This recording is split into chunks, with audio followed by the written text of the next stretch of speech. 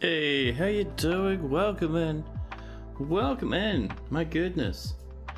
Welcome back to good old Gulfpost. Easier to pronounce than the last fortress.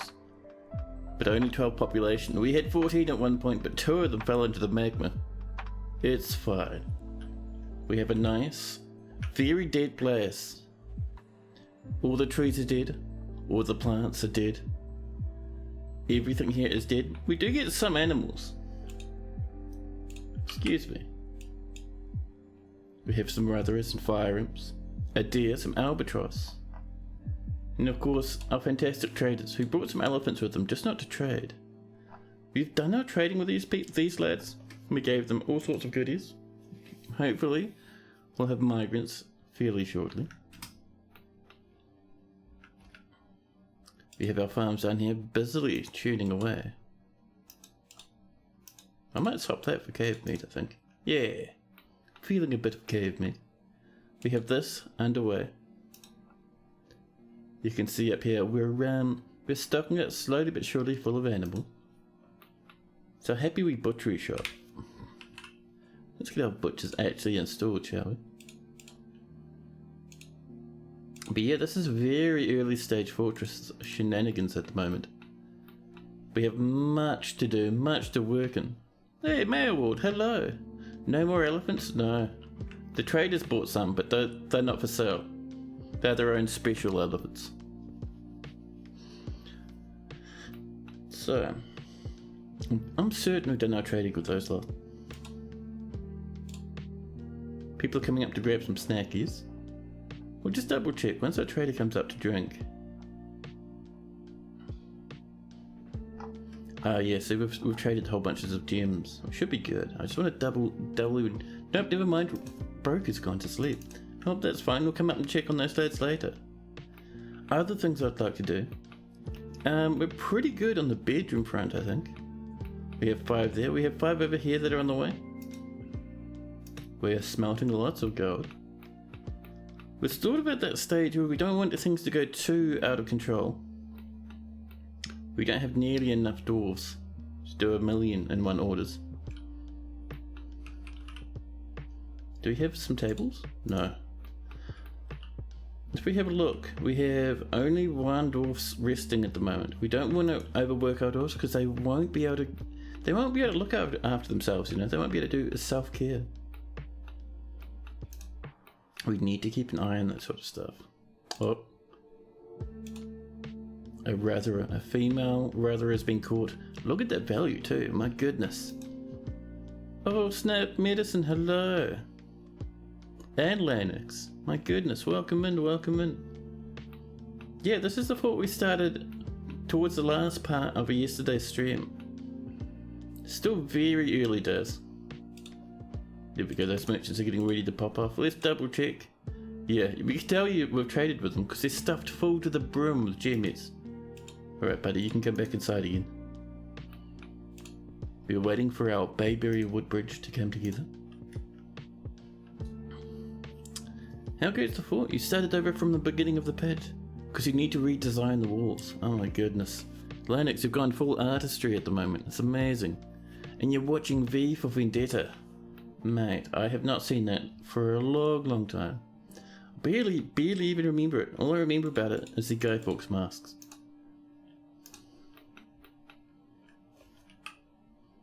Got a lot of people sleeping. I mean, I might put in an order for maybe some tables.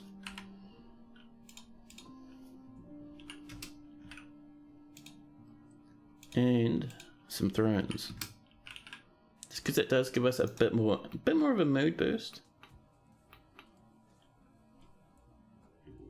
Look at those worms crawling about on the floor, following these dogs around. It's disgusting.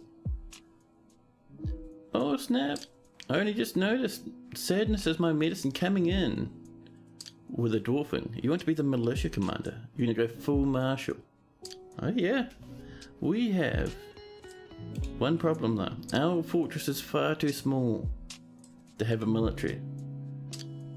We only have this amount of dwarves. Hey Dr. Phineas, how you doing?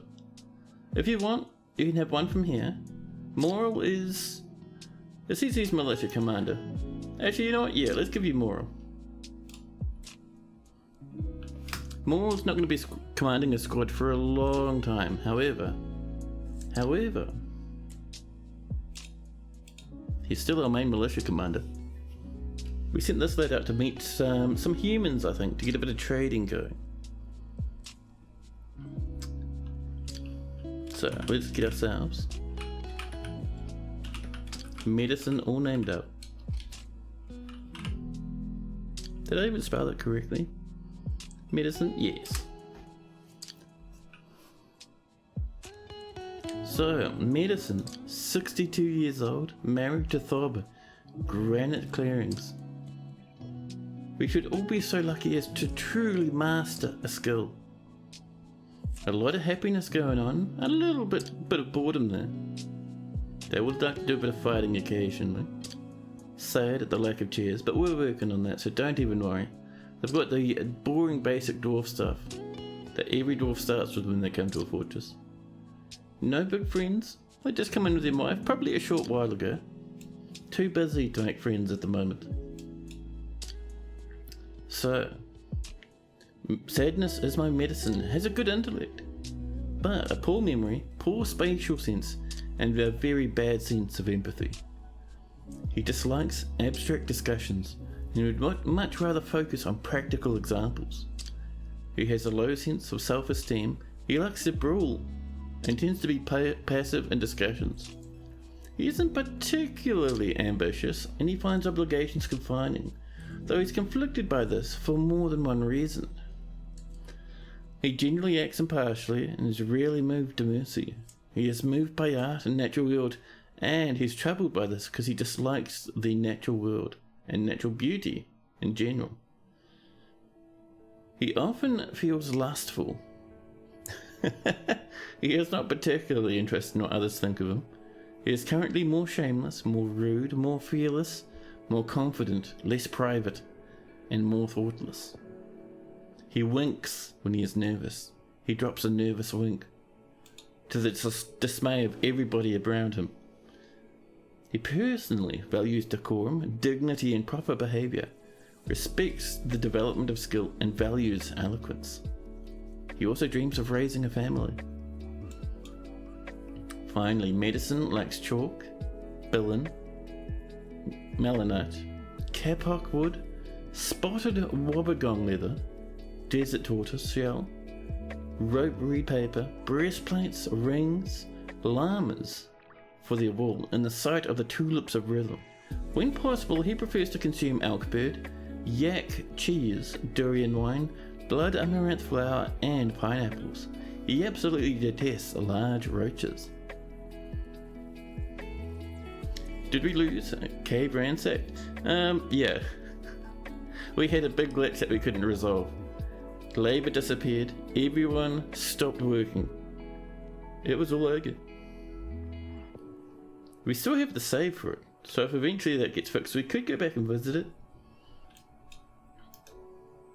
There's some more meals coming in.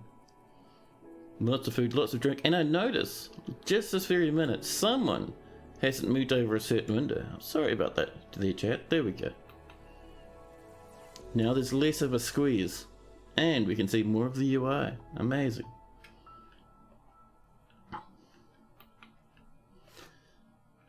And down here, we have lots of golden goblets. Good for trade, good for drinking too. It'll make our dwarves happier. We have our smelt native gold ore job still ongoing. Megatons of golden bars. And we have, just over this way, a very in progress tavern. It's right here, even though you can't see it. That's why there's dogs and sometimes dwarves hanging out down here. We are going to get tables and chairs in here eventually. I don't think we have tables or chairs. Oh, we've got a couple of chairs floating around. And I'm going to put in an order for a very nice gold chest. We don't need 10. I think one is going to be more than enough. No, not 11 even. Just the one, thank you. Bugs like that stink, but new forts are fun. 100% my feelings.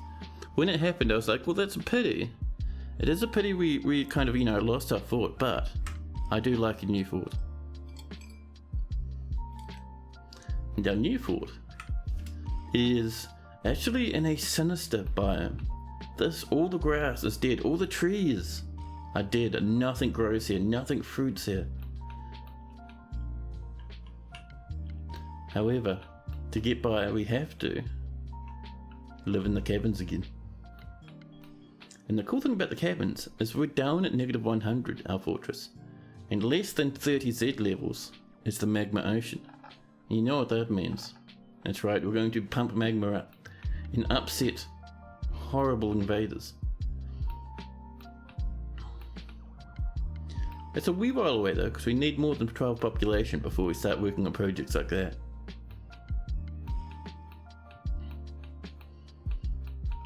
And we have to also keep an eye out for doors. We have no doors. See, our doors heavily overworked.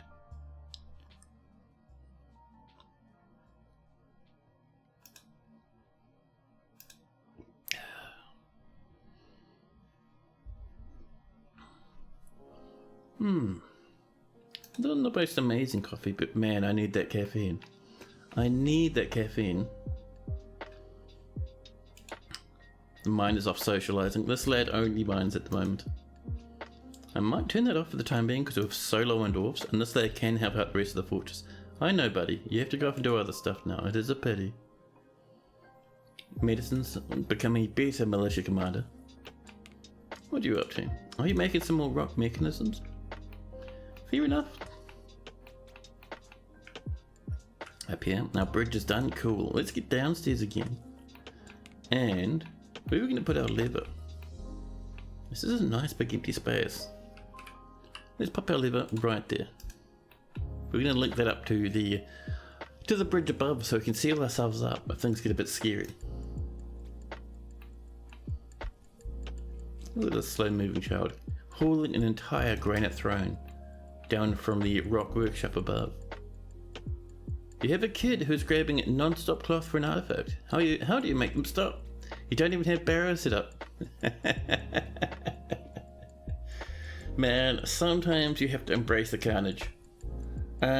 Sometimes, even if people aren't getting interrupted looking for their gear, they'll just keep grabbing heaps anyway. Don't worry, eventually the child will get bored of grabbing cloth and stop. Should that goose be out to graze rather than wandering the corridors? Is it a goose? It is a goose, and some animals in Dwarf Fortress don't need to graze. Cats, dogs, pretty much all birds. Piggies as well. We're running out of things to turn into dinners. There's our chest. We're popping our gold chest down here in our in-progress tavern. I just want to be able to put some mugs up here. And keeping an eye out for doors as well. Tables rather. We've got a couple in progress. Can you just not forbid the unclaimed cloth? That's a good possibility. However, I'd be worried about making the poor old dwarf go insane and rage because of their foul mood. Let's link that bridge up. And we're of course going to rename this to the surface.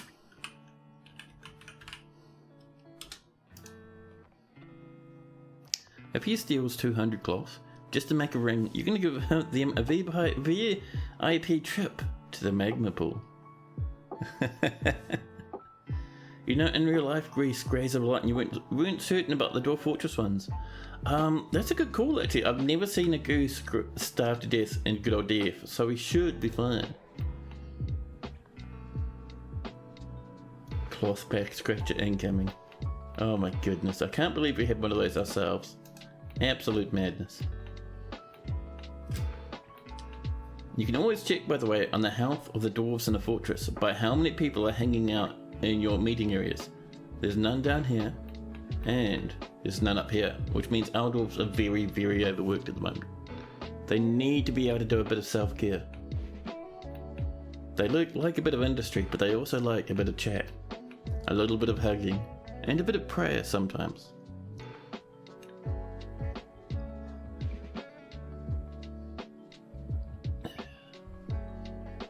Our nice gold chest, getting stuffed with golden goblets, perfect.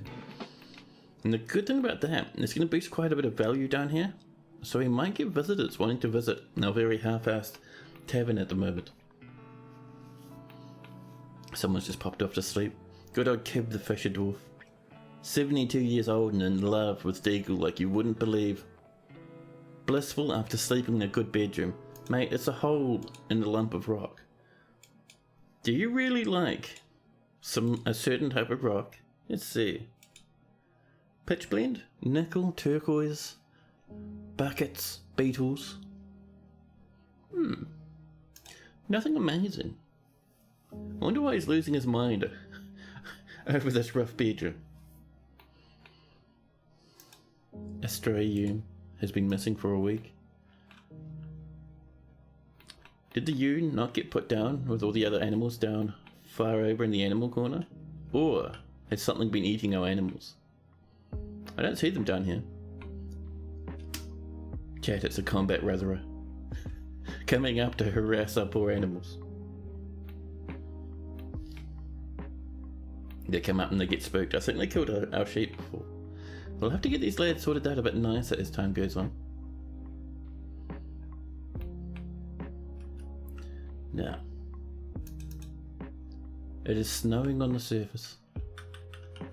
The ocean is frozen.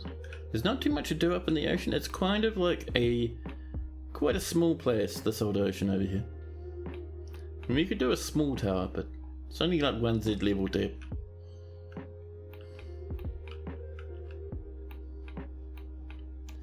Now, oh, we had a lad down here hanging out for a minute. Dwarves are doing their best. Get a couple more tables in. And are we making doors? If we're not, I might get some new ones. No, we're certainly not. That's alright. Now,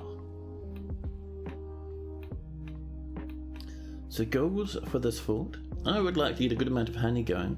I would at some point, once we have a nice farm going, I would like to have some cheese. He likes hatch covers, you approve? Good man, well, a hatch cover aficionado. Now, as we dip towards winter, our plants stop growing bit by bit. We only have a little bit of plant, but we have lots of food, a good amount of drink. You can see. Oh, we've stopped brewing drink. Why is that? Oh, less than 100? That's fair actually, we only have 12 pop. We don't want to go too ham with the old drinkies at the moment.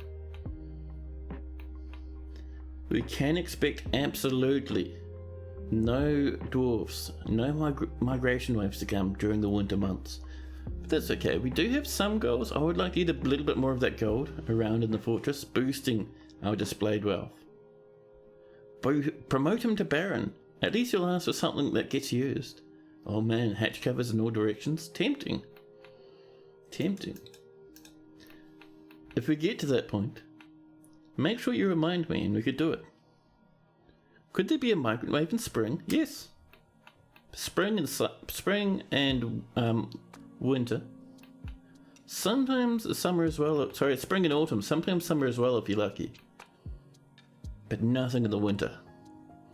You're thinking about making a dwarf fort, but rooms are rented vertically. Stairs and hatch covers into bedrooms and workspaces. That's a very common thing to do. Good old apartment towers like that are very, very popular. People love making them. And it works well, man. It works well. It makes things easier to manage if you don't like building heaps and heaps of bedrooms. It's very nice.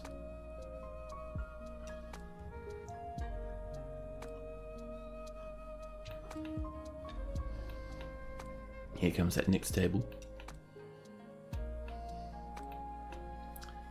Man, oh man, Chad, I hope you've been having a good day today, you lot. For myself, it's been pretty nice.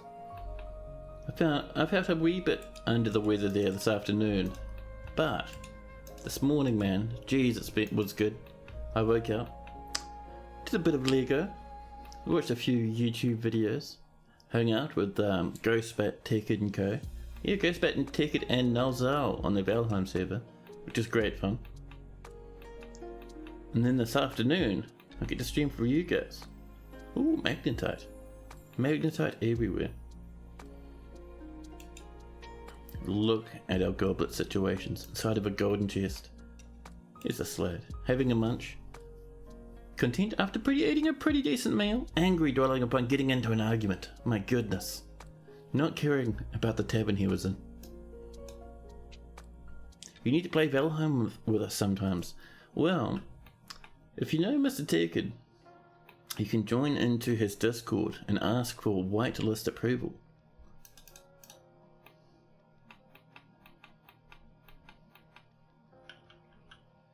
Now, people are snoozing. These are currently just beds in this little cluster. None of these are proper rooms at the moment.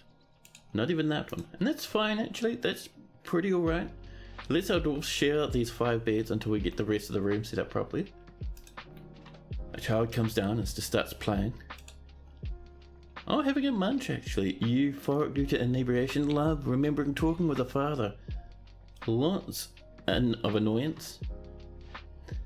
Ah, this child doesn't like worms, and they're accosted by worms and feel annoyed by it. If we look at their personality, their preferences, absolutely detest worms. Oh dear.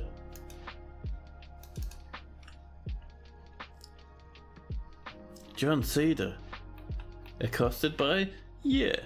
Like, it's sort of like, you know how when people are afraid of dogs, and if a dog is near someone, they'll feel like the dog is giving them a hard time if they're afraid of dogs in general.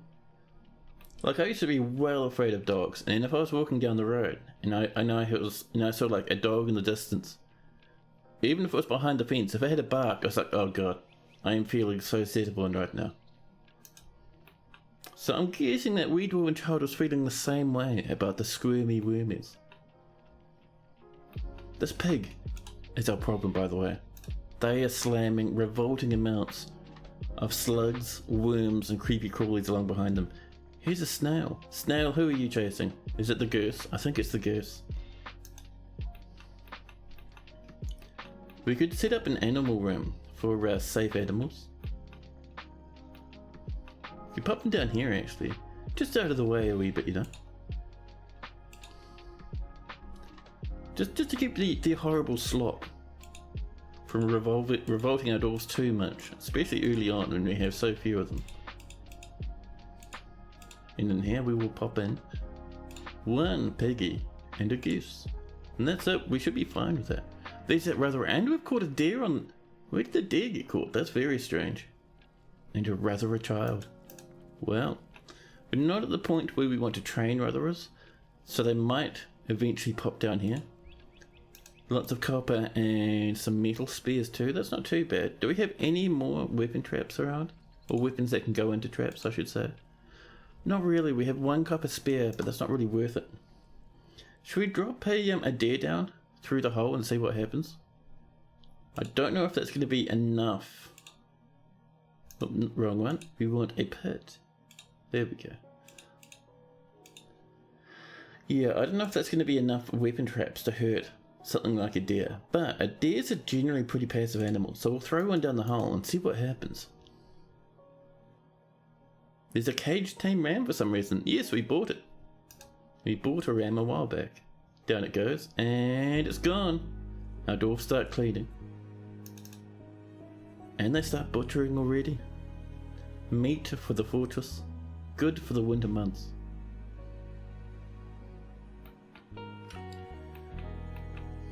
I wouldn't mind making more of a safe place for our animals to roam, to be honest. Because down here, a bit silly. Like, animals keep coming up, there's ruckuses everywhere. We could wall that off, but it's not very big, is my concern. Down this way, like there's just... I mean, this is pretty nice. It's very far away though, and it... Actually, that'd be very easy to defend down here. And we could mine our way over to it. Ooh, nice. A gremlin. Chat, a gremlin sneaking towards the fortress. Already they've sprinted off into the darkness. A ratherer is rathering. Usually we have a bunch of elephants and crap up here. We'll get a few over here. I don't know where half of them are gone though. Oh, here's the elephant. Hello. Hopefully we get adventurers coming down to hunt monsters within our fortress. That'd be pretty good. Now, I'm not seeing any more weird creepy crawlies around the place. I saw a catapulter. That's not too bad. Not horrific worms and whatnot. Just spook our children. So we're doing alright. These two lads, listening to stories, having little chats. That tells me, if we look at our units, we have some dwarves without jobs. That's fantastic. People are resting. I love it. I love it completely. Now, that means we can get a few more jobs coming in.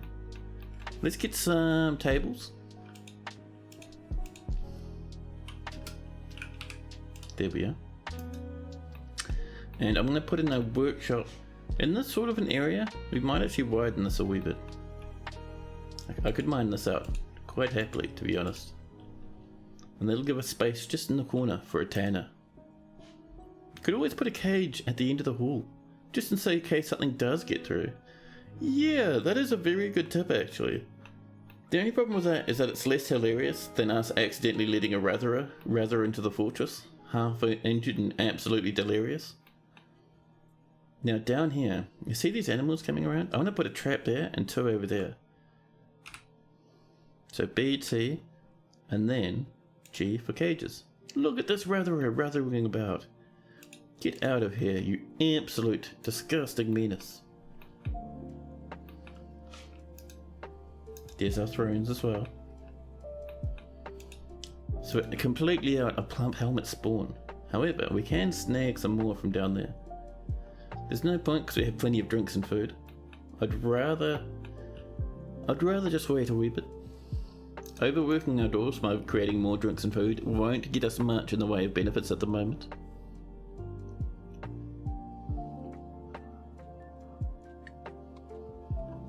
A cat has left a cave swallow jammed in the door. We're going to have a very small temporary little throw-out point. Over this way is a good spot for Ash to put our rubbish. No one will see it, it's tucked out of the way. It's not even that one, is it? It is. No, there we go, that's the one I was looking for. Rubbish dump. Just like this. Happy times.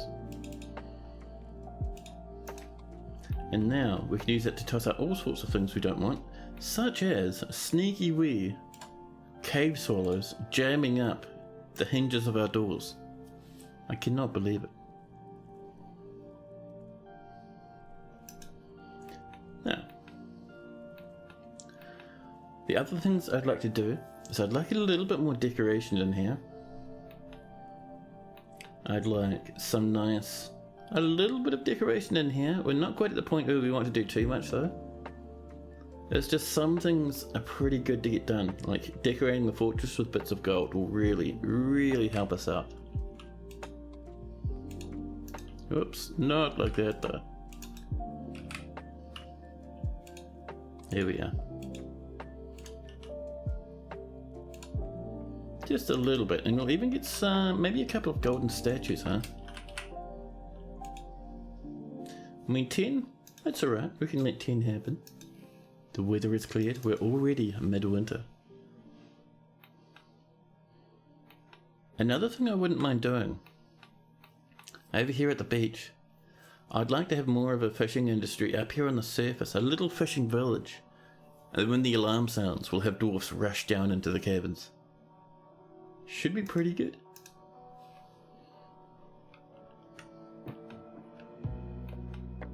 There we go, people are creating flooring, nice. Put some engravings on that for fanciness.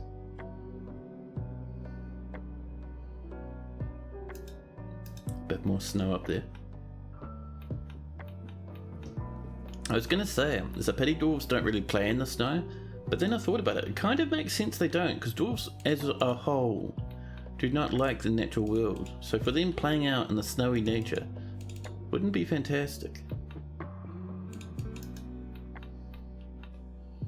Dwarves would rather look sternly at doggies, sternly at other dwarves, and angrily at sand. Oh, where you going, buddy? Oh, have you found something? You're storing an item. What have you found?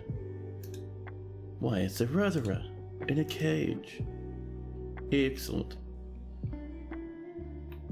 I've already used up all that meat. Not bad. And we can put in, just over here, a tannery. So we can turn all that leather, or all that skin into leather. Let's pop it out of... Tempting to use quartzite, but it's very far away and it'll be very heavy. You just wish they got any other modes besides satisfied at work when riding a minecart. Accelerated due to speed.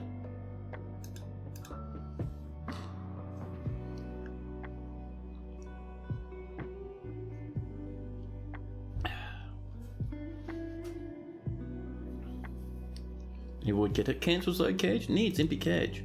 We have some up here. Should we try a Rotherer? We have 3 Rotherers. 2 Rotherer children. Let's pop in some Rotherer children.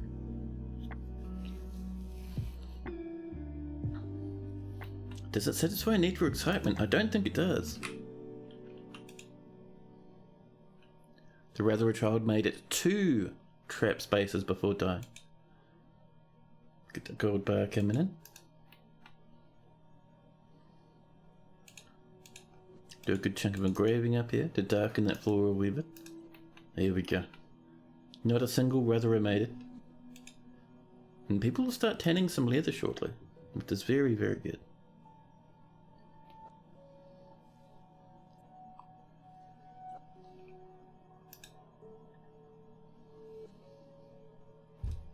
Here comes a Rotherer child.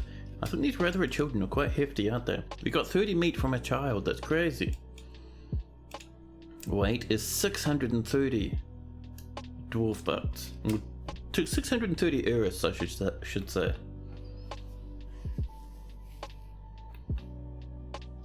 Now, people hauling stuff all over the show. One thing I'd like to do actually, we're gonna say these dogs are available to be pets, especially this weird little guinea pig down here as well, and a goose. Yeah. How many Eris as a dwarf? I think it is... I'm not certain. I think it's about 100 or so. You'd have to double check on the wiki, but I think it's some sort of arbitrary number. He just went through a goblin siege. He lost some dwarves, and the kid is still grabbing cloth. Oh my goodness. All of the cloth for one child. I love it. Let's pop in a couple of golden statues.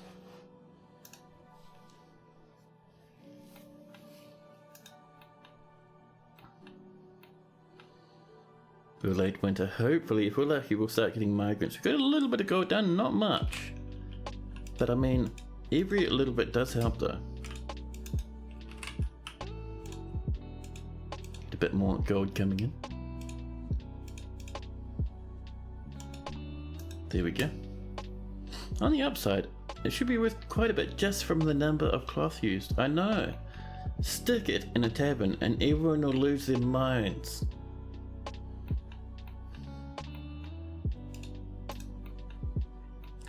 Oh, someone's coming in with a bit of gold.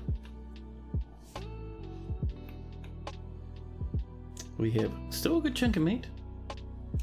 We have heaps of Rotherer leather. We only killed 2 Rotherer children. And we got, let's say, 3, 6, yeah, about 6 leather.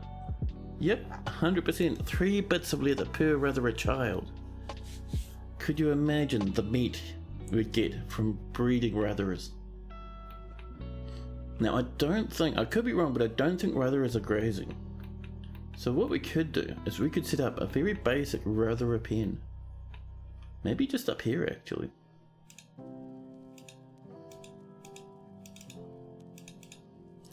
Now, also I'm fairly certain Rotherers don't lay eggs. Oh, we're coming up to a bit of water there, that's fine. We can wiggle our way around that without any issue, I guarantee it.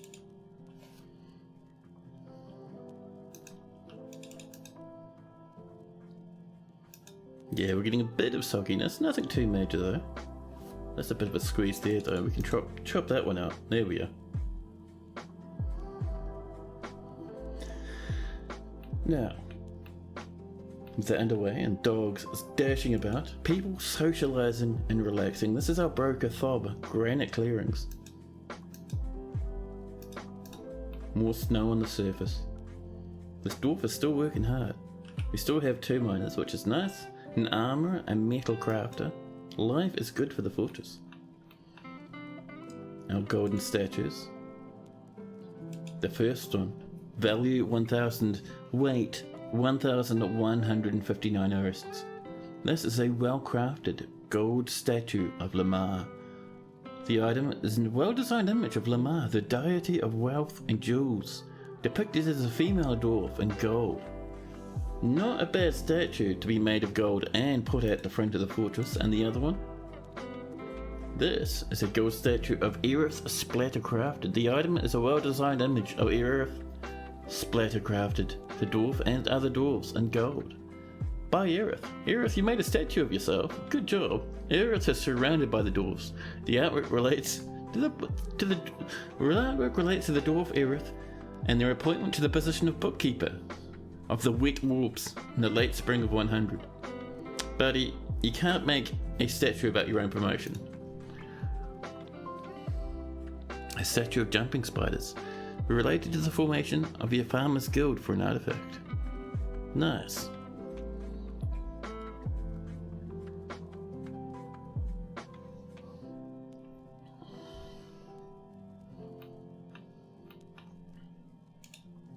I'm going to do a little bit more engraving to buff some moods up as well. A little bit more damp time, but overall this is looking pretty good. So in here we will need a door and a training area and a pen. So let's get an order in for just a normal rock door. There we go. I'll let 10 of those happen. It'll be fine, I promise. Now what? Probably just 2 ratherers. A breeding pair. All the others will go down the murder hole into the butchery factory. And there's year number 2. With any luck we'll start getting dwarves. If not, we'll just have very fancy taverns and we'll get visitors instead. That's the goal. Bit more engraving down here. Engraved on the wall is an image of Warhammers by English. Good job, English. Everyone loves a bit of Warhammer. Another snowstorm. Do we have a door yet? We do. 1 cryolite door. And let's make our pen. Sadness is my medicine would like a statue. Good call, buddy. What are you feeling for the statue? Can you commission a statue of Sadness is my medicine, surrounded by all the other dwarves, being appointed the militia commander position? Sadness is my medicine is making a triumphant pose. Perfect, I love it. It goes well with our other statues. We just finished setting this up. We need an animal training, and we'll pop it right over here. There we go. And all we do now is we come into our other section, and these ratherers. Now, they don't tell you the gender until you look in here. But, so the first one is female, which is good. So we can very happily train this first one. Any trainer.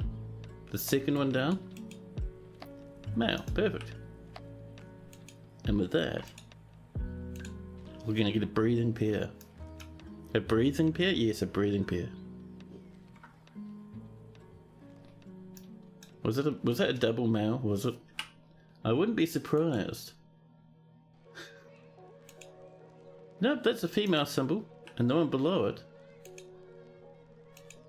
a male symbol. We're all good. Hey Turner, hello. How am I doing? Pretty good actually. And a ram has been missing for a week. Did someone die in their cage? When we dropped that right the way down the hole, the neck fell off and landed up here. Disgusting. Let's throw that in the bin, actually. Now, how about yourself, Tana? How you doing?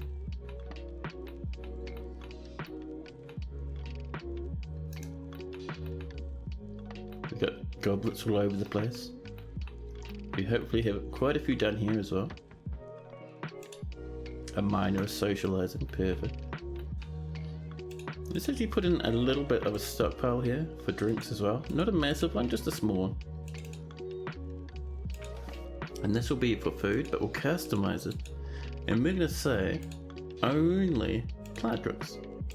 There we go. Wonderful. You're doing okay. You're up after trying to sleep.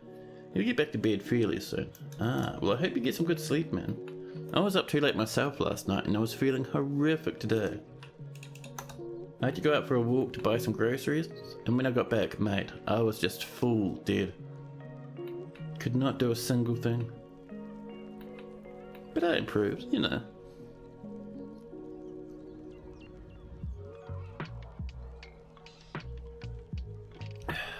Now, let's get ourselves that statue, shall we? We'll make a gold statue, because we have plenty of gold. We will have one statue, and it's going to be of a new image.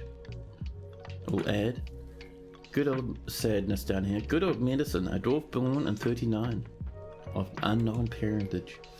And we need many other dwarfs, don't we? Creature. We're going to set that number there to 0, so we get plural. There we are. And we're going to search for dwarfs. Dwarf. It's an image of sadness is sadness is medicine. Listen, I'll fix that in just a jiffy. Who is this guy?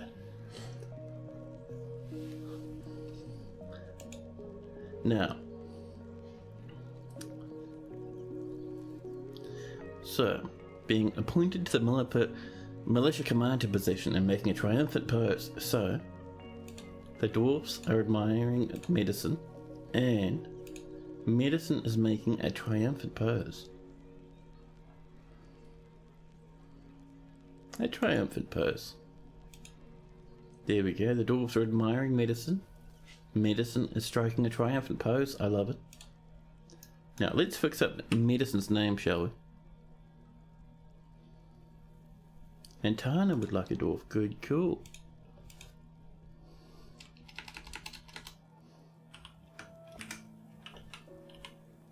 What sort of dwarf are you feeling, Tana? And you know, I've also missed... No, everything else in Sadness's name is perfect. Amazing. A gem cutter. Let's have a look. Do we even have a gem cutter? We have only 12 dwarfs, none of which are gem cutters. I don't think any of them really know about gem cutting either. A metal crafter, there we go. Saneg. A wee bit grumpy. That's gonna improve as our fortress matures. But a perfect wee dwarf. And Pie from Hell would also like a dwarf. Sure thing.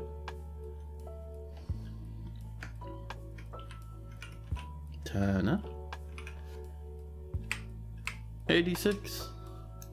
Tana 86, the metal crafter. 70 years old. Not lustful at all. Healthy though, and holding a huge boulder of granite at the moment. Show some mercy now and again, they cry.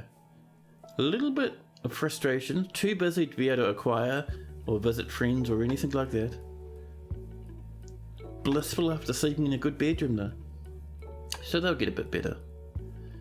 Let's jump. So they won't have any... oh no, look at that. Good friends with Golden Glade, the miner. However, Golden Glade fell into some magma. However, they do like Aerith, our fantastic bookkeeper, Onal, Kib, Deagle, and Ravada. All friends. An absolute social butterfly. Can you take the fisher dwarf? Oh yeah. And you want to relax and go fishing. Nice, nice. I love it. So let's read up on Tana, the metal crafter. So Tana 86 has a shortage of patience, poor empathy, quite poor focus and little natural inclination towards music. He never feels lustful passions, and he prefers to be alone. He is easily moved to mercy, and likes to present himself modestly, even if it would offend an average sense of modesty. He tends to assume the worst of two outcomes would be the one that comes to pass. He tends to be passive in discussions as well, and he is grateful when others help him out and tries to return favours. He is quick to anger and tends to consider what others think of him. He's a greedy streak though, and he tries to keep his things very orderly. When there's a pause in conversation, he often starts talking to himself. He blows his breath out and feathers his whiskers all over when he's annoyed. Bad stats? It's not the end of the world, doesn't. Many dwarves with bad stats can get up to all sorts of interesting shenanigans. He personally finds those that develop skill with weapons and fighting distasteful, and sees sacrifice as wasteful and foolish. He dreams of creating a great work of art though. Tana likes dolomite, bronze, heliodor, round limewood, giant musk ox leather, alpaca wool, the colour violet, and blue peafowls for the coloration. When possible, he prefers to consume a mongoose and pomegranate wine. He absolutely detests jumping spiders. Well, there's a wee dwarf for Tana. And Pie from Hell would like a fisher. Where's Deep Space Renegade? You need them to be married. You need them to be Thob so you can be married again. Pomegranate wine would be good. Probably would be really strong too, right? Because there's a lot of sugar in pomegranates. Now, let's have a look. Here's our first dwarf, currently having a munch, feeling absolutely amazing, extremely happy. Kib, your new name is Pie from Hell.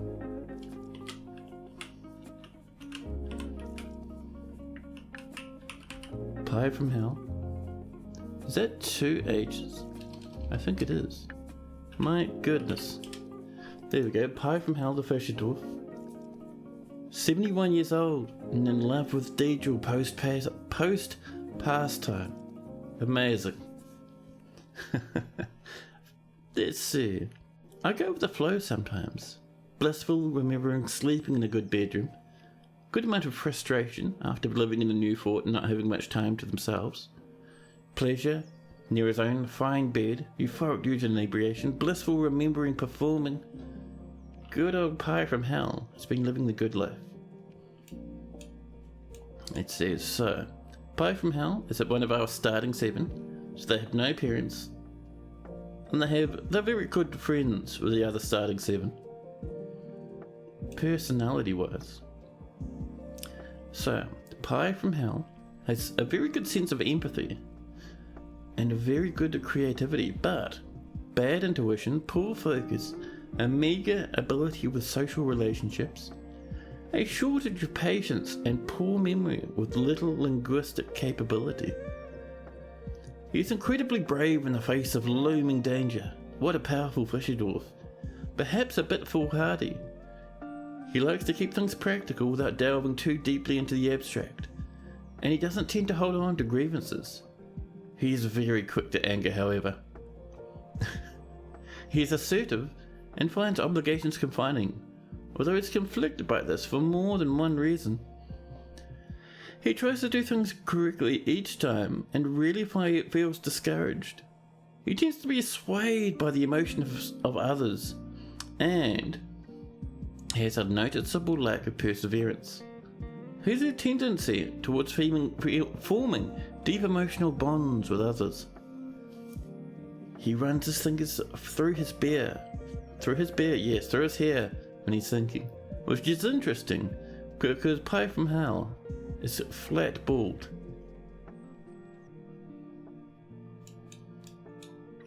Pie from Hell also personally views tranquility as one of the highest ideals due to a new romance in 100. and he views cooperation as a low ideal, not worthy of any respect. He dreams of crafting a masterwork someday. Pi likes pitch blend, nickel, turquoise, hatch covers. Another hatch cover enthusiast. Oh, this is the fisher dwarf we saw before, actually. Ah, that's where I remember the hatch covers from. Beetles for their protective shell, buckets, the words of the lace of scribes, and the sound of the bell of embracing. When possible, he prefers to consume bumblebee, just flat bumblebees by the handful, stuffing them in his mouth. Doesn't even chew them, just swallows them down. Rhubarbs, sweet potato wine, and dwarven wheat flour. He absolutely detests blood gnats. Consume bumblebee? Yeah, dude. He just flat swallows them. He just tilts his head back and just shovels in handful after handful of wriggling, buzzing bumblebees. Just throws them right down, barely stopping to breathe. He buzzes throughout the day. Gotta eat them flying bees to get the freshest honey.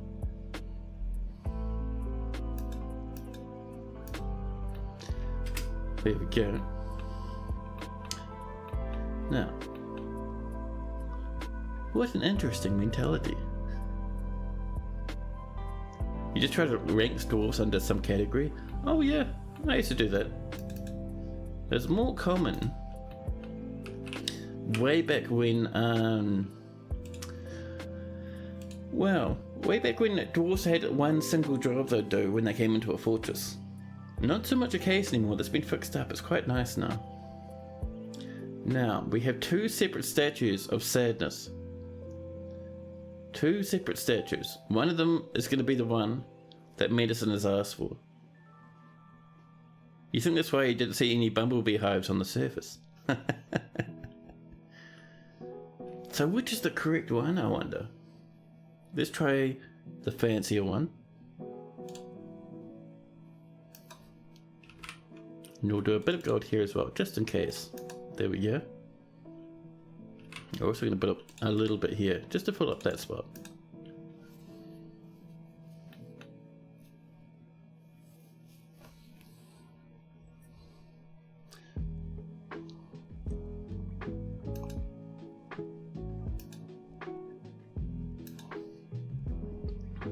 Here's all of our sweet pods coming in. Our dwarf should be turning those into goodies shortly. You think the bumblebee food preference might be related to the bug, where you can embark with bug organs as food, or the one where dwarves can prefer bumblebee honey and mead. Even those, though, those don't exist.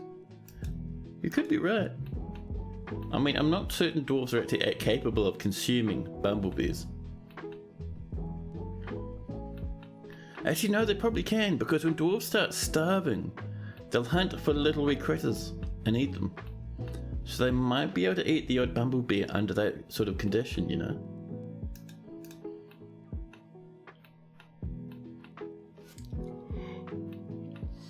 Powerful yawns from me. I'm not even halfway through my coffee yet and I'm already yawning. Always worth a try. Yeah, I don't know if we're going to intentionally starve our dwarfs. Lads are up here, getting us some fishy. There's a lot of nautilus shell in here. We might have to turn that into something nice at some point in the future.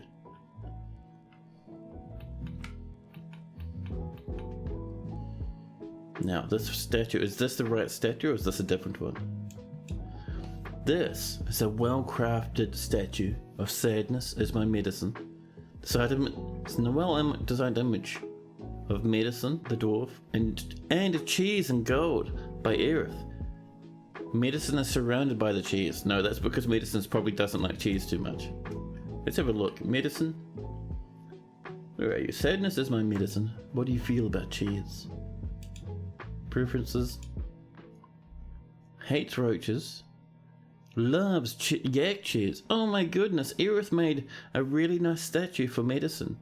Having them surrounded by something they just love. It's amazing.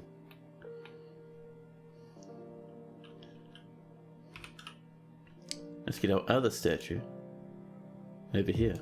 There's our other statue of sadness as my medicine. There we go.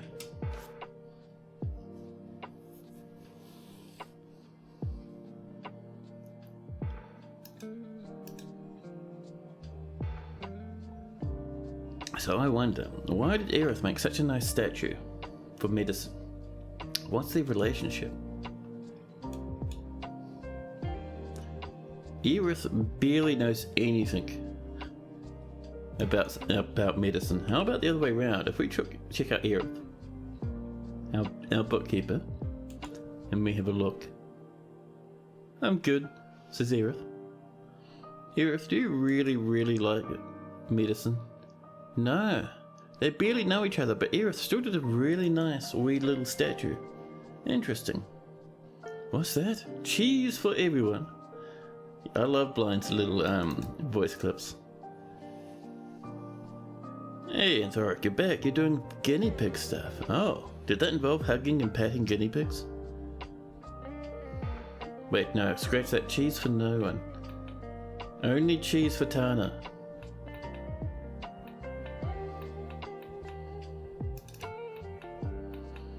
Now.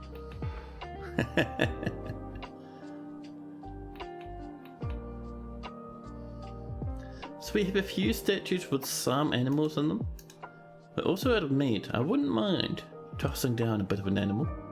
How are we doing down here with our training though is the question. If we popped in some animals over here, would we find some Ratherers ready to go? Oh my god, the puppies. Oh, they're... One of those was supposed to be a female Ratherer. I'm certain of it. We'll grab the second Ratherer. Try again. Nope, that one's reverted. We'll get this one then. Now, let's try training this Ratherer. This could be our female Ratherer.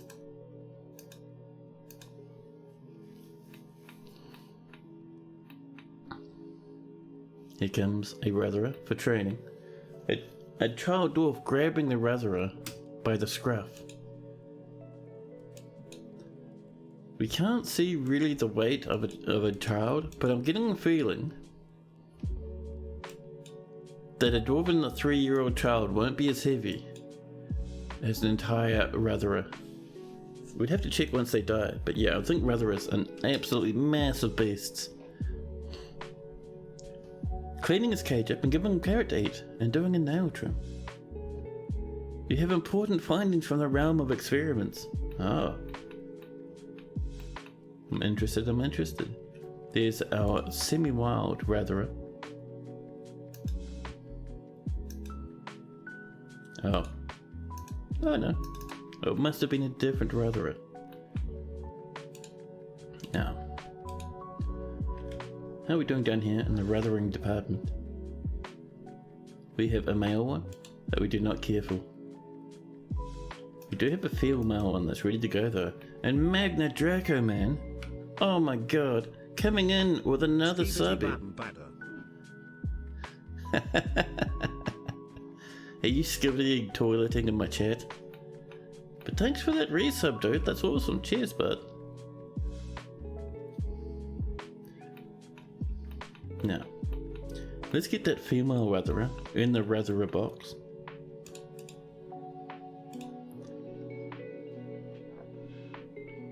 There we go. The Ratherer is fighting. Oh, so Ratherer scrambles away from the spinning bronze two-handed sword. But the iron spear strikes the Ratherer in the right rear leg, tearing the muscle. The Ratherer looks even more sick. Oh dear. A copper spear strikes the Ratherer in the head, tearing the muscle and fracturing the skull. I think the Ratherer is jammed inside this trap. Oh wait, did the Ratherer get out? Nope. Someone's hauling it right now. How much meat do we get from one adult Ratherer? Oh, did you just drag it there and then leave? Come on, man. No one's butchering this Ratherer. They're all thinking about it. Don't you let that rot now. There's a lot of dwarven food right there. Oh.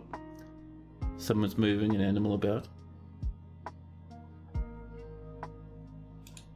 Surely someone's going to butcher that rather up before it rots, right?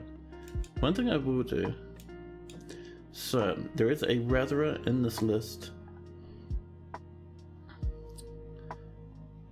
This one here, we're no longer going to train it. Once it reverts, we'll throw it in the bin. We have our breeding pair. All other ratherers that are wild get butchered. The animal person not mining thing seems to be related to the size of the animal person, as you have a hippo man who will do mining. You also have to reset your computer if you open an inventory screen, like display items or trade with caravans. Really? Definitely post that in the Discord. Not my Discord, but the Kitfox Discord. That's where the DF devs check for their bugs these days.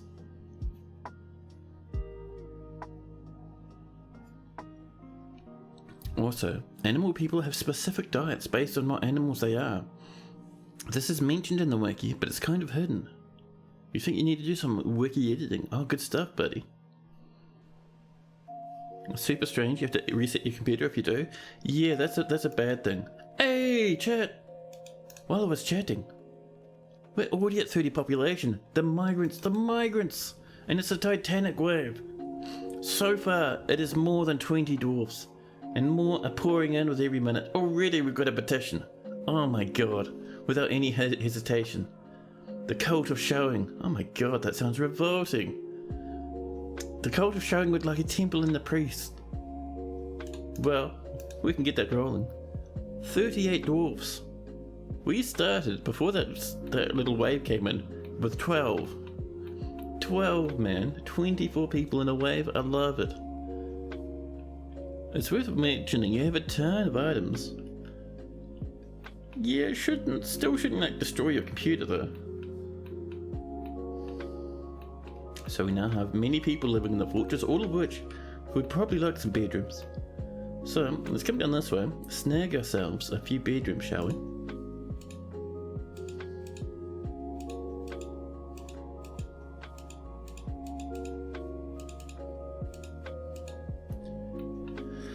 Now, let's carve all this out. We also need to dig out a proper temple for these lads, which will be interesting, full of statues and all that good stuff.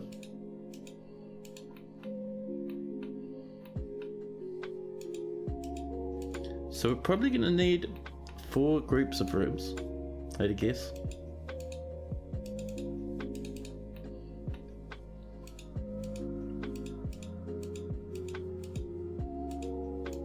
There we go. Also, I'd like to point out that this is not a resurrecting biome. That is one thing we all were a wee bit concerned about originally, but we've killed many wild animals now. Not a single one has come back to life. There we go, there's 10 more rooms. Remember, we need about 24 at a minimum. Actually, no, that's only 9 more rooms. Whoops. Well, that's fine.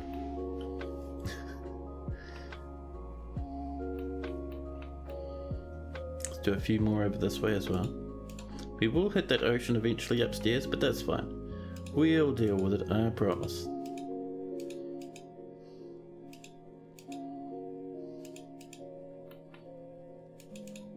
There we are.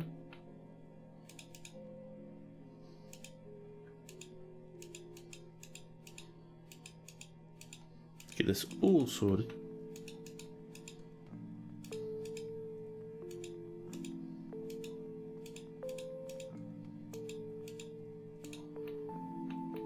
And that'll get us to about 14 rooms so far. Let's keep that number growing. So we'll head down to the south this time.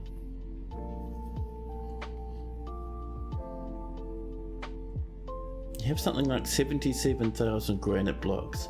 Holy Christ. That is wild. You have a lot of perseverance to put up with that stuff, man. I would just get fully lazy and then stop. So this will get us up to about 19.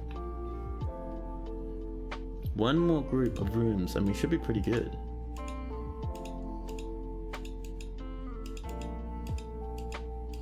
We also need to check if we've got any decent dwarves come in with fantastic proficiencies.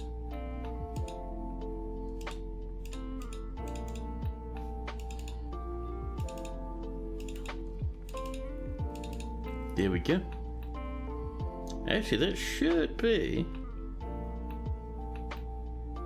pretty good. We need, one more group.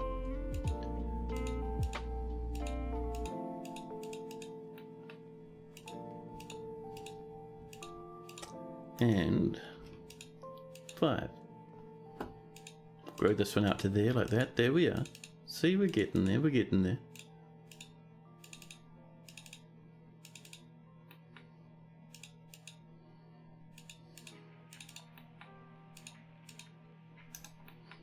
It's a good bit of work for our dwarves. Now let's have a look.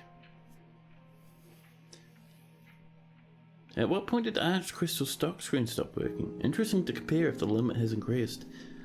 You know, that's a good question. Because I know good old Putnam did fix it up, but I'm not sure if she stopped that that crashing bug from even happening in the first place. So we still only have 2 miners. We're going to get just a couple of randoms. Maybe not that planter, the legendary.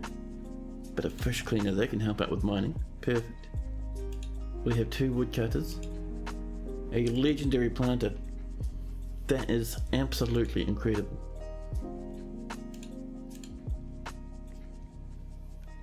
This person's whole job is to do nothing but planting now. Erdem, the plant master. We have 1 fisher dwarf, we want more than 1. So we're going to find some people. A pump operator. And maybe a miller. And down here, a peasant. You also have an engraver dwarf, which is interesting. This graver is a novice engraver. That's not an engraver dwarf. They can bugger off.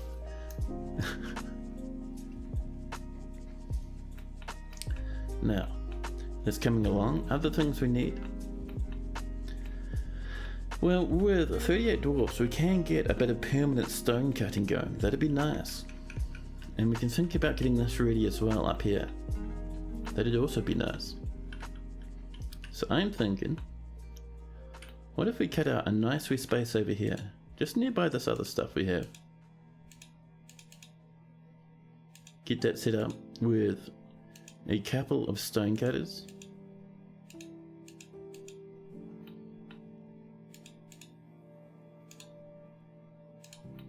Yeah, a little bit of an entrance over there. Nice and happy times. We might get water, a little bit of problem from that water. It shouldn't be too bad. It'll only be kind of affecting that line there. We can deal with that, that's fine.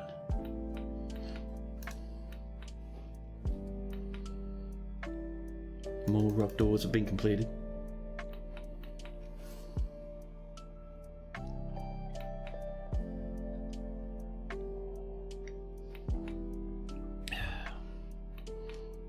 So it's annoying seeing our dwarfs come through there all the time. The fact where I might seal that up actually. I want our dwarfs to head out and our invaders to head out through this way. But we need to wait for this to be mined so we can set that up with a good handful of stonecutters workshops. And a somewhat small sized little stone stockpile just to give them some stone if they want to work a whole lot.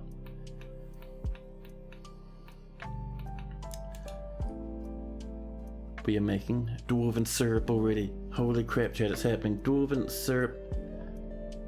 Absolutely fantastic. We have more leather than we know what to do with at the moment. 500 drinks, 135. Actually, 135 drinks is a wee bit low for 38 dwarfs. So we're going to go into our orders and we're going to bump that limit from 100 to, I think 300 is fair. There we go. Now we need dwarven pancakes.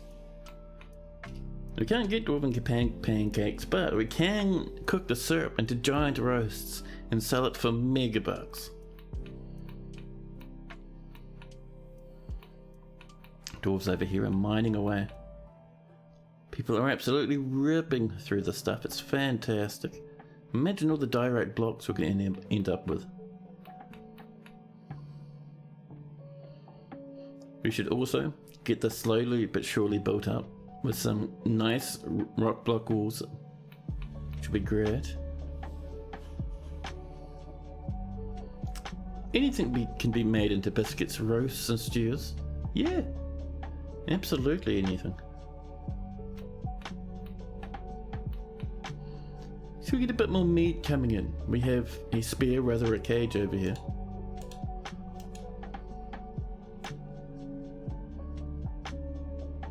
We'll pop them in through the hole.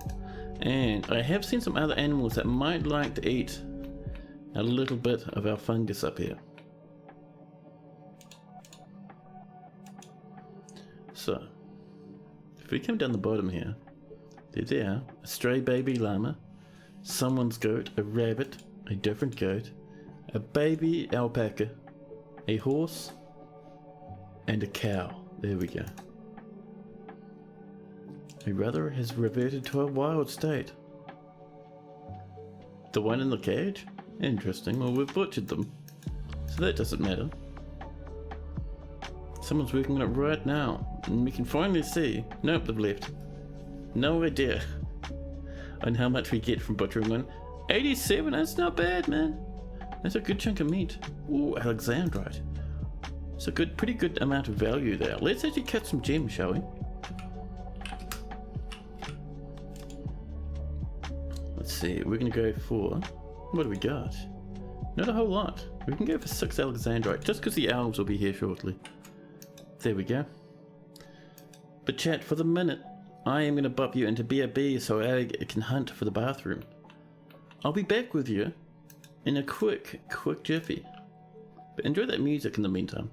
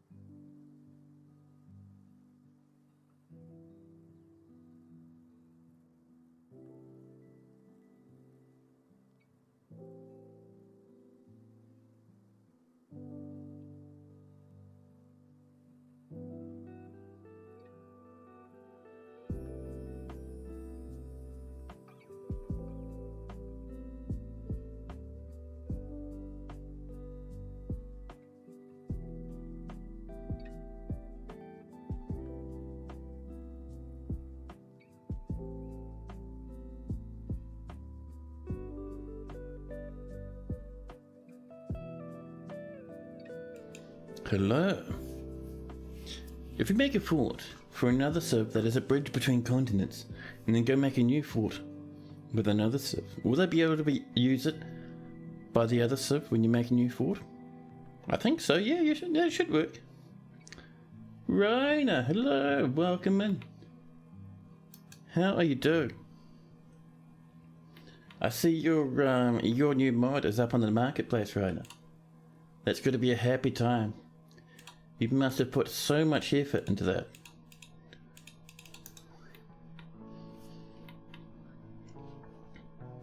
Ryan's put up a whole bunch of mods about palletized animals so they match their descriptions a bit better.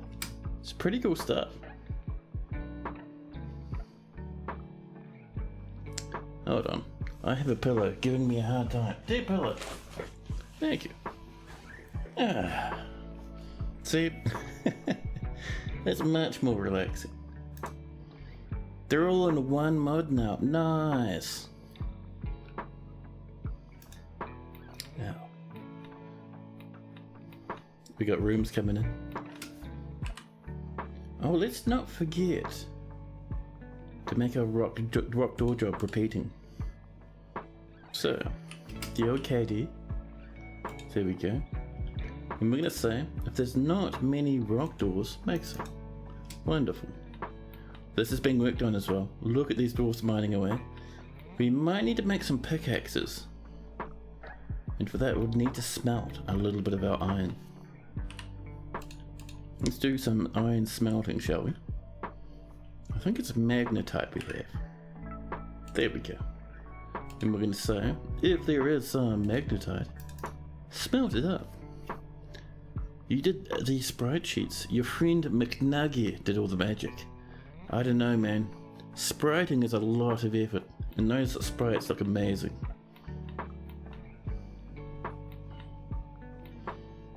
People are working over here. We are getting some buckets turning up. Is someone altering these lads while they're working? That's pretty funny. You two, quickly make some babies. 25 years old? 26 years old? Come on. A perfect pair, a match made in heaven.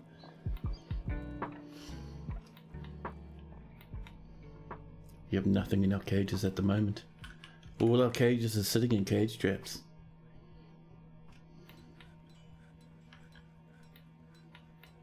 Oh, we're done up here. Very nice.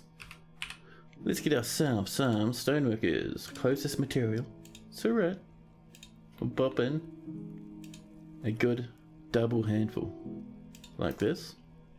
And then we can do ourselves a stockpile. A nice one up here. And this is going to be for stones, but not every type of stone. Other stone. And you'll leave economic on. If we need to change it, we'll come to it when we need to. And let's make sure we've got some space for about 5 wheelbarrows or so.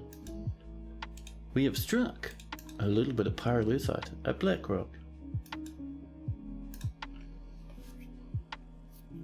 Why is watching dominoes one of the most satisfying things ever? I don't know, man.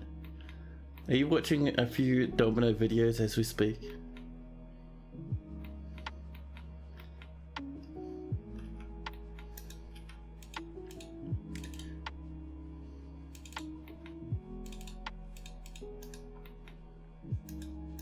There we go.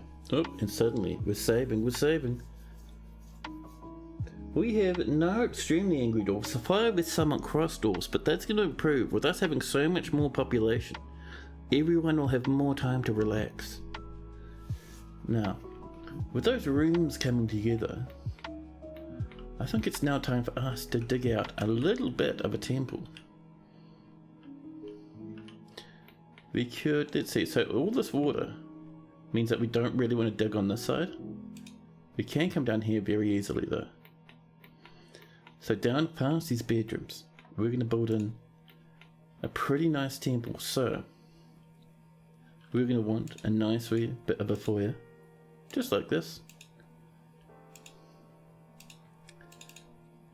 And then dwarfs will come in and I'll have a pretty decent sized prayer hall. Yeah. There we go. With a couple of spaces for statues down the side. And then we'll want an office. And on this side, we're going to have, just like we have for the last few little places, a place for dwarfs to come and sleep. For downtrodden dwarfs to look after themselves if they need to. Just up like that. And then we'll have a main entrance with 2 separate doors. Fantastic and wonderful. Because pizza? Pizza.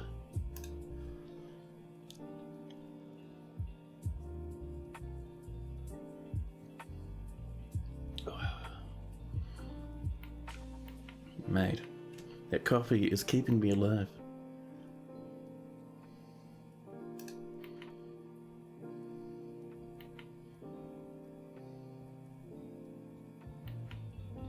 Now,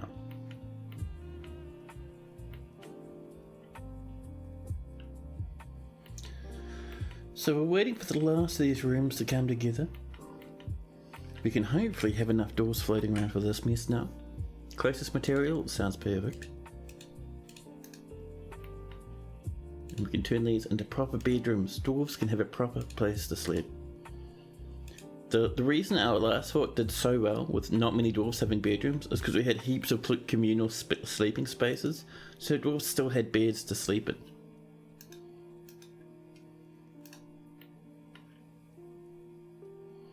Now, do we have? We have not a single bed.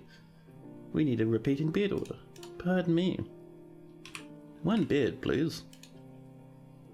And we're going to say if there's not many beds, do a few more. Yeah. Whoops, someone in there. I saw them.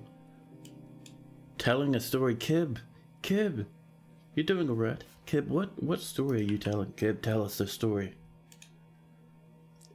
In the early spring of 100, the dwarf Ravod, Rack Kindling, became the expedition leader of the Wet Orbs. And the Wet Orbs is the name of our local government.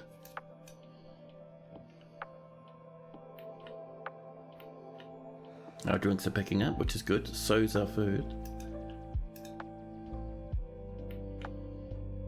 No new animals up in the animal cage. Our ratherers are not rathering at all.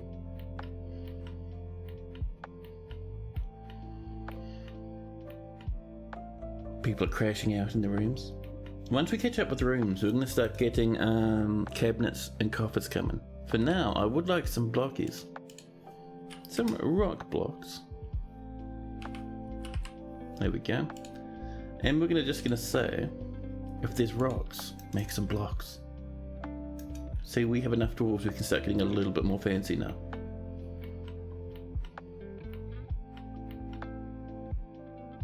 There's our Alexandrite being cut up, wonderful. And over here, our temple's on the way.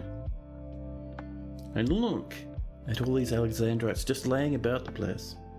Fantastic. Cami damage. You bought to a fortress today, and you're happy to report quantum stockpiles still work.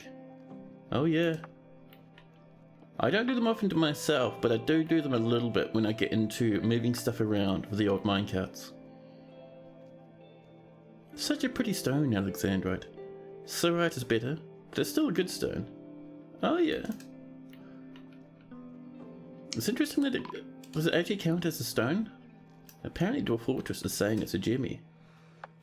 A human caravan arrives. Yet more elephants we can't have wandering onto the map. In they come, happy as Larry. They're bowmen keeping an eye out because they know this is a sinister land.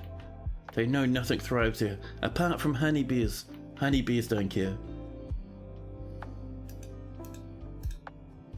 Let's move some goodies over. Let's see, what are we feeling?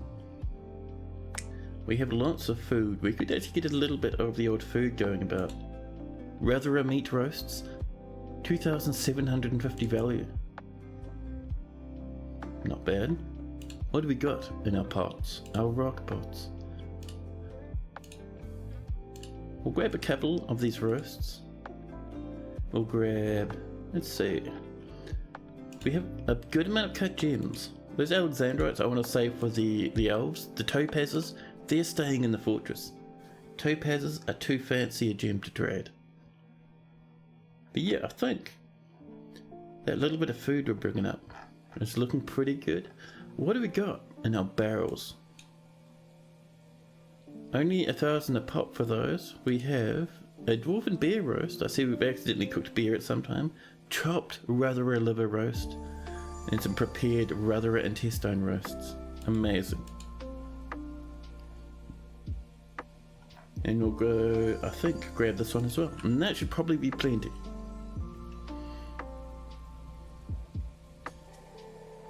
You like them because you don't like having huge rooms dedicated to stockpiles. You know that the amount of stuff it takes to make a workshop become cluttered is much different.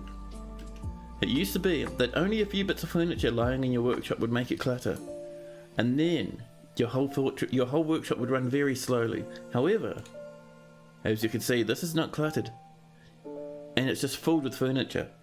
You don't even need to worry about making furniture stockpiles anymore. You just leave them sitting about, and apparently it's fine. All gems are stones, but not all stones are gems. Ah, I didn't know that. Thanks for the tip.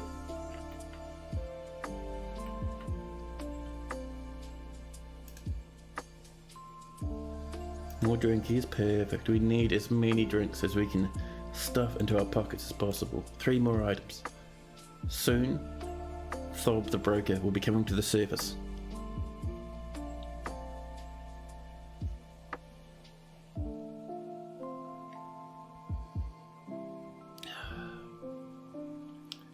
Let's get our broker up, shall we? They were pasturing a stray ratherer, but we'll get them up now. If you leave your food sitting in your depot for too long, dwarves will just start coming up and eating straight out of your depot. It's really annoying. So let's do a trade. This stack of 64 ratherer meat roasts is worth 4,000. I'll also sell these pots. Pop! Excess weight of 100. So much food that the humans' elephants are quaking under the weight. We'll grab a blue jay and a llama. There we go. An iron puzzle box. An empty willow barrel. We'll get their milk as well, why not? Our dwarves will turn it into dinners. A spear pick, thank you. We were wanting those.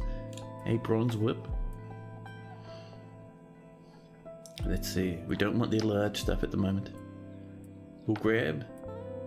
Oh, pepper seeds. We can't grow those, sadly, on this map. We can't grow any surface plants. But we will snag their flowers. Thank you. And your empty bags? Yes. We don't need leather. We're making our own by the truckload. Meat, fish, plants.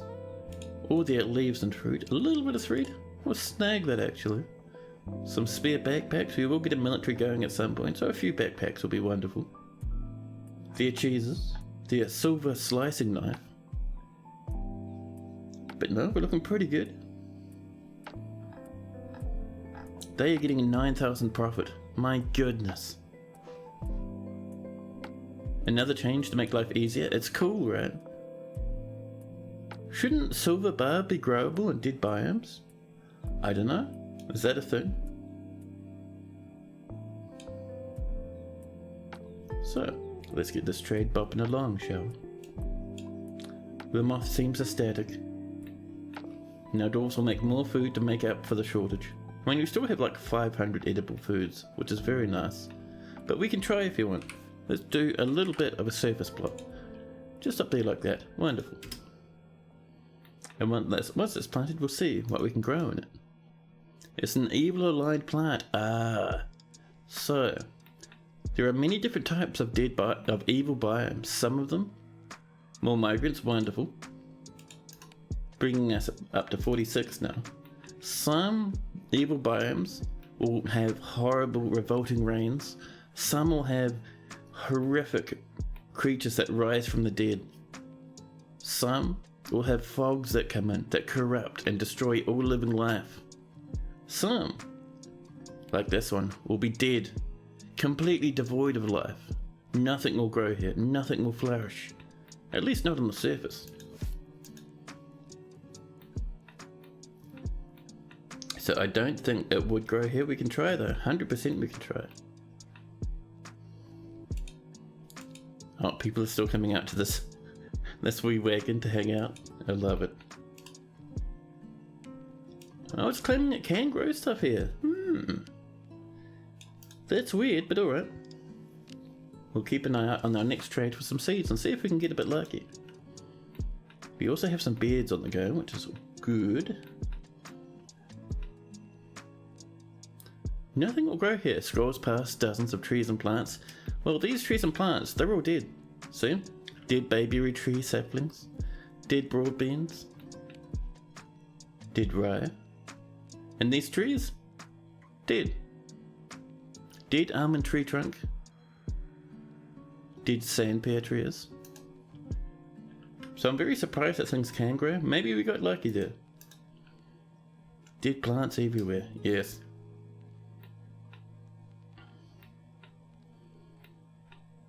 Our ratherers. Still not rathering. I'm feeling a bit impatient with the old rathering shenanigans. Now let's get ourselves some beds down here, shall we? Closest material, we just start slamming these in.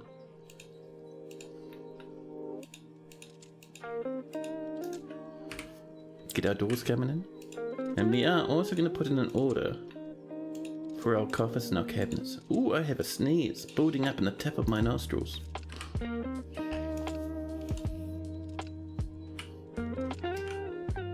So rock cabinets. And rock coffers. I have guitars coming in both eardrums. Amazing. And finally, because I liked it so much from the last time, rock bookcases. And we'll get them all repeated.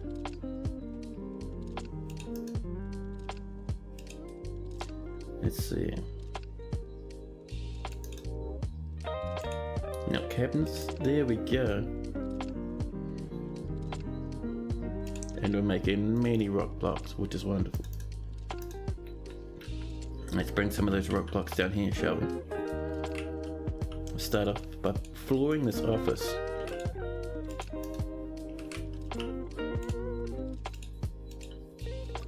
Ooh, lots of blocks already, diorite and granite. Lots of iron floating about.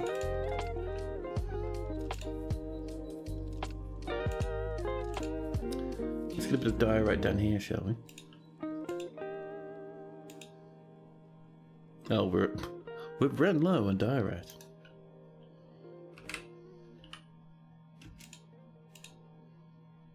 Get that along there, and what we'll do, so we'll actually trim out a bit of a space up here. Like this, just for fanciness reasons.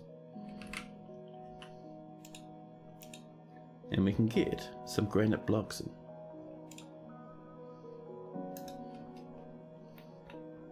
Oh, and let's not forget to turn this into our temple, huh? So, meeting area. From here, all the way across. Pow, there we go. And this will be a new temple too. Now, I think it is the cult of showing. They worship Hermes the house. The Hermes the house of, is that butter? Butter something.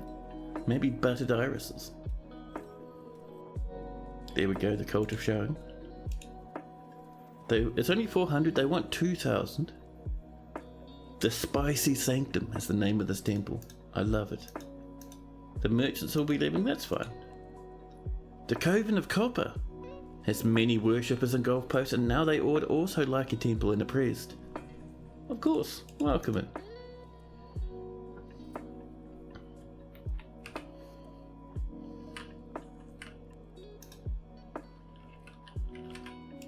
Get ourselves a swift limestone door, and let's make sure we're getting some tables and some thrones on the go as well.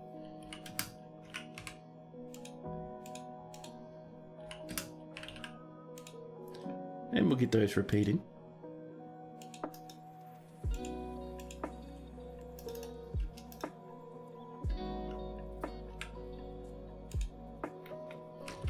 So let's get ourselves a quartzite table and a cryolite throne. I don't think we'll have any bookcases. We can have a look. We do not even have a single sausage of a bookcase. Well, that is a pity.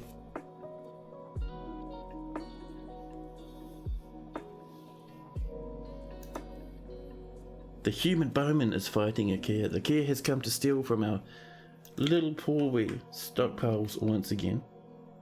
Almost tempted to chain some dogs up here. A gremlin. A gremlin! Oh, made it all the way up to the fortress too. Kias are fighting. The humans are bullying them. and they've left on their journey.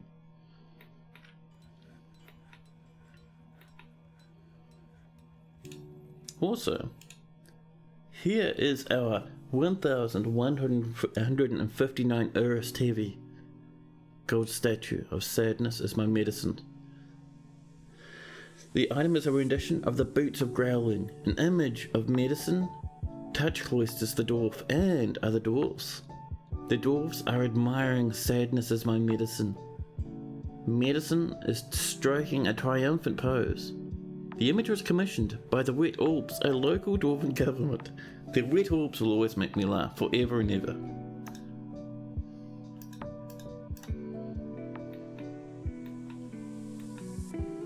Now,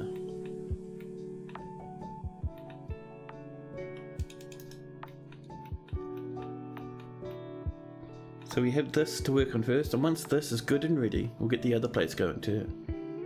I'm seeing dwarves already coming down here to hang out.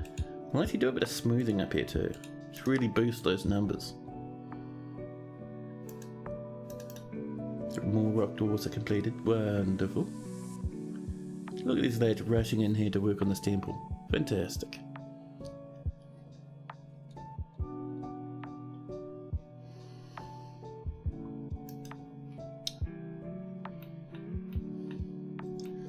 Now,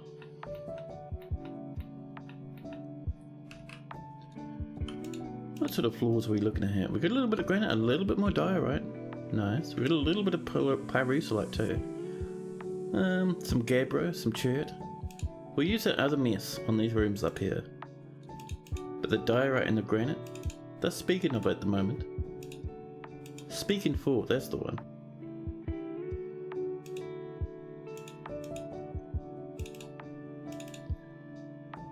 Bit more pyrolusite.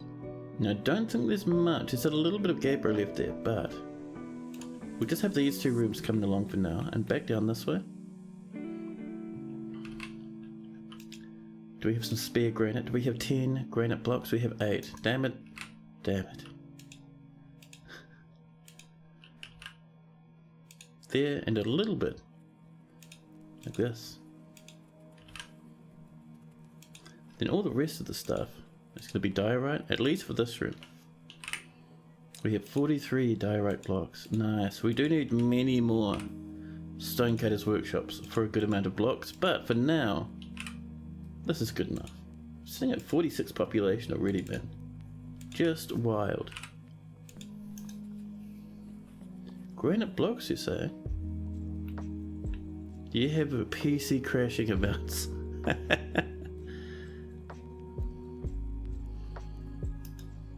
There's our magnetite ore.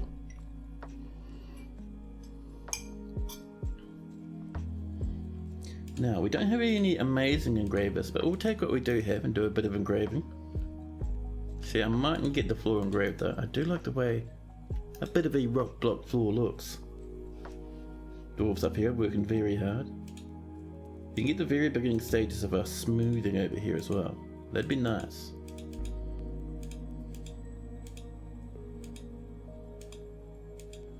There we are. There's our cabinets.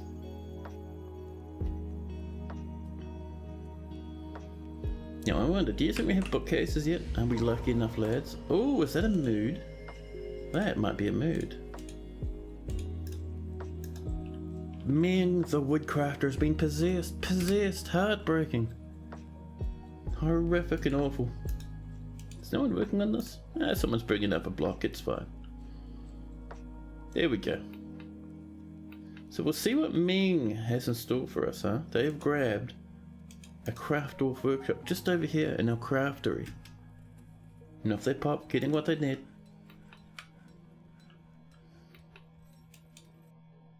We could swap that to some cave wheat maybe. Or some pigtails. Yeah.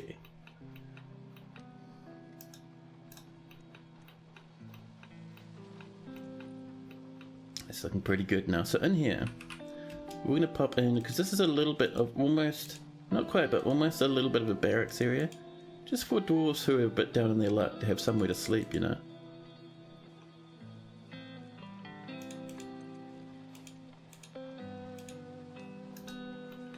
And up the front part, we will put in just a couple of tables so dwarves have somewhere to munch on while they're living in here.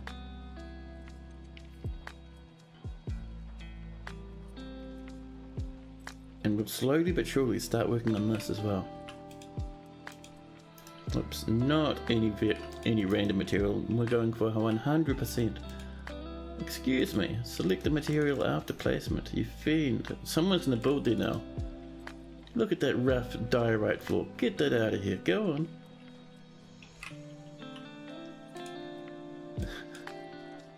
You want these lads? You have quite a few of them too.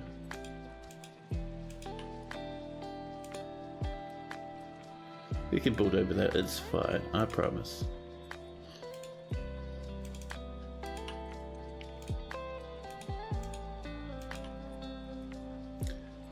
There we go, we only have 2-speed diorite, but we can actually come over this way and just pop some gold in these little alcoves here. So we're going to pop some statues in there in just a jiffy.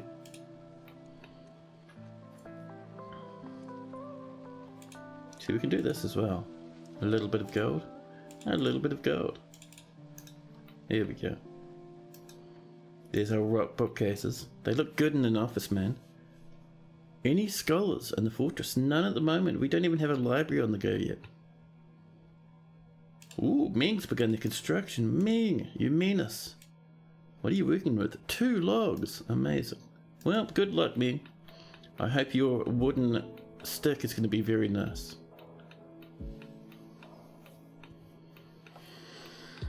Now, this floor's coming in.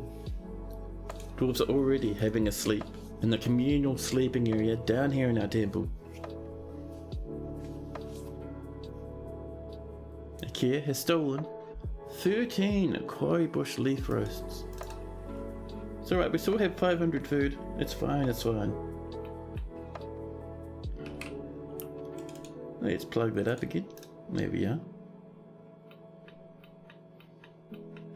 And while we're waiting for that to come along, let's go back to our bedrooms, shall we? So, avoiding those two, what other blocks do we have? 4 quartzite. No huge amounts, it's mostly the diorite. That's alright. We have a little bit of granite on the way too. Let's at least get these sorted with beds. But Ming the woodcrafter has created Tuna Ritas, a pear wood scepter. He offers it to the wet orbs.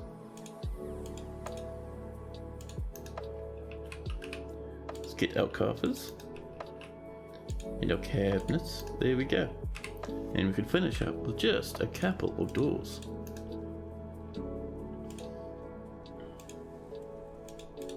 There we are. Hey, the priest of the cult of showing is ready to be recognized.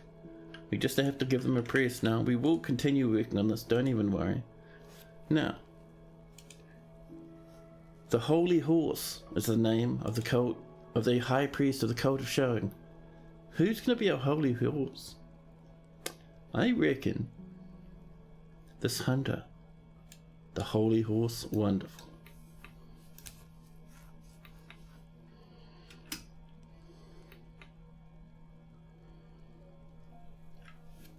Now, how's my water doing?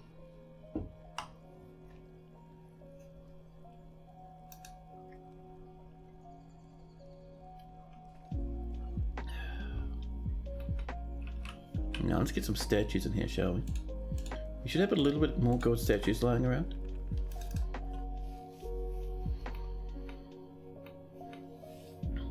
Let's actually get some bookcases up here too, for double fanciness. Oh, we didn't hear the first time? No, there's no scholars here. We have not a single library. We're still only a baby fort at the moment. But don't worry, things will improve, I promise. And now think over this way, and this, just below this wee little area, we're going to pop in a little bit. Oh, look at that, max lemon rain. The maximum lemon rain. Thank you very much for the follow, man. Cheers, buddy. That is super appreciated.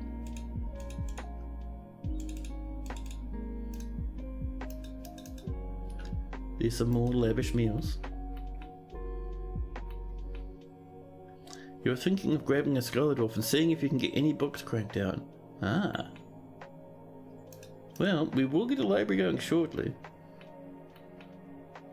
We just have to wait a little bit more to get there. And Thoric. Whoa. And Thoric's got a case of the vibrating lips. Oh, I love that emote setup so much. It's so good, dude.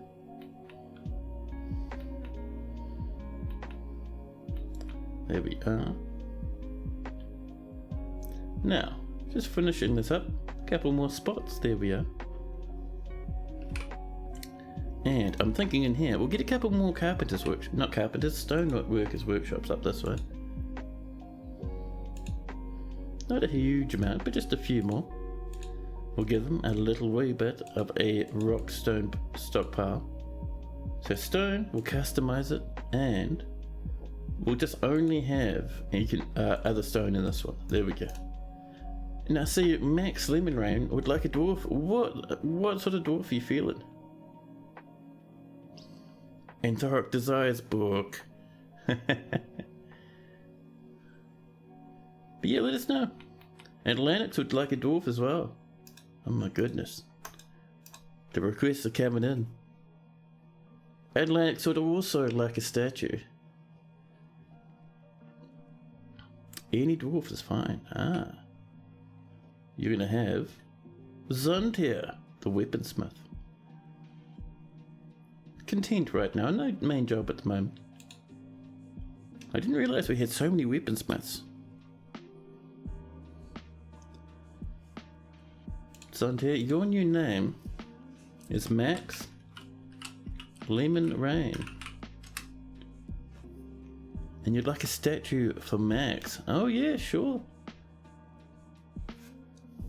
Max Lemon Rain, Mr. Max. Max the most maximum. What sort of statue?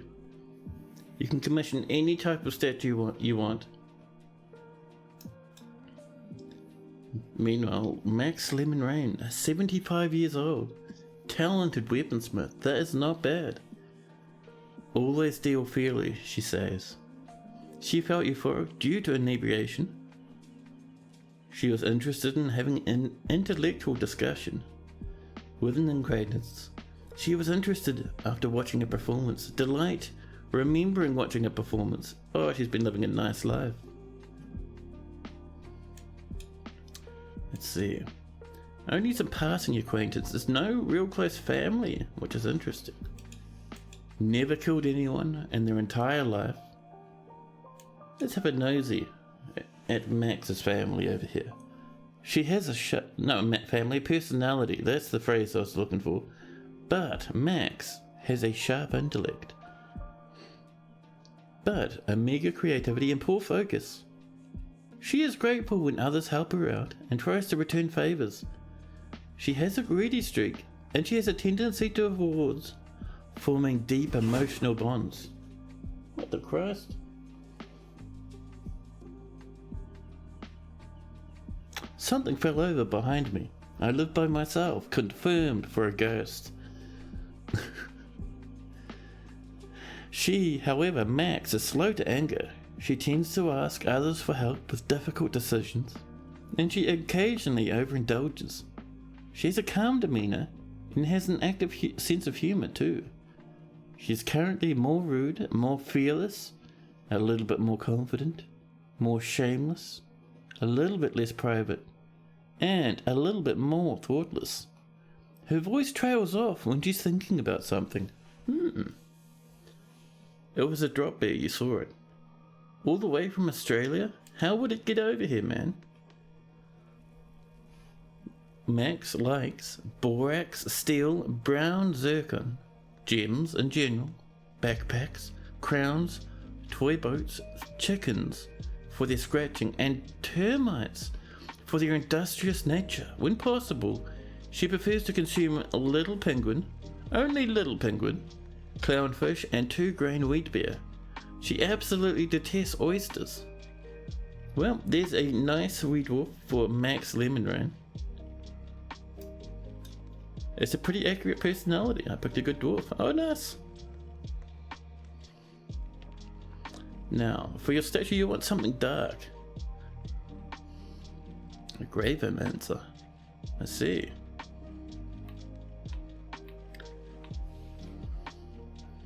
Now, so a statue of something dark. Let's get a new golden statue. Just the one shall do us. And what shall this be of?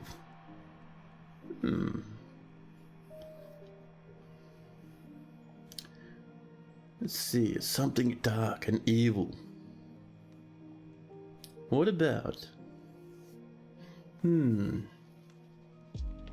know something that any dwarf would consider foul and disgusting. Specify a new image. This image will be about elves.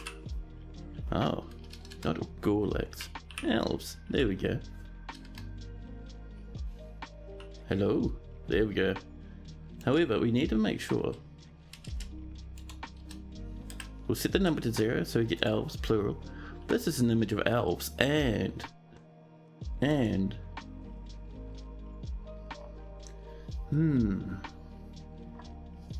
mahogany tree. Yes. And a mahogany. Listen.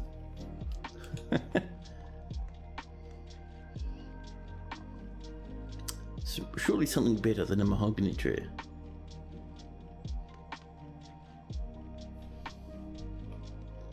Maybe a... Let's see, what's a good tree? Can we go, if we go into object, can we just say tree in general? No. No. Not even. Right, how about a cherry tree? And let's delete the mahogany. There we go. And action or relationship.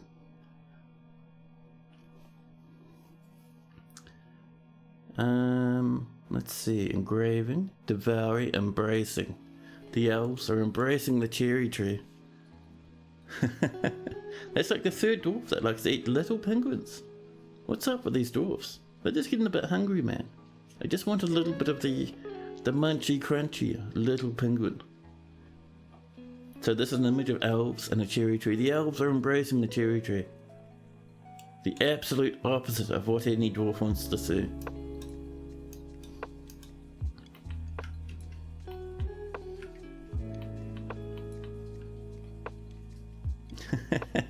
Tree hugging elves, yeah, that's the one. The cherry tree is devouring the elves, my god. You can't find silk in DFAC. So you can't find... You have to actually create sheets of silk, or silk cloth, that's the one. You can't find strands of silk. You could find silk thread that has been turned into thread. You need some silk cloth? Try spider silk? Well, I don't know if you can generate the webs. If you're trying to just generate silk cloth, then you'll need to create the silk cloth itself, not just the silk.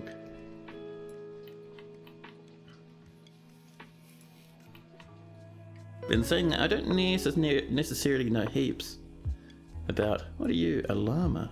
Is that a stray llama? It is. There's our golden statue. But yeah, I don't necessarily know a lot about how DFHack works. I only use very basic functions from it.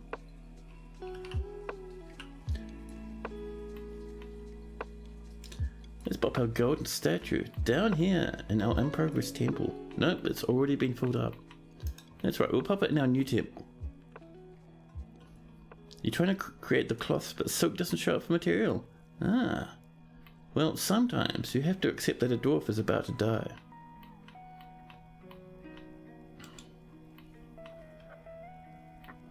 Now I'm looking for a good place for our next temple. Just dodging those rivers and stuff upstairs. I mean, this could do. If we bring this over this way a wee bit. There we go. And then we can start in our temple, which will have a nice big prayer space down here. Our wee little entry. And the entry for this one will probably be on the side. And then we'll do ourselves. This place will have 2 offices, I think. Yeah.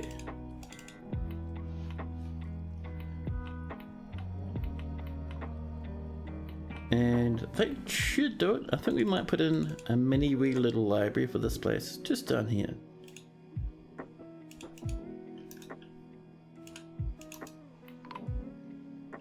Oh, is that a death rattle? No, it's a dwarven arrival rattle.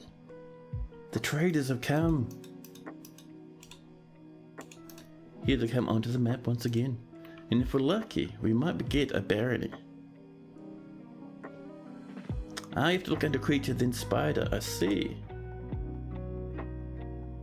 Our broker is really getting into some poetry right now. But with the dwarves here, we have 600 food. That's not bad. That is not bad. Let's trade ourselves a little bit of goodies from our food piles. So let's go into tools. Sort by value. We'll get a couple of these. Dwarven syrup roast, there we go. That's what we like to see, man. Dwarven syrup roast, and that's not even masterworks yet, and it's already worth thousands upon thousands. I love it. What else we got going on down here? It doesn't seem like too much. Alright, should we go check the barrel section? Barrels? Barrels? There we go, barrels. We have a prepared food barrel, mostly empty. We'll grab this one though. And this one is only 2,000.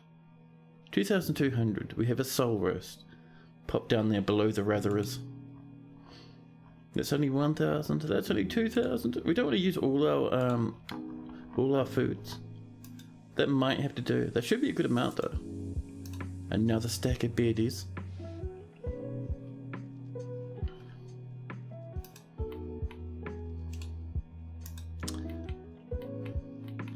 Anybody in chat still playing the free or classic version?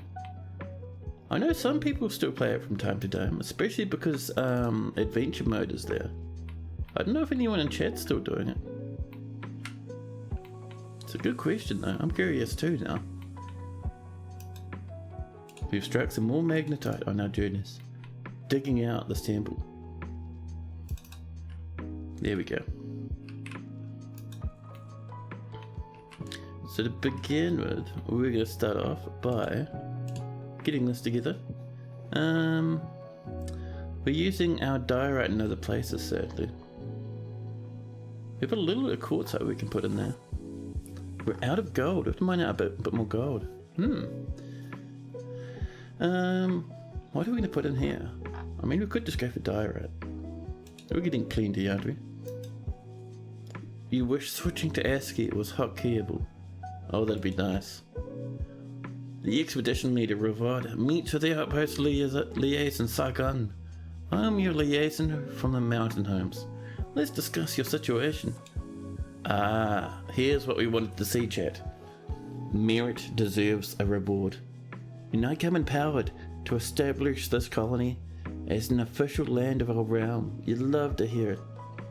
Can you imagine, chat? Can you imagine the trade wagons?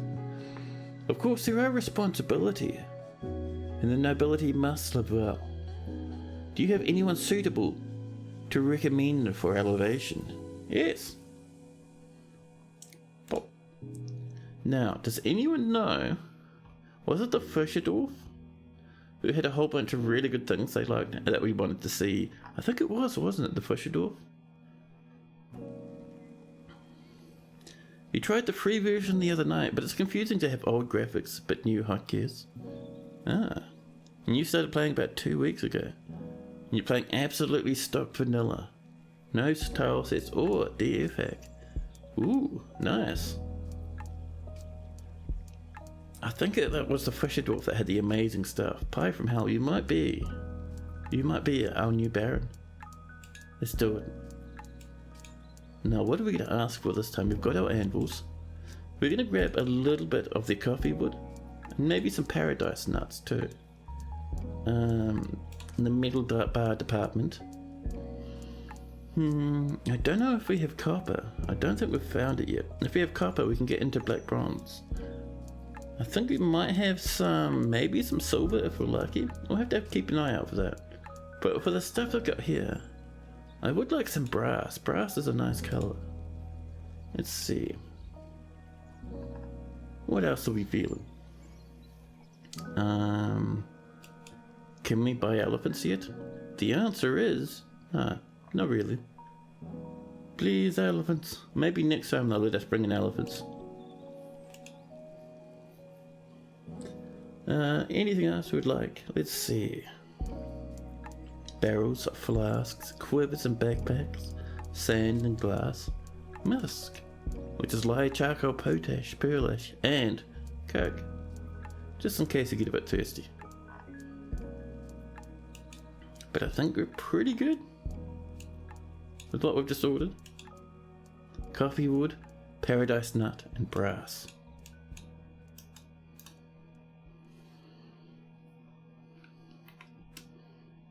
You just don't know what to download. To try the free version. Oh, I see. Yeah, you started playing about 2 weeks ago, and you didn't know what mods to download. You don't need to download too many mods, to be honest. This version of Dwarf Fortress is just fantastic by itself. Like, you can even see the mods I'm using, and they're very minimal. It's just like something for flooring, something for nice engravings, and something for changing the sprites of rocks. Tile sets don't really work in version 50 yet, unless they match the hard-coded dimensions.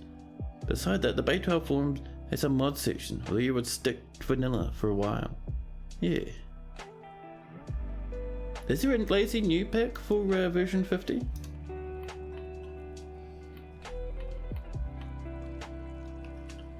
Let's get ourselves some bookcases, shall we?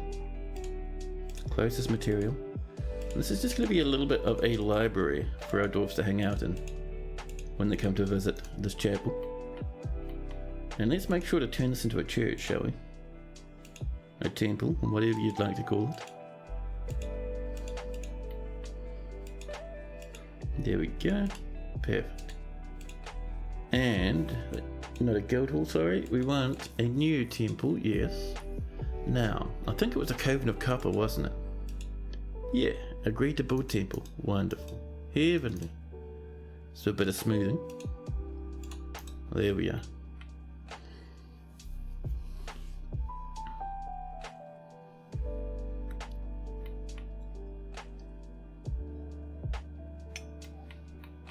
So while they're working on that, let's get a bit more of our diorite done this way, huh? We can even use a little bit of granite. I don't know we have much though. Oop, not like that though, my goodness. Make sure we choose our material, there we are. We have a little bit of granite, just enough for us I think.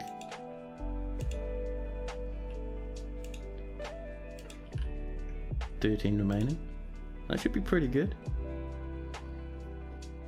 And now for the rest of it, we will use our delicious and fantastically powerful diorite blocks. Oh, not over our gold though, my god no. Diorite blocks, 69 remaining, nice, nice.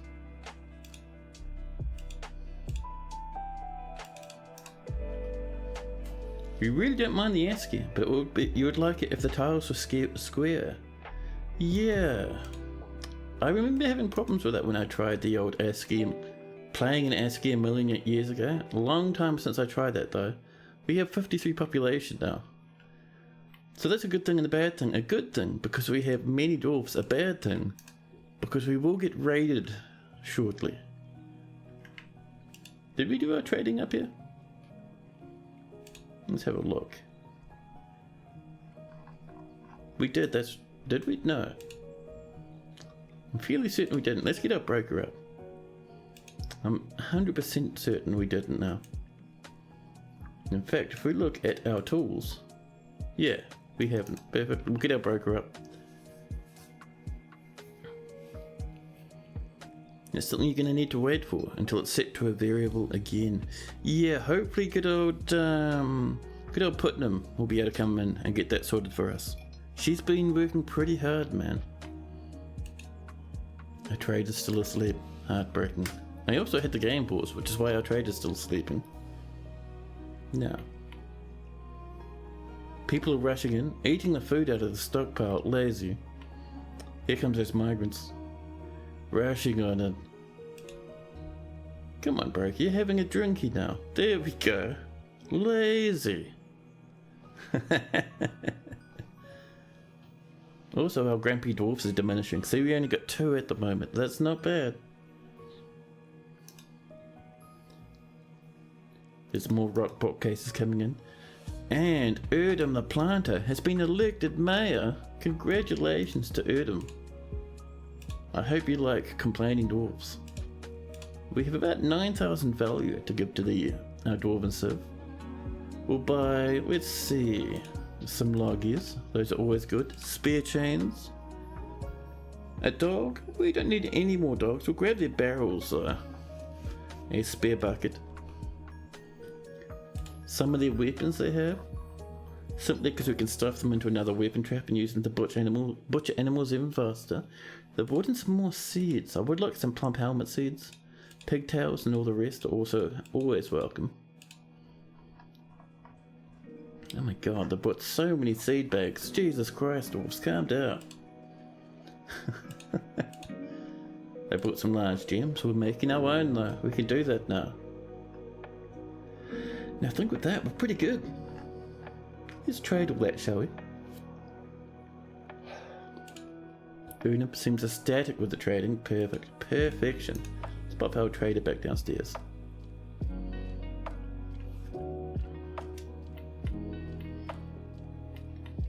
Now, more rock blocks have been completed. Dwarves are rushing down to build all this, which is fantastic. This is looking amazing now.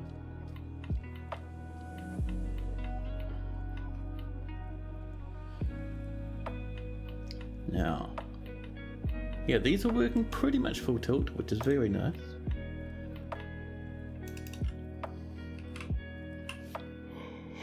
Let's get our officers sorted, shall we? And I think I'll need to pop up for a coffee in a quick minute. As many of you can probably tell, my lack of caffeine is slowly but surely wearing me out. But that's okay. I won't be gone for very long. I'll snag a coffee, maybe even a banana. How much do we need for here? 46? Good thing we have so much diorite, huh? Jeez.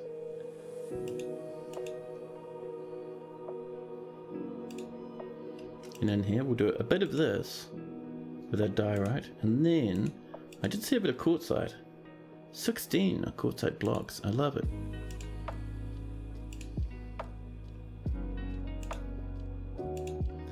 Now, we could use a bit more diorite, but what else do we have? 1 gold bar, that is a pity.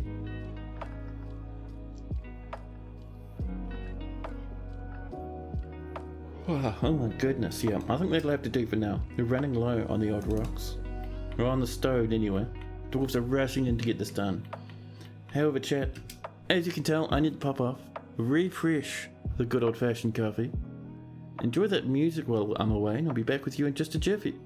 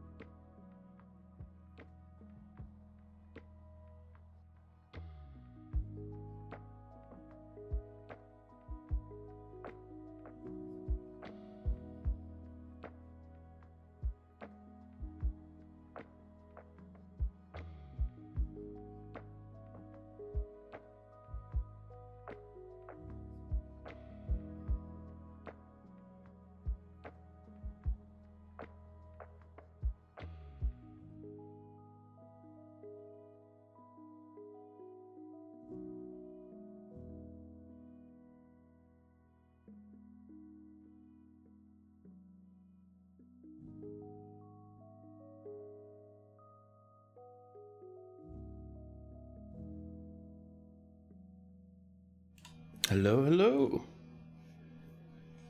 Now, so we have many bedrooms to work on, and a temple, and I'd like at least a basic library coming in. Just something small, you know. You know what I've done, chat? I've left my coffee behind. Chat, I've done the unthinkable. I've returned without a coffee.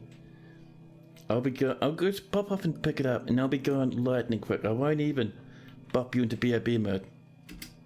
Just a second, I promise.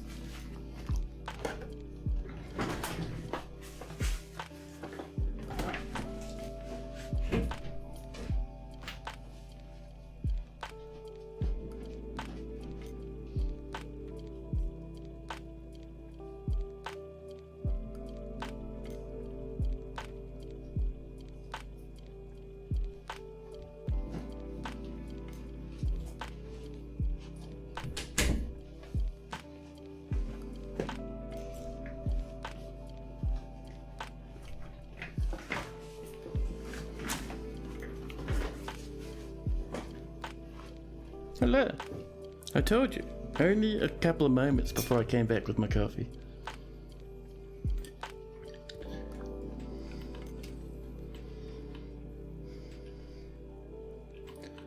Now, while that's happening, let's do a bit of smoothing as well.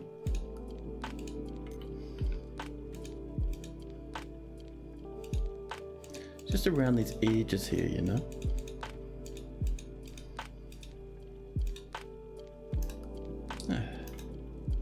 There we go, the Dwarven merchants have popped off. The mayor has imposed a ban on certain exports and brewed a few drinks. And look at these dogs just honing about faster than the speed of light. Let's help ourselves to a few more gems if we can, shall we? 9 Alexandrite, perfect.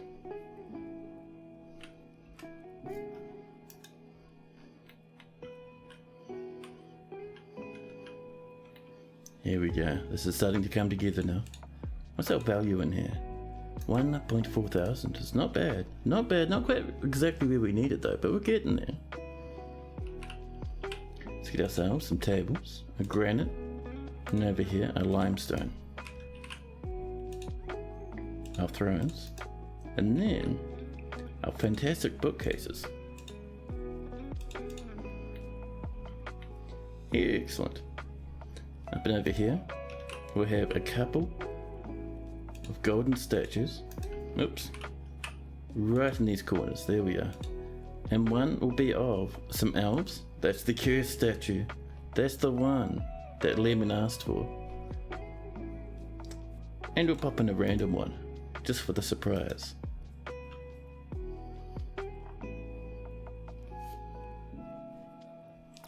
This is a wee bit warm, my goodness.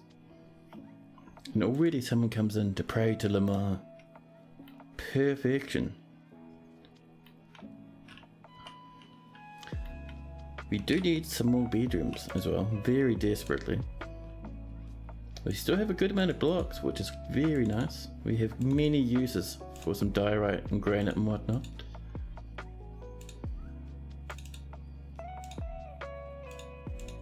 There we go.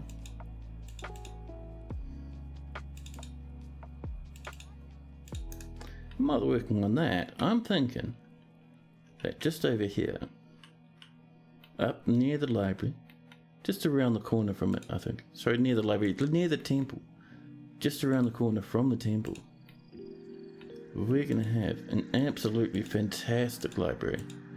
Just up here.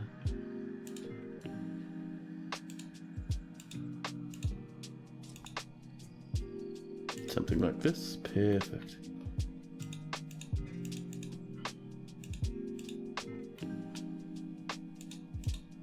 There we are. We'll pop in a nice wee entrance. More rock blocks. We have a nanny goat. And a ban on certain exports.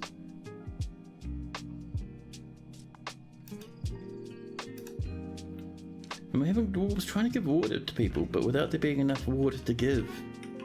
A little bit of a worry. I wonder what's causing that. We can have this as our very temporary water source for now. We'll get a proper one sorted out later. So, we'll come in, water source, like that, there we go. Just in case dwarves need to water somebody. And the priesthood of the Cavern of Copper is ready to be recognized. This will satisfy the agreement. Wonderful. Let's get down and visit our temple again. Here it is. Recognize the priesthood. We need to add a sacred tax. Interesting. We'll pop in a hunter. There we go.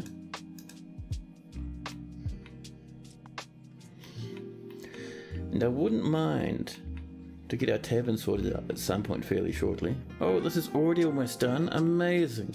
We'll get back to that in a jiffy. But our tavern, it's just in here. If we have a look, we can even see the size of it. So I would like to get this a wee bit decorated actually. Get some nice walls and stuff. So we'll get this coming down this way. Probably using diorite for the most part.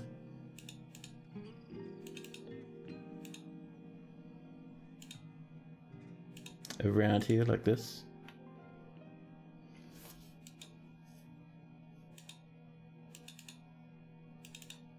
Oops.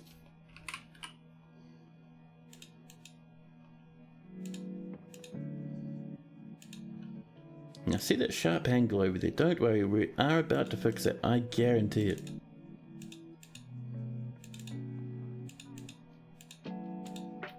And the sweeps down over here. A little bit like this actually.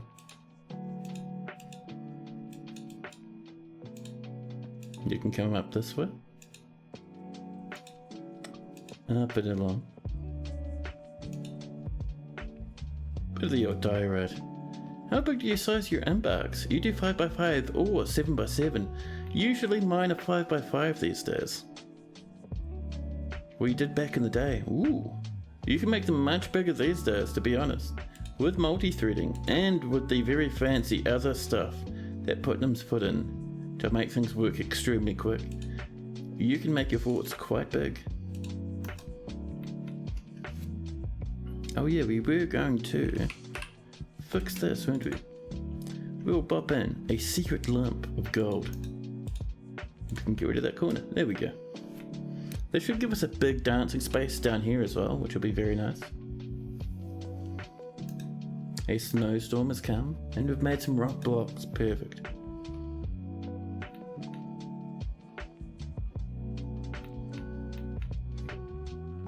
Now, open over here. This will eventually be our library.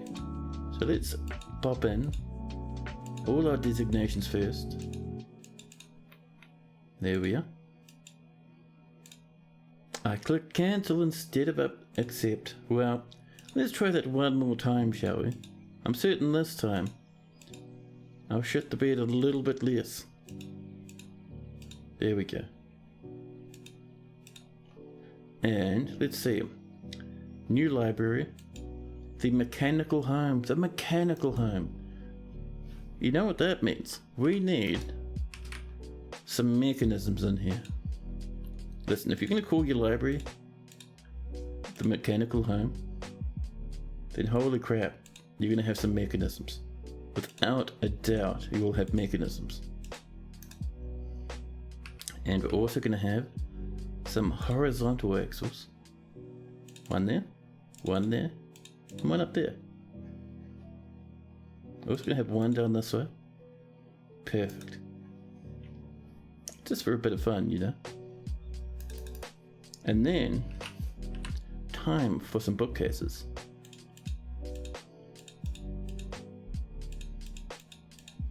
Just around the place. Up there will be a bit of a reading area. Oh, that's all the bookcases we have at the moment, that's fine.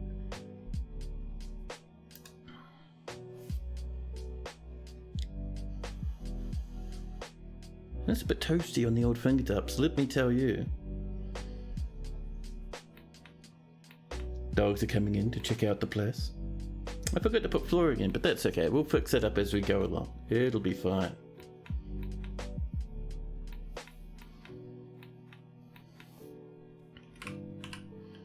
Now, we are going to seal this off. Whoop. We'll do it properly though. Just because I don't want dwarves taking shortcuts around the back here, it'll actually slow them down, which will be very annoying.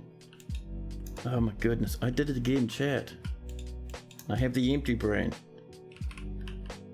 Selecting material after placement. We can begin to choose a bit more diorite. There we are. Just along like this. Perfect. And let's make sure that this is repainted a wee bit. Just to kind of... Excuse me. Oh, I clicked pause. Pardon me, let's repaint this properly. There we go. Clicking all the wrong buttons. We'll also pop in some gemmy windows in here, I think, as well.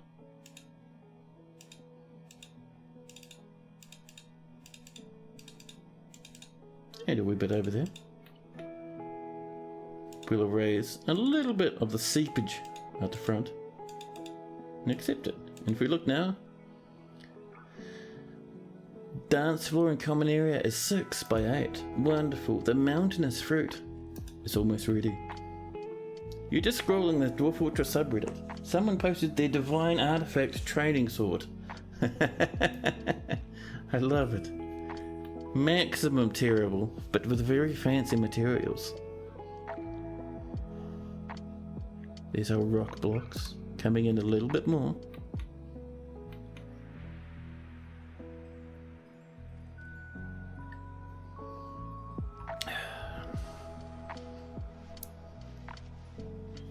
There we are. This is slowly but surely coming together, and every now and again we'll make it a bit prettier. Now, with that underway, let's get some more flooring in some of these bedrooms. Maybe get some furnishings in as well. Let's see. We have a little bit of granite, a little bit of diorite. It all sounds lovely to me. One thing I'd like to do is I would like to chop some trees. Get ourselves some fancy woods, you know.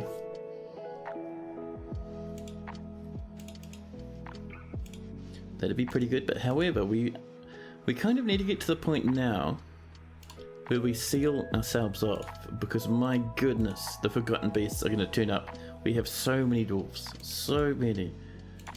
The Forgotten Beasts are going to turn up in huge, huge volumes. I also would really like to find a bit more gold and get that sorted, you know.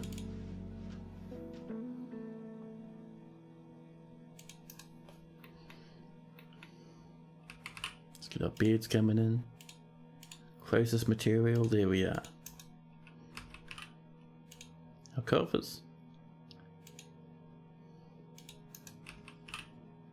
Oops, and our cabinets. Perfect. And we do have a little bit of spaces in a couple of places up here. Do we have any bookcases? We do, we have one there. And can we put one up here maybe? Yes, we can have some dwarves with bookcases in their room.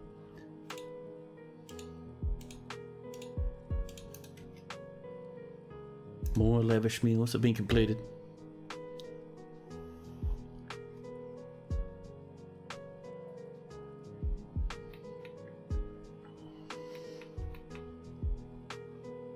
And we can even do a bit of smoothing, I think. Oh, there we are. Now, where have we been mining that gold of ours? Certainly not over there. Let's clamber on up these steps. Where have we been mining the gold, chap? Up this massive pillar. All the way up, we have tetrahedrite. I mean, we could get a bit of that going, to be honest. We can get black bronze and rose gold whenever we feel like it now. Gold, chat, we've done it. Amazing. Auto mine the gold. There we go. We're back up to heaps of food again. Good amounts of drink. Let's check. What's our limit on our drinks? Our limit is this one. Less than 300. We want that to be less then I'm thinking about 1,000 now.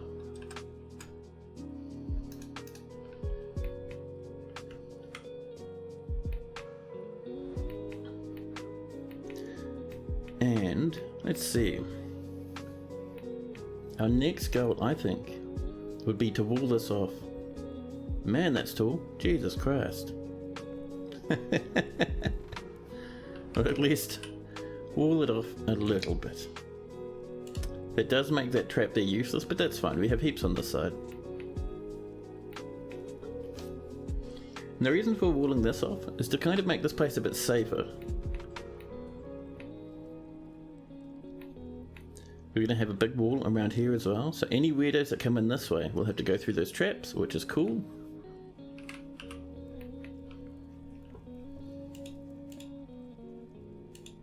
Oh, let's make sure we're actually making it out of block, shall we? And this will be diorite. We have so much of it, man. And then we'll bring it across. And then we'll bring it across like this, and there we go. Nice and secure. We can get... Man, those are some trees and a half. Jesus Christ. Let's chop these down, actually. Help ourselves to a bit of nice underground wood.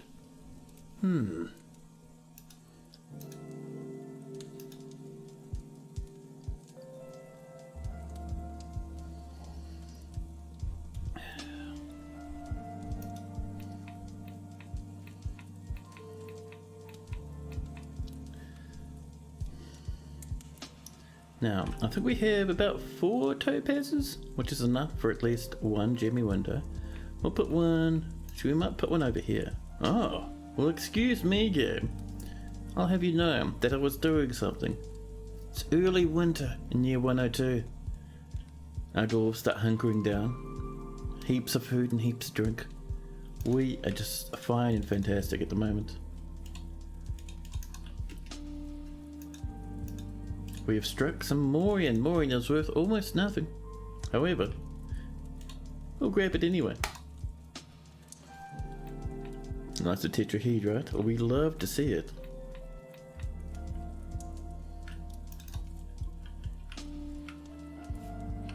And we'll get a little bit of black bronze as well.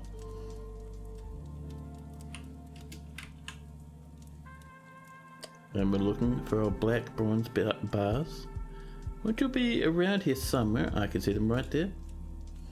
And we do want this repeating. We don't want to use up all our materials on it, but see, it's copper, silver and gold.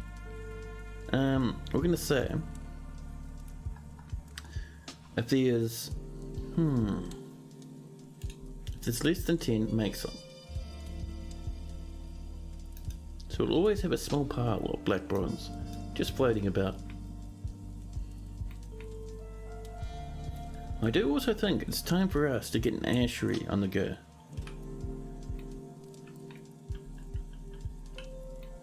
And I reckon our ashery is going to be over this way.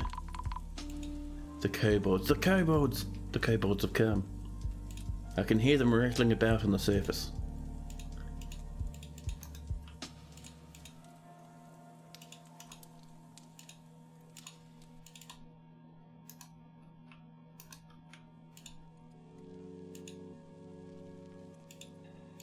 There we go. What a weird room we're making. What is this bendy sausage? Listen, if I do it that way, it won't look as weird. It'll be fine. See, now it's normal. Give them copper coins. Oh yeah. We tried giving them some crowns in the last fortress, but they did not have an interest. But we could do some copper coins.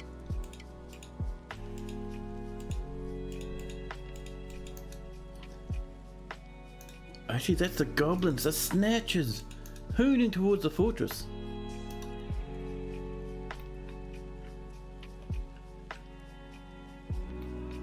Let's hope our dwarves will make it through okay. Hey, we've got a baby, our first stray, rather a child. 8 years old, but humongous.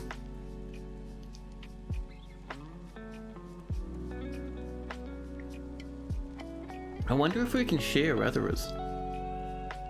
That'd be pretty cool, right? Brewed some drinks. No new animals up here. We still have that blue jay, but nothing much else. A large rat has entered the butchery. We'll pop them in actually. Whoop. Hello there, large rat. And some rock crystal. Yeah, I mean, we can leave the rock crystal where it is for now. Look at all this firelight, man. Lots of tetrahedrite as well.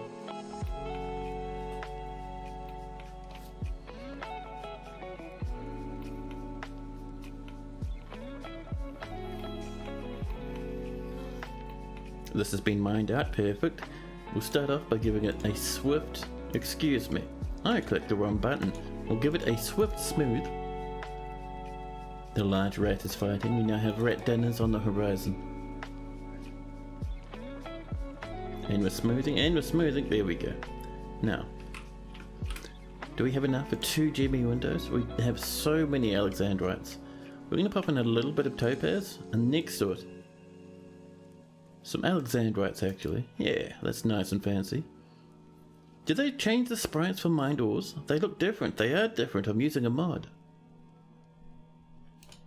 If I do this and type in the mighty command, there we go. So you can see Kataris Stone Variations is the name of the mod I'm using to get the different types of mined rock. See? And granite looks different to diorite, which will look different to obsidian, which will look different to all the other stones. And it also does it for ores. That's what magnetite looks like now. It's pretty neat. I actually quite like it. Up here, people have no job and are just hanging out. Someone's pet is taking it easy. You know, another thing we're going to do up here is I would like a water wheel. Can we embed one in the floor? Yeah. Let's block off these bookcases with a humongous great mahogany water wheel.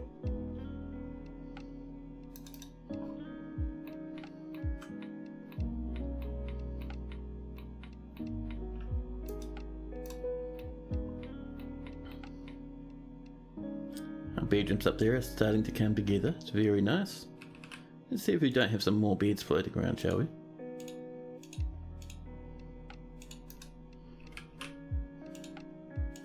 Popping in all our nice wee cabinets. And our coffers, just around the place. And of course, for those dwarfs that are lucky enough to have a bigger room, we can pop in bookcases.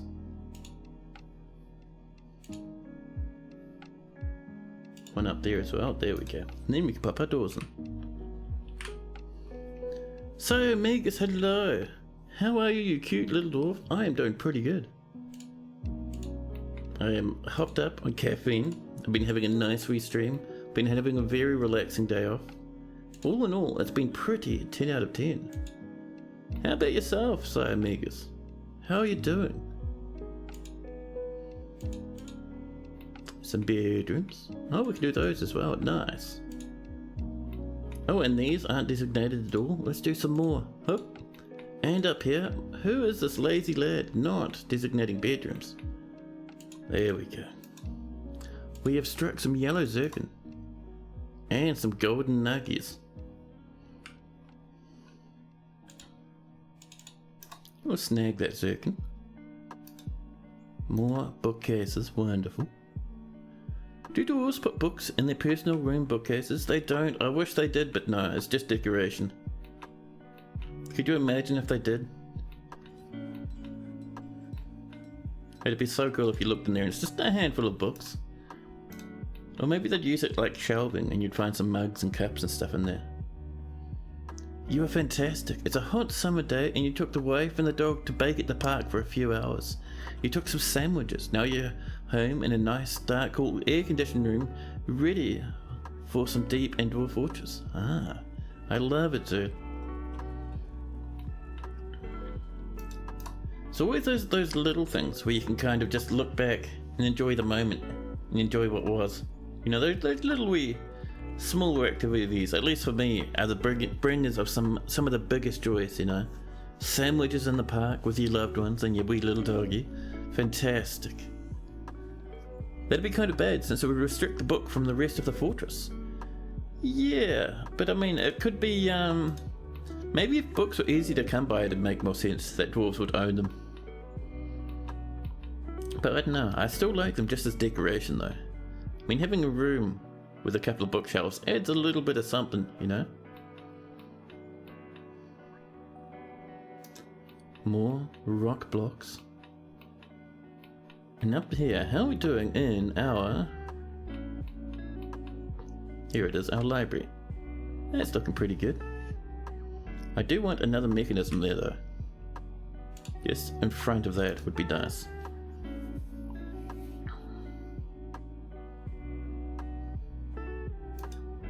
More rock parts have been completed.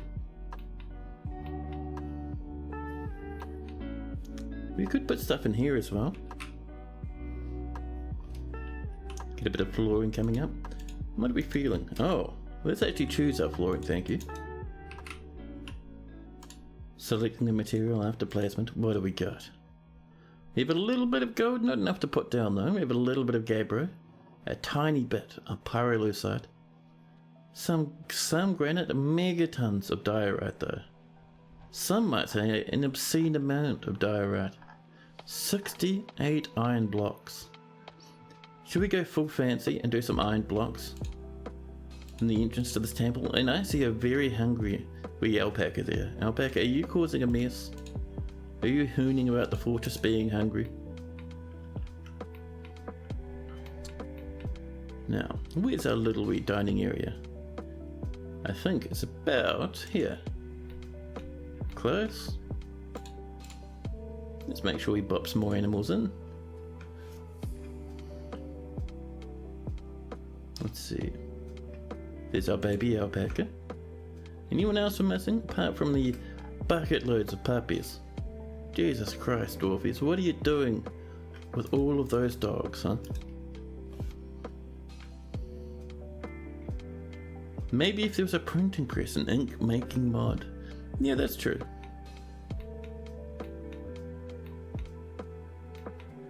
That is fair. Now this. Oops, wrong one. B. O. And then we come into here, we go into the furnaces, and we want a wood furnace, because I would like some coal now. We'll bop it, I think, up this way. We'll use a little bit of rock salt for a nice pink colour, and next to it actually, let's also pop in our carpenter's workshop, and then we can get rid of the one upstairs. Another bit of rock salt. And let's actually floor this up before we start putting in some stockpiles, huh? We've got lots of diorite, so diorite it is.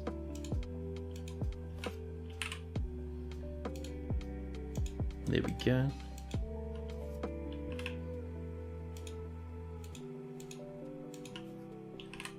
Diorite blocks all the way up and over. And Siomegas would like a health check. Siomegas, I can tell you right now, without a hesitation of a doubt, that you do not have a dwarf in this fort. I'll actually even refund you those points. We generated this whole world last stream, just yesterday actually, because our stream before this one, it hit a game-ending bug. So we created a whole new world, and that world wasn't good enough, so we created another one. And Siomegas would even like a dwarf. What sort of dwarf would you like, by the way, Sire? We have a little bit of a selection now. I can tell you though, we don't really have a military, and we don't have any musical travelers, and we have 100% without any variation of academic dwarfs. So I was checking my health. Now I'll pop those points back. I know some people like to save their points for big expensive rooms and stuff. There we go.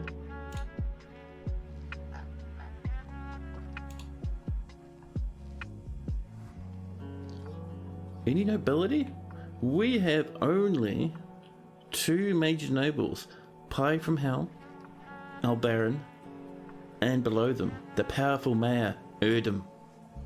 Both of whom we haven't even built proper rooms yet for. We're getting there though. We've just been busy, dwarves. We also have in our list here 4 miners. That might be a legendary miner. Can you be the bookkeeper? Where is our bookkeeper? Let's scroll on down. We did have a differently named bookkeeper originally. We have Aerith. Aerith is caused, actually, you know, Aerith's a good dwarf. Aerith's got into a little bit of statue making and made statues about other dwarves, other popular dwarves. They've come up a few times. They've even made a statue about themselves becoming a bookkeeper at one point. That is a good choice for a dwarf. So Aerith. But your new name is now Omegas. There we go. 74 years old. Still a whippersnapper in dwarf years. Satisfied and euphoric. A very happy dwarf. A bit lonely, a bit restless. They want to be extravagant, so we need to get in some performers. Very busy, so they haven't been able to hang out with friends or family for a long time. They haven't been able to acquire things either. We need to get that furniture set up in the old bedrooms. Yeah, they have nothing on them, and they've been crying just a bit. They've stopped crying, they've dried their tears, and now they're hauling a pot. They're doing a bit of brewing, which is nice. We can see they have kindred spirits with the manager, close friends with a dead miner. This miner was immersed in magma. It was a sad time. Close friends with Pie from Hell, the Baron. Close friends with Tana. Kindred spirits with a woodworker. Golden Glade, the other original miner. Close friends also immersed in magma. No family though. Never once killed a dwarf. So Sire Megas has a mega creativity, bad intuition, poor analytical abilities, little natural inclination towards music, and an atrocious spatial sense. He's very greedy, extremely greedy, to the point where other dwarfs raise their eyebrows. But he does have a sense of duty though, and isn't particularly ambitious. He is often nervous, and he often feels discouraged. He prefers that everyone live as harmoniously as possible, and he does not go out of his way to help others. He tries to do things correctly each time and doesn't cling tightly to his ideas. He's very open to changing his mind. His hands move frantically when he's trying to remember something. Frantic Hands McGee, they call him. He personally finds the pursuit of skill and mastery off-putting, and finds the idea of independence and freedom somewhat foolish. He dreams of raising a family, however.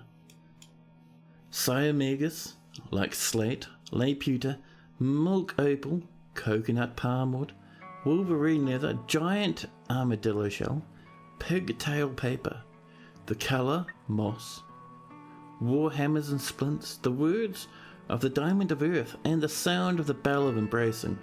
When possible, he prefers to consume rye beer. He's absolutely disgusted and horrified by lizards. But there we go.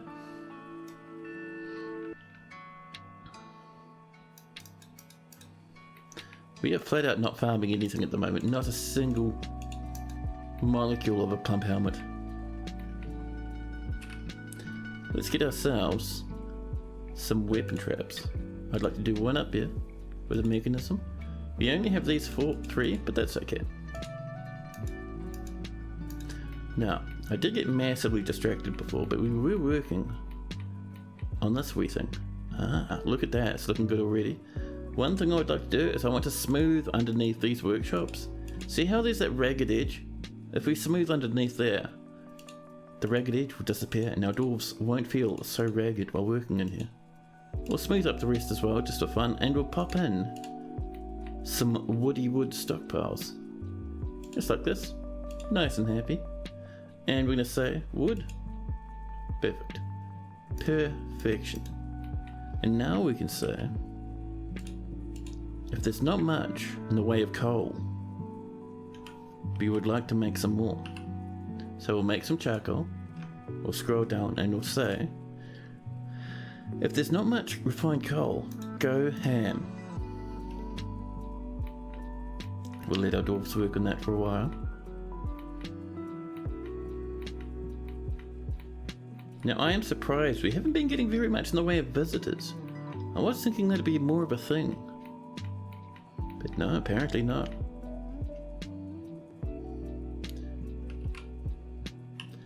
Now I would also like a little bit of flooring down here. What do we got? We got 8 gold, 62 iron. As much as iron that we do have, I don't really want to waste it at the moment. We have some diorite though. So we'll get a bit of diorite coming in. We'll have some more diorite around here. And just every now and again we'll come in and we'll do a bit of nice flooring, you know.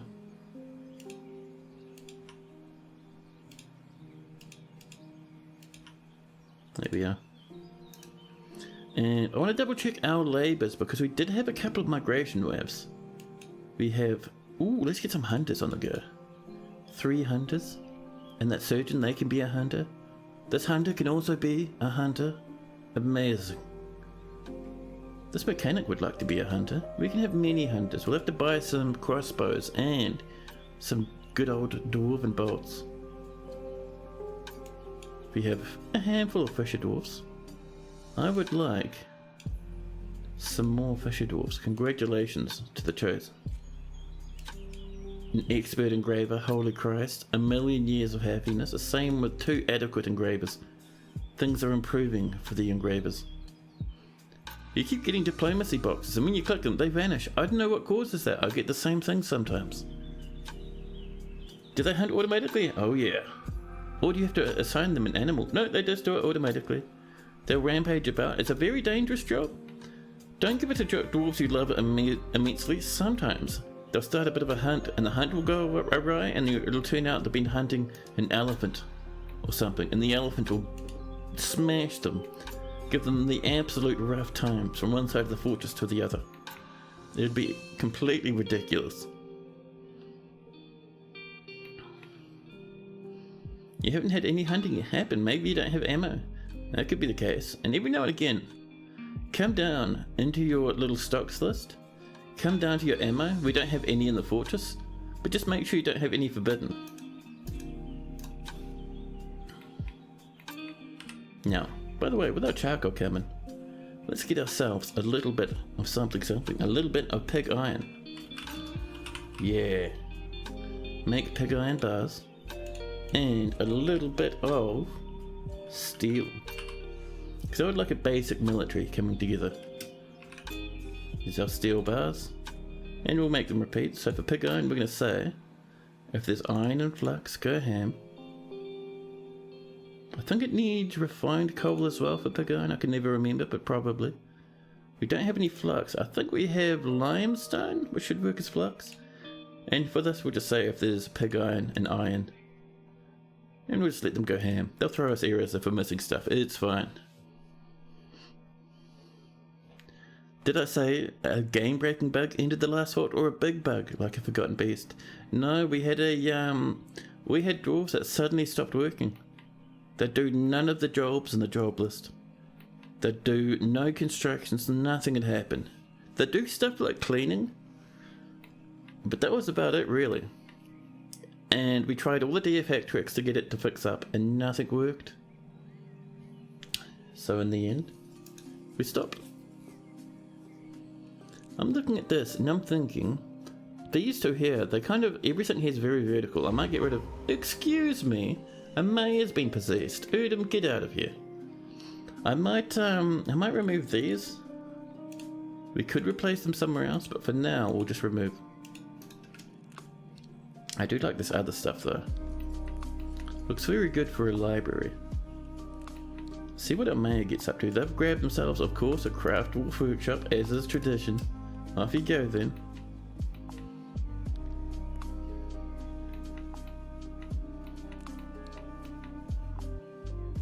do a bit of a bit of engraving around the place. Just a wee bit. There we go.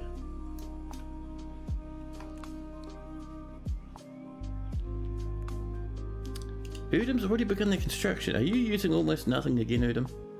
One piece of diorite in their construction. Amazing. Oh well.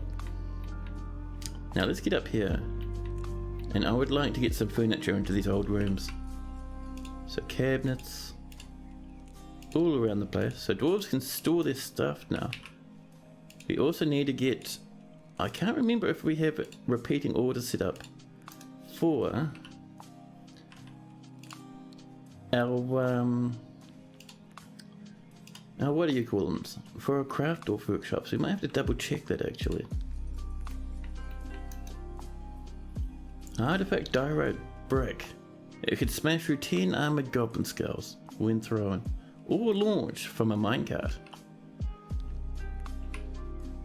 Let's get our cabinets up.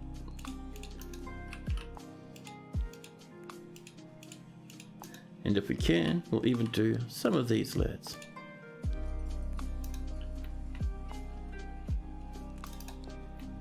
Look at these dogs, they are everywhere, revolting.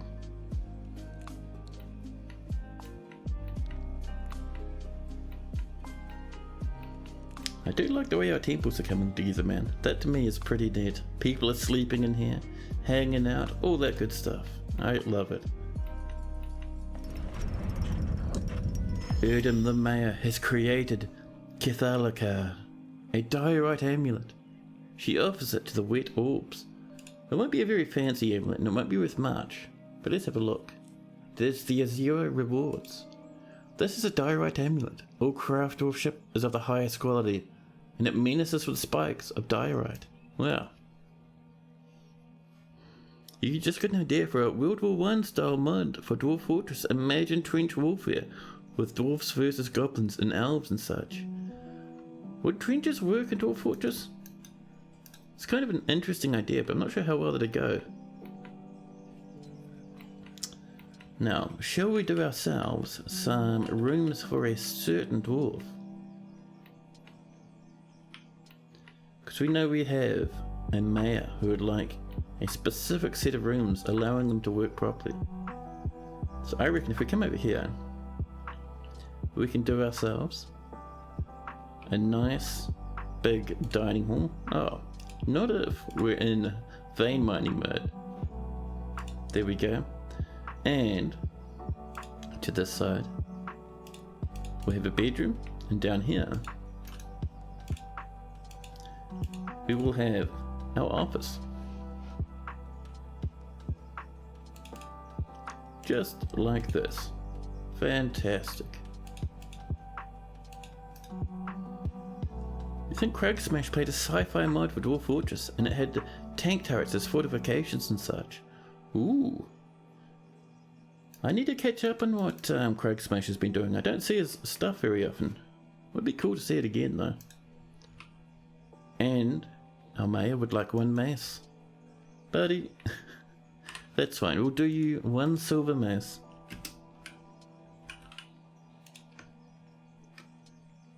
Whoops, that should be silver, not copper. Silver mace.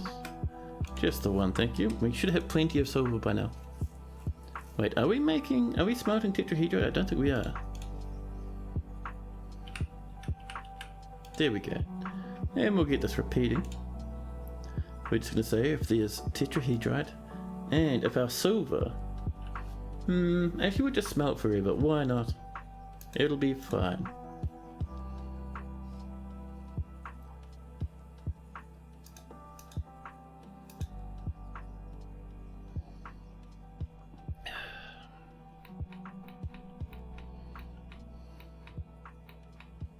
People are hanging out in our tavern.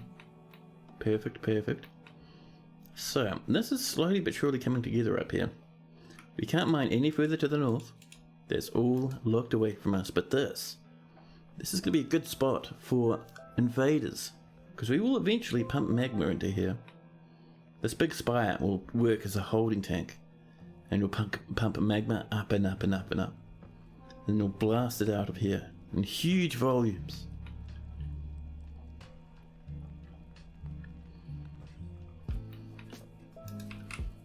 Oh, and suddenly we dip our toes into spring. There we go.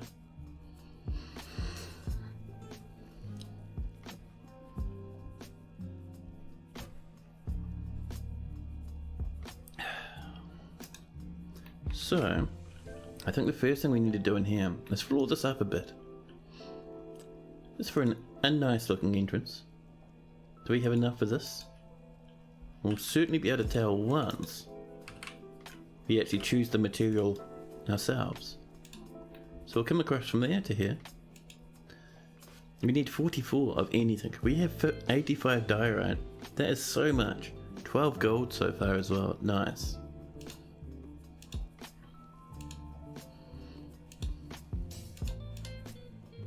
Just blast in all this diorite. Perfect.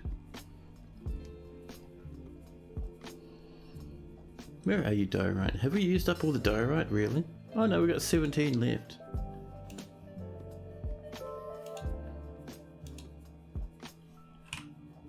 Four left? Well, that'll have to do us up there for now.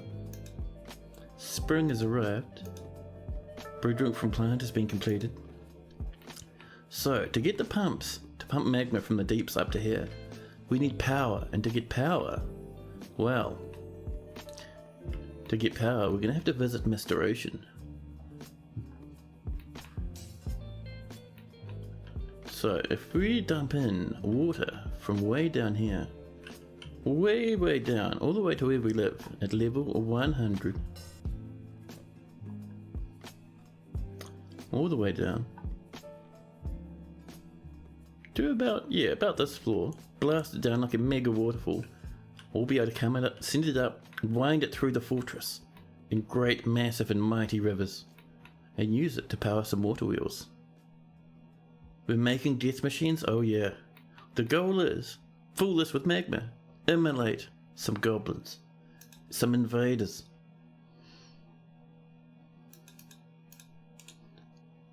The Fisher Dwarf, Pie from Hell, meets with the Elven Diplomat, Ewa. So it looks like Pie from Hell forgot they're the Baron, which is very confusing, but alright. Ewa says, you have disrespected the trees in this area, but this is what we have come to respect from your stunted kind.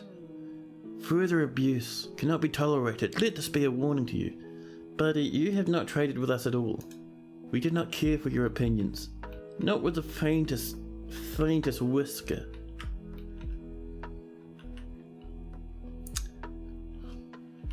Rude elves? Yeah.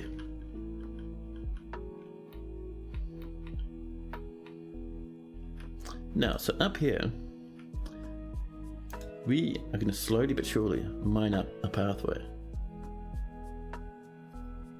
Everyone knows that being a Fisher Dwarf is rarer than being a Baron. Yeah. Oh, that reminds me, that's a good call actually, Pie from Hell.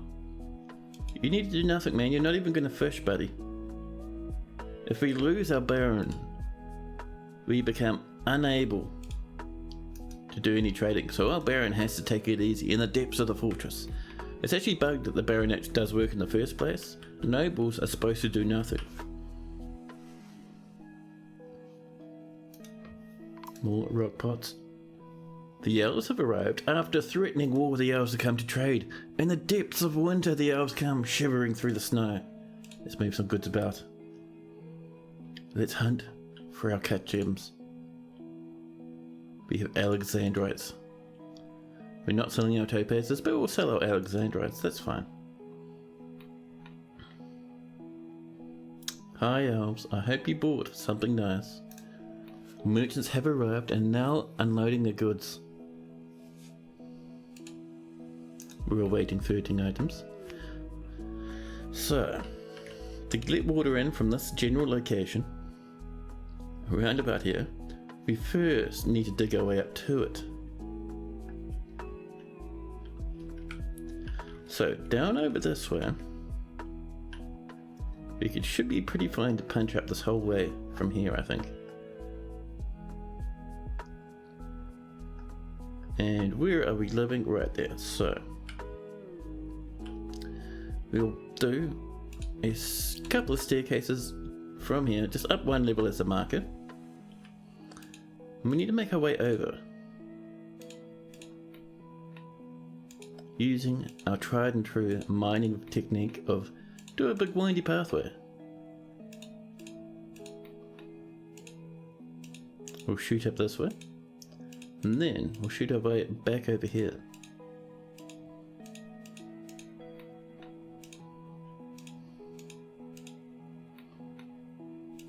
We'll wind up past this, just from over this way, I think.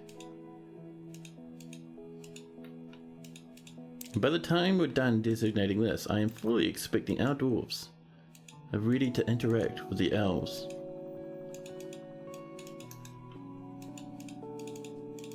There we go, that's looking pretty good.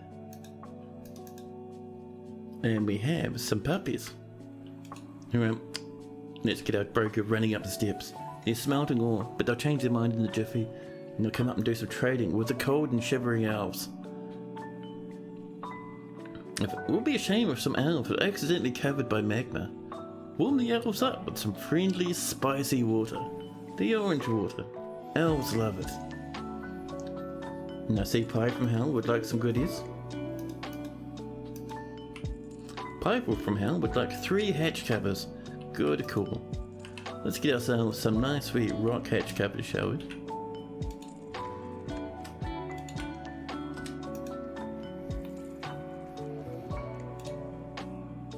Our trade is still smelting. Buddy, can I get you? Where's our task? Actually, we can do it this way. This will be even easier. If we come down and we find our our broker. Bookkeeper, Baron. Broker is deeper. We have to go deeper. There's our manager. Here's our broker. They're smelting tetrahedrite ore. We'll kick them out of this task. Pop! Now they have no job. And if we watch this... Oh, they're going off to have a drink, are they? Having a little bit of a sippy sip. We've had some wet rocks on our journey, and our dwarves have decided to stop. We're just passing under that, it's fine. Fish dissecting in the pursuit of Moghoper juice is the height of virtuosity. Here we go, they're coming up. 23 damp stone warnings. My goodness. And here's our trader. What have the elves brought? They have brought an elephant cage. An elephant cage! Have all these gems for your one elephant cage. We don't want anything else from you. Bring more elephants next time. Get out of here. No trader required, down the rush. And that is how you get an extra elephant for your fortress. Optimus AU, hello, welcome in. Welcome to chat, buddy. Hope you've been having a nice sweet day.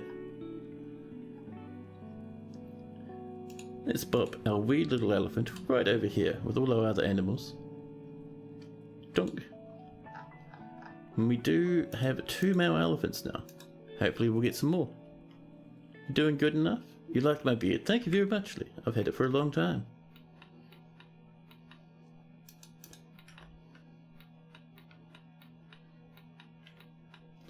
Chat, something bad's happened to the fortress. Something very bad's happened to the fortress, chat. Chat, we've had a problem. Sometimes dwarves, when they get a bit excited, they have an accident. They get a bit wet. Well, up this way is the very deepest of waters. Oh, we've hit an underground, not an ocean if we're lucky, it might just be a lake. If that hits the edge of the map though, we're boned. Oh, we got extra water coming up this way, amazing.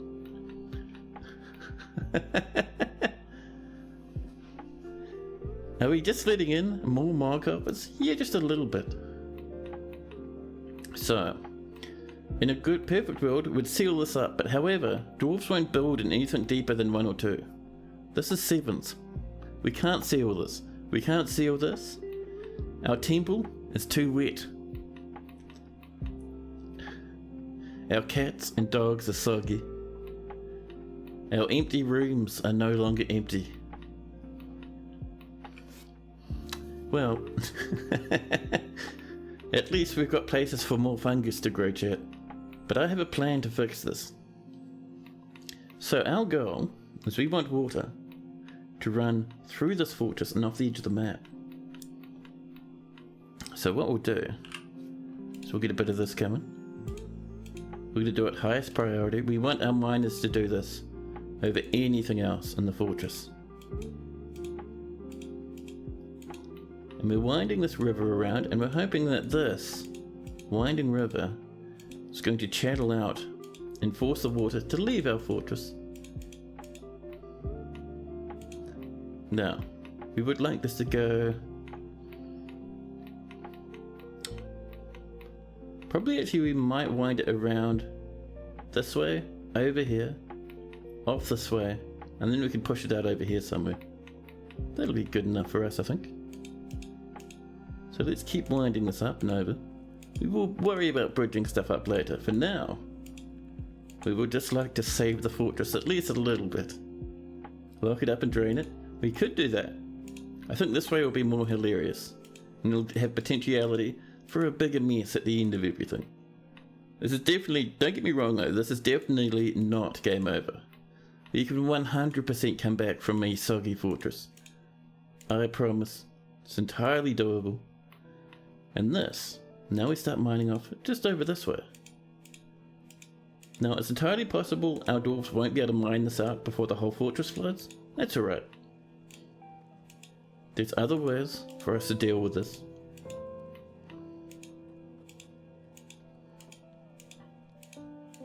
There we go. We might need to recruit a few more dwarves as miners if we have the pickaxes available. That'll get us to there, and then right down here we'll smooth and we'll channel. No, smooth and fortify. So that will hopefully push the water out of the fortress.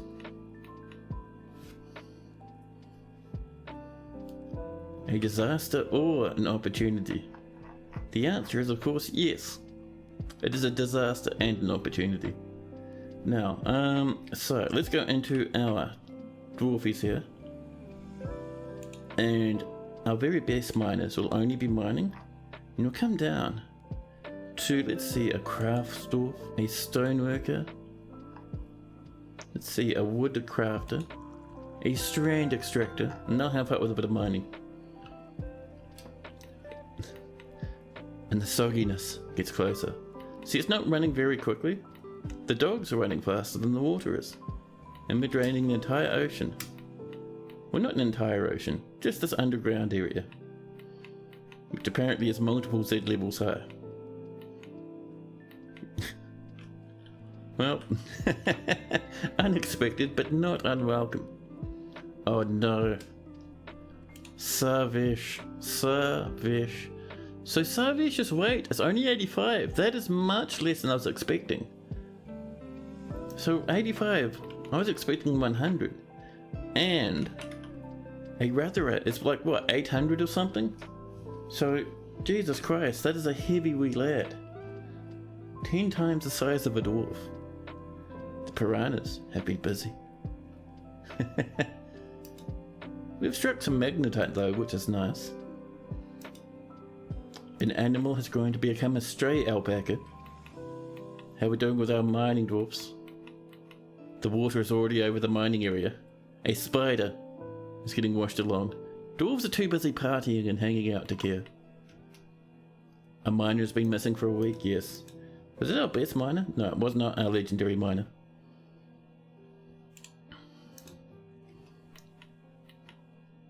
Some of our workshops are about to get a bit damp now. Our rooms are quite dry at the moment. It's pretty good. The miners are already mining. Look, we have a channel. It's already heading towards the edge of the map.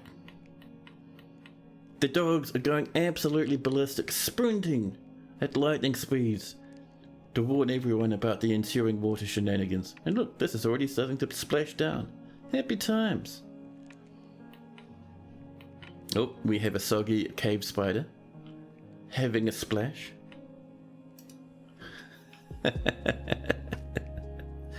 Some migrants have arrived.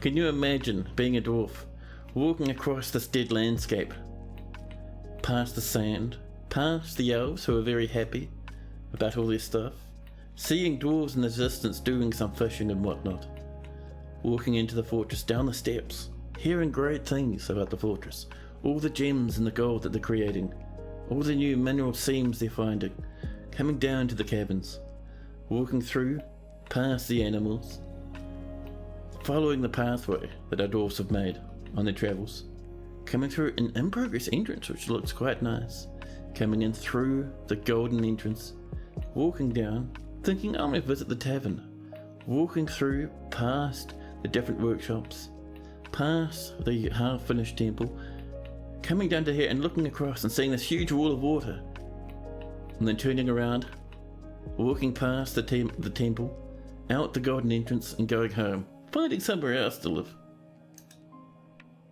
2 new guilds, a farmers guild and a crafts dwarf guild, had both been established.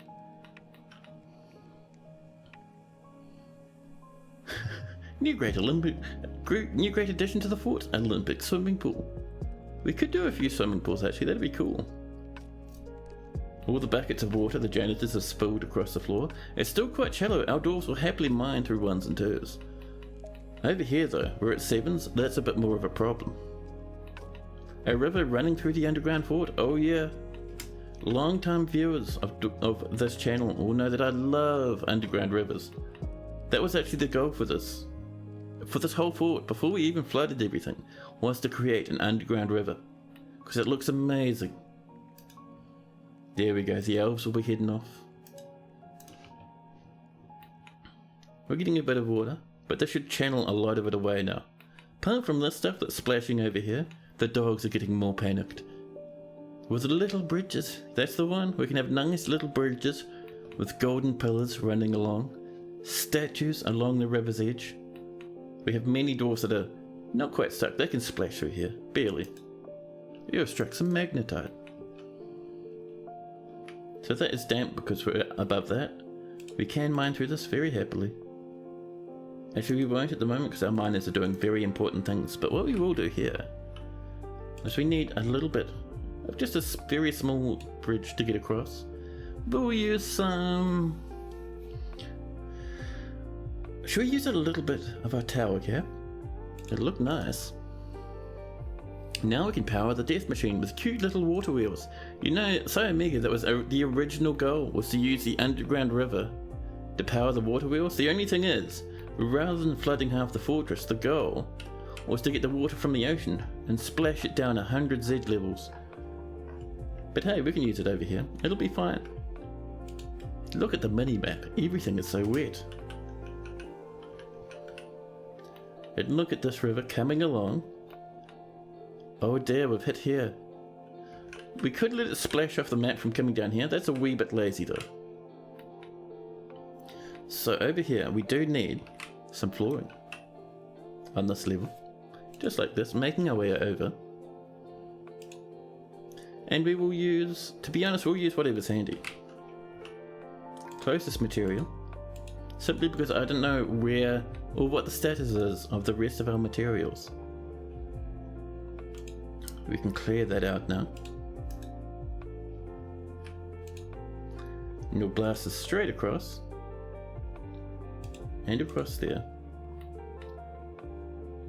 All the way. Each of the maps just over there, which is pretty good. But yeah, we're pushing this up and over this way. And we'll do it over there eventually. Oh, that's the edge of the map. We've almost made it, chat. We just need to build that up and we'll be good. The Company of Standards has many members in Gulfpost, 74 population. They would like a guild hall. The Company of Standards would like a guild hall for the Craft Dwarfs Guild. It has started raining. The water's still splashing and we have plenty of time to fix it up. Dwarves are already rushing through the river. Some are sprinting across this way to get those little floorings coming in. The merchants have gone home.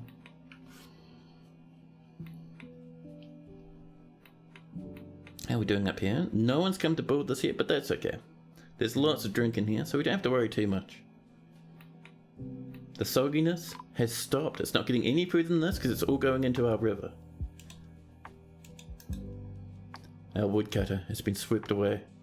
What are you dudes up to? Don't do that. Why were the children playing inside the deep river? That's not what smart dwarfs do. A woodcutter and a dwarven child both drowned in the river. Don't play in the river for fun, I'm telling you. Why, dwarfs, what are you doing? I need you to not splash in the river. They're kind of getting swept in by the water, I think is the problem, and then drowning. So you might have a few deaths based off of drowning, but that's okay. This wee dwarf, this mare over here, stuck. Jammed, the water's too deep. Oh, we're already up to 7s over there. Someone's thrown in a plump helmet roast. Made entirely of plump helmets, and it's just getting pushed along by the river now. By the way, if you look, see how this is all empty of rocks, and all the rocks are over here? Water will actually push things along the floor, and we see all these stones being pushed along. There's quite a few stones getting pushed along. Look, huge stacks of them.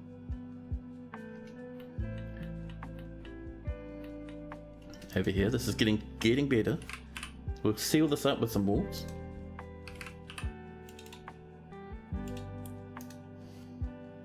That there needs to be turned into a bit of a floor so we can reach that point. Over here, a little bit of a floor. Perfect. A new petition. The Guild of Howls would like a farmer's guild. Alright, that's pretty good. You need to employ a lifeguard. Well, in this fortress we will eventually teach dwarves how to swim, which will be good.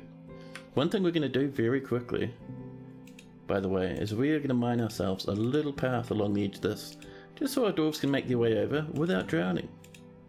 Very important.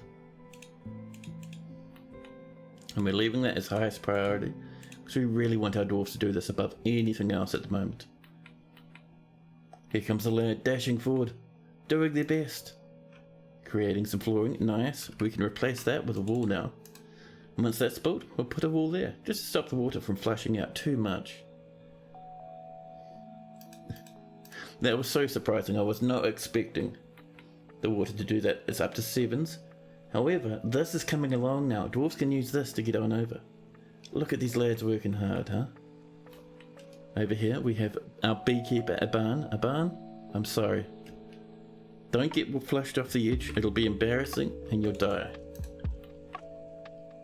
You can, however, do a little bit of this, Aban. Oh, Aban's going hard. We'll also let Aban have a ramp here, just in case they want to stand on top of this and not drown. Be careful, Aban. Nice one, do your ramp. It'll keep you safe, buddy. Don't get swept off by the river. Look at all the rocks and the food and the dead spider the river is pushing. Aban, be careful. Okay, Aban, I need you to stand up on top of this now. Aban, don't splash in the water too long, okay? Our dwarves are coming in. They're getting hungry, but they're coming in. Aban, be careful. Aban refuses to stand in the place of safety. Alright. One thing I'm noticing is a lot of our miners aren't doing any work. I think we might have a miner problem over here. One of the problems is our dwarves don't like to build diagonally, so we'll get that sorted. We have a very thirsty legendary planter over here. We'll give them... Oops. Oh, we have to build this first, but we'll come and save them, I promise. Burrow even? Miner problem? Yeah. Maybe they need more picks. I think a lot of our miners are stuck in the tavern and they really want to do something. We have no dwarves over this side that are stuck. Someone's let in a bit of water and muddied up the bedrooms. Our manager is making rock blocks. Probably, buddy, do you know how to swim? Let's look at... Is this guy learning swimming skills? Not a dabbling swimmer. Fair enough then. He is effectively swimming at the moment. They learn skills in about 2 or 3 levels of water. Now, how are we doing over this way? This is coming along. Another mine has come. Oh my god, dude, what are you doing? So what we're seeing here, chat, So this is too deep for dwarves to stand in now. So this dwarf over here, this beekeeper, they climbed up this wall here, and they've started climbing down around this edge. And they've made it. All they have to do is they have to climb down, and they'll be able to make their way back to the fortress from just by wandering through the caverns. Climb down, buddy. You can do it. They're swinging. This is one level above the ground. They're clambering. They're still climbing. And they've done it. They've climbed down. Good job, buddy. Going to get something to drink now. Dashing across, making their way back to the fortress. 10 out of 10. Climbing always surprises me. It's fantastic. Alright, this is coming together. This needs to come to here, like this. And then from here onwards, we can do a bit of this. We'll tidy that up so we don't pierce into the waters below. We will need to fix that because that'll start blasting water everywhere. Not too much we can do at the moment though. We have struck some ruby. We're still making drinks. Cool. You can do it, buddy. Oh, don't stand in the water, mate. That's very dangerous. Oh my goodness. He climbs out and climbs off out into the caverns now. He needs to be signed up for Dwarfs and Ninja Warrior. Look at this lad. Doing the same as the last. Clamber across and make his way down there more than likely. Good job, buddy. Oh, you coming back again? He's just showing off now. He's climbed up a level. What are you doing? What's this guy up to?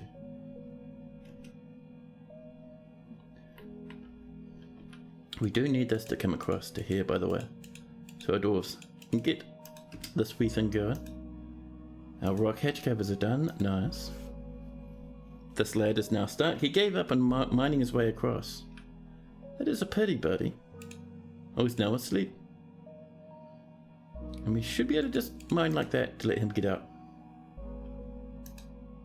The water is flooding out of here now, hilariously. Over here, Rovod is coming to save Law. There we go. Now Law can get out and about as he needs to.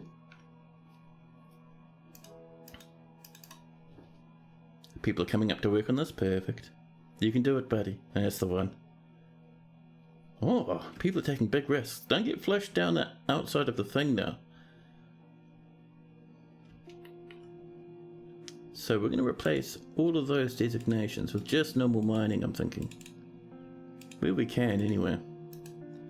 And the reason for that is we need to mine it out first before we channel it. Otherwise, things won't work as well as they should. Now in here, we are having a little bit of a problem with water just like kind of splashing out into the caverns. I saw a dwarf there for a second. No, Law. Law is hungry and drowning. Why did you jump down there, Law? That's too hardcore, man. He's climbing. Law's just climbed out of the water, runs off like it's nothing. Law built of sterner stuff. Let's tidy that up, there we go. However, Ushra is not built of sterner stuff. In fact, Ushra, Likot, and now Onol are drowning away. Onol, get out of the water. Onol has died. And engraven now, Savish. Stop doing big hardcore moments. We're getting the river fixed. Don't get yourself drowned, okay? So this is going to change from that nice white tower cap we have to just whatever's nearby. These dwarfs will start starving soon.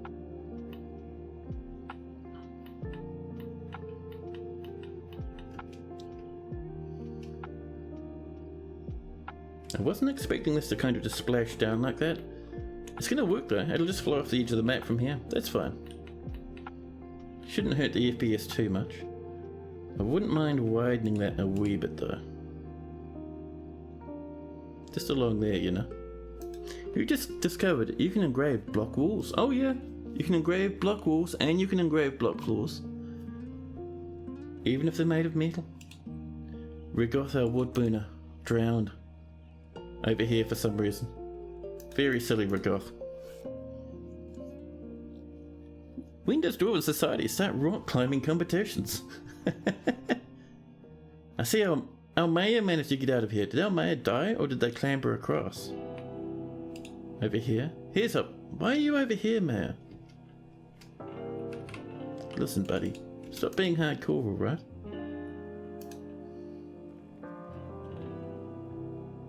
Once that gets built, our mayor will pop off and get a drink. So will Tana. Tana, when did you tune up? Did you jump out of the water? My goodness. There we go. They should be able to get off and get something to drink now. Very nice. Over here, this is still generally a pretty dangerous place to live. A gremlin's arrived. That's right, the gremlin's not our problem at the moment. Oh my god. The temple is 5s and 6s deep. You look that they're all finding the time to have a sing-song. I wonder if they're singing about the fortress collapsing. So, one thing I'd like to do is I'd like to send this up north now. Oh, my asthma. This might claim some dwarven lives, is what I'm worried about. But by sending this up north, we want to start pushing towards this. It's the goal. What's the best way to do this? Oh, all of a sudden. Oh no, the leatherwork has been possessed. Oh no, good job.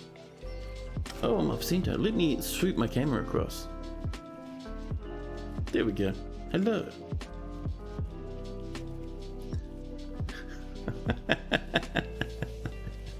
Like the band in the Titanic. Sentient says, I went to have dinner. What the fuck did I miss? What's going on? So basically, the story behind this fortress is dwarves didn't dig too deeply and too greedily. They dug too sideways and too excitedly. And on their journey sideways, they struck something foul and awful. Something full of cavefish. Over this way. Just here where Sarvesh's skeleton sits, we struck an underwater ocean, which I think reaches the end of the map from over here. And this just started blasting water into the fortress. Yeah, that's the one. And Thorak needed to go to the bathroom. Now the fortress is having a moment.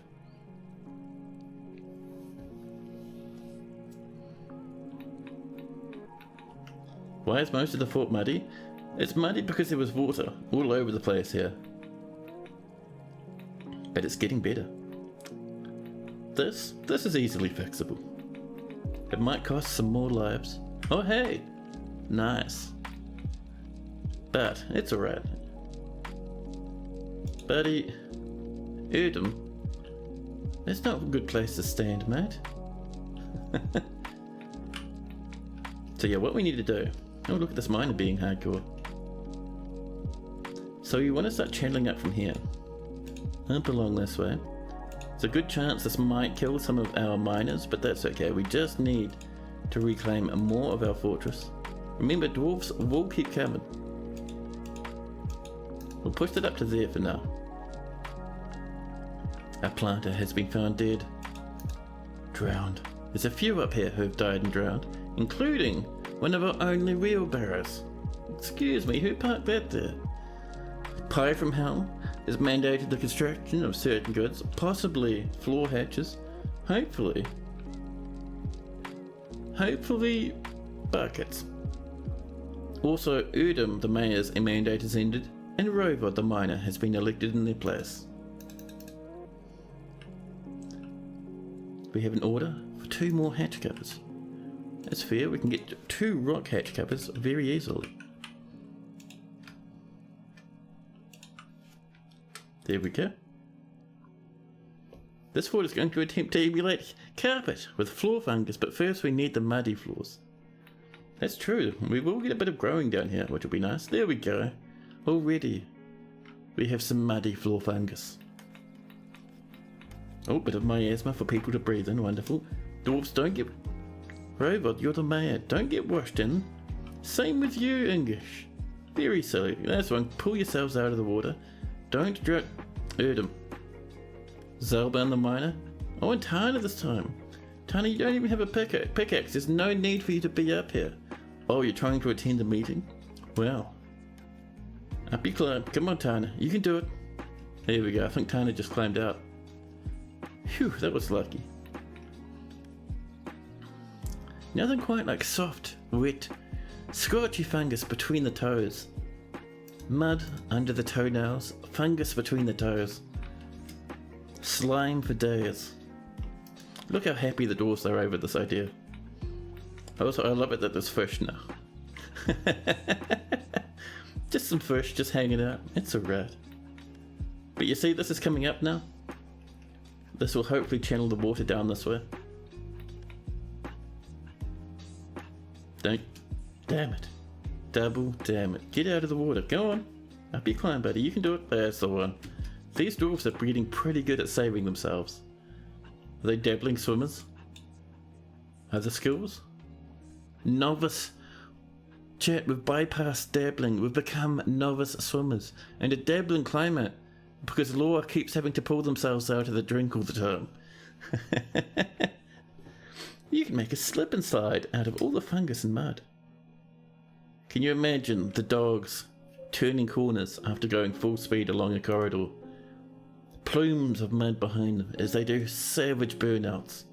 Huge drifts. Oh, people are splashing in. They just climb out now. I think we've defeated swimming for our miners, which is hilarious and terrifying. But yeah, so water is now flowing along this way, slowly but surely. It's coming along all the way over here and splashing down like a waterfall. Now FPS is 97 by 49, it's not bad. Now dwarves aren't coming this way though. Why is that? Are you guys busy with other stuff? Oh, they can't reach you. Look at this.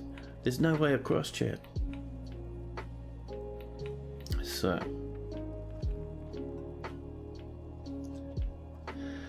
So if we mine from here, just doing normal mining actually should be fine for this little bit. So let our dwarves get out this way. We'll actually mine this and then we'll build a wall there. That'll do. So we've pushed all the way up to here now. And hopefully this is letting our water splash down through here. I am, however, going to come up where these two are and just redo that channeling there. So set this back to highest priority. There we go. Perfect. National Dwarven Olympic Swimming Program. Yeah. Just mine this out without drowning, if you can. Do we still have miners? We have a few.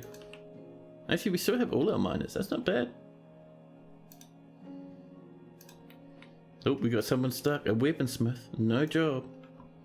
Don't worry, buddy. We have a rescue crew. Just a little spot just for them. A miner is climbing. This is Rovod. Rovod, how are you at climbing, buddy? That was pretty impressive. So, we have...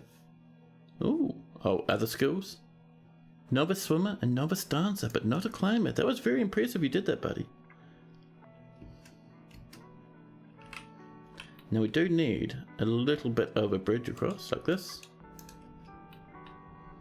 Look at these dogs using the bridge, having a grand old time. We have one very angry dwarf now. I don't think the dwarf's like almost drowning repeatedly. Up they come. We have a little bit of this coming together. No one's drowning in the river at the moment. Don't mind those bodies, that's fine. There are no bodies in the water. Did you see that one dwarf sleeping in his room as the water flows outside? I've seen a few dwarfs do that. Anywhere there's mud inside a room, that means the dwarfs opened a door to have a nap. It's pretty good, in my opinion. See over here, someone was over here sleeping just before. Oh! Here's our broker, Thorb. Granite clearings. Having a sleep. Well, there's a little bit of slop inside. It's alright, just a bit of mud. No one's coming up this way. This is a wee bit too deep for dwarfs to want to try it. And definitely no one's coming up towards the temple at the moment. Oh, someone had a splash. Rovod, don't drown, buddy. Rovod's not drowning? Robot stood in 7 deep water and didn't drown. Trade is the lifeblood of a thriving society. Oh my goodness. Robot. Still only another swimmer, but he's doing very well. This is, honestly, this is one of the most ridiculous sports I've had in a while. Good times. But yeah, seriously, you guys should... As I always say, it's very hard to lose a fortress. Like this sort of stuff, it seems like a calamity. But, as you can see, we happily saved it. And we're making it better. Some snatchers have arrived. I hope they're good at swimming.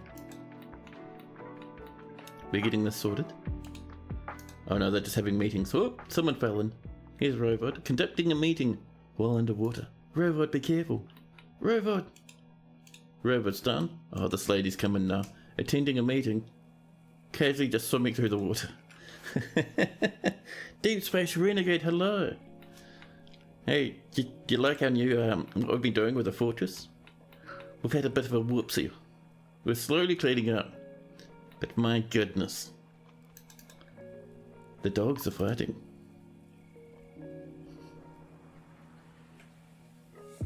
A mechanic has drowned. Over here. Yeah, don't play in the water. Edsel is also drowned. Dwarves, be careful, man. The Baron has mandated the construction of certain goods. A strand extractor has died. We're losing a few now, we're down to 66. We have hopefully enough miners. Yeah, we still got a few, that's all good. In Nobility Town, we have lost none of our important ones.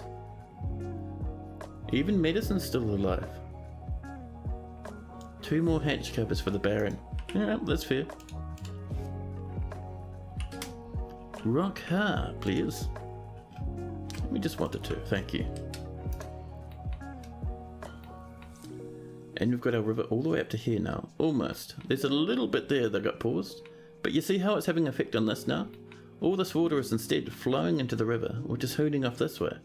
There's still a bit over here, but that'll start looking after itself shortly. Now we do need to fix this a wee bit. Just that, please.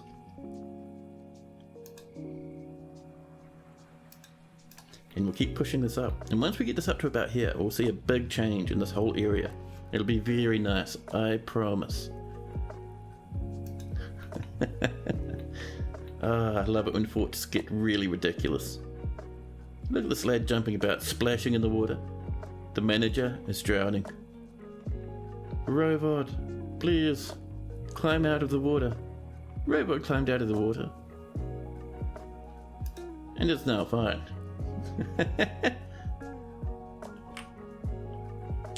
So we do have a bit of a problem there. And also this needs to continue. Drowning healthy, no problems. Yeah, man. Dwarves don't need it. As long as they have at least a little bit of oxygen every now and again, dwarves are happy lads. They can go from drowning to healthy in seconds without a blink.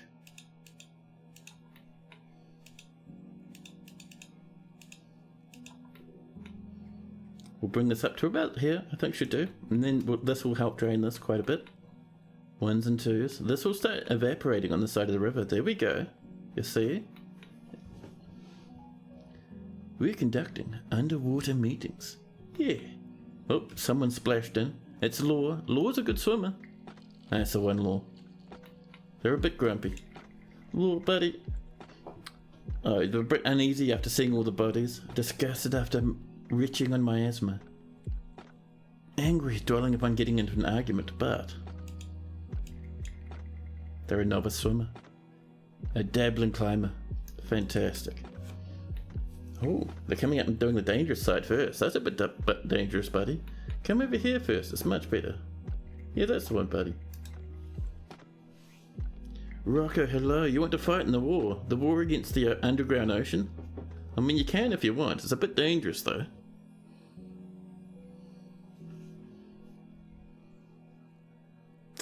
Out of coffee, heartbreaking.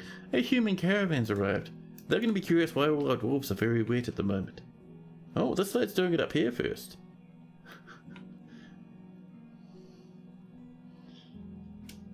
You have a legendary dwarf who was seriously injured by a forgotten beast. Most of their body was smashed into an unrecognizable mess, but they somehow survived. Now they won't wear clothes, and you think it's because they have about 100 pigtail thread sewn into their body. Rocco would like to be a warrior. Is this a heavy aquifer? No, this is an underground ocean. We accidentally mined to it over here. See? It'll be flowing in from the edge of the map over this way. It was 2 levels deep. Oh, we got some over here, and this will be flowing off the edge of the map from here. So just over here. It's a very deep place. It's fantastic. We were originally going to go use this to reach the ocean, but we don't need to anymore because we found the underground ocean. Hey, human diplomats arrived. There's our silver mace. After all this time, we have a silver mace. Should we move some goods up? We have so much food, it's ridiculous. Let's trade some foodies to these lads. We don't have any prepared food sitting outside of pots and barrels. So let's go into our tools, sort by value, and we'll grab 3 of these pots. Ooh, that's an expensive one. And do we have maybe a wooden bin just for fun? Not a bin, a barrel. There we go. We have some barrels. Oh, that one looks nice. Dwarven beer roast and dwarven syrup roast. Stop cooking the beers. I'm certain we turned that off. Must be some old brews, huh? Let's have a look in our kitchen and our drinks. Well, we don't have any beer left. It's all been turned into into dinners, but that's okay. Almost made you choke. But yeah, Deep Space Renegade. Interesting things. So we have enough dwarves to get a basic military, but it's very dangerous at the moment, and we keep losing dwarves to the water menace. So there's no military to turn you into at the moment. We can do it, I promise. As soon as we get that sorted, we 100% can do. But first, we need to defeat the powerful ocean. The merchants are unloading their goods. Oh boy, what an absolute ruckus, huh? The mayor's been re-elected. Oh, we have a ship. Hello. And we now have another baby. Wonderful. And a child playing amongst the half-trained rotherers. Now, I think our current goal, aside from all of this, and this is going really well. I'm actually impressed with how well this is working. But I would also like to come up, I think up to this level, and just pop some animals into here. Let's see. These wee lads will starve to death if we do not get them onto some munchable fungus. There we go, I think we're pretty good. Yeah, there we are. That's all we needed. Happy times. So how are we doing up here? Waiting 2 more items, almost done.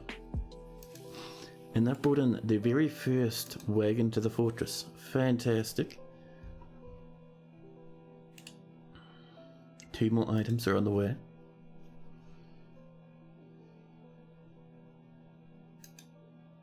More rock blocks have been completed.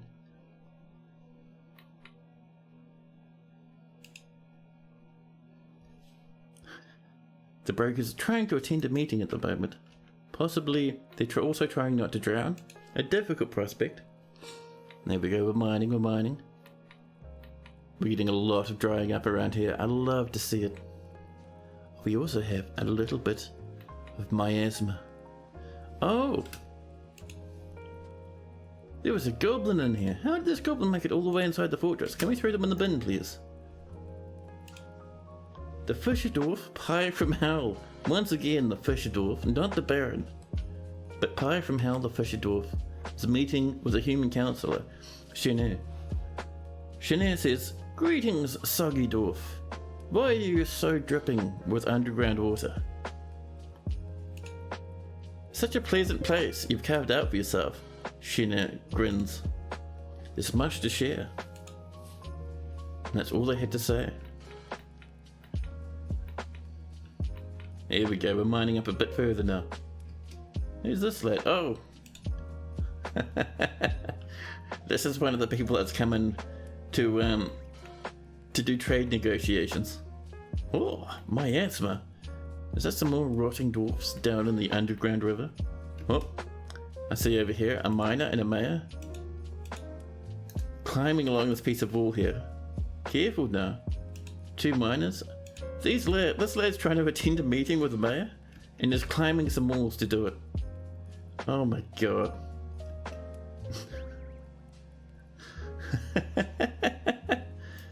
What is going on in this fortress? Look at this lad. This is our mayor, just clambering across some walls for fun. Here they come, clambering atop a raging river. I think they're having a meeting.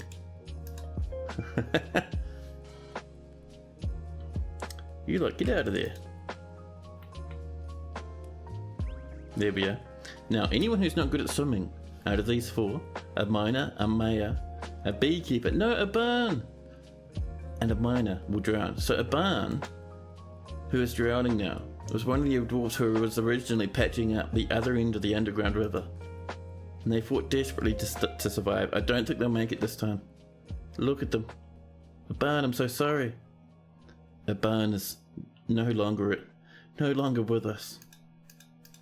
A barn swims with the fishies. If I'd known a barn was there, I wouldn't have done that. That is a pity. Did you just... I saw that. Someone dived in the water, didn't you? Line maker, were you trying to have a meeting?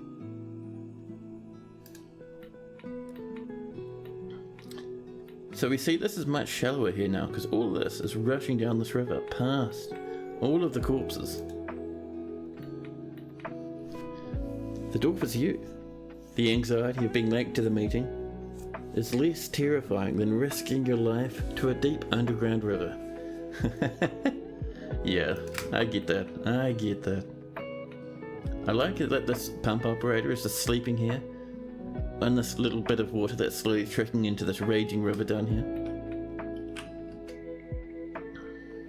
And magical hacks coming with a raid. Hello, bud.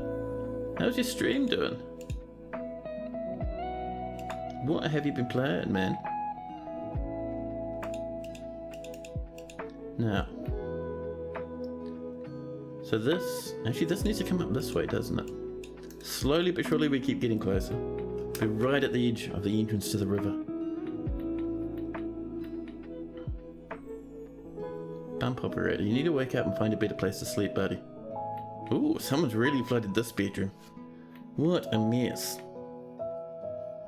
The stream was good. You started a tower. Oh, nice. That's fantastic. Let me also do your shout out. Magical hack. There we are. Here we go.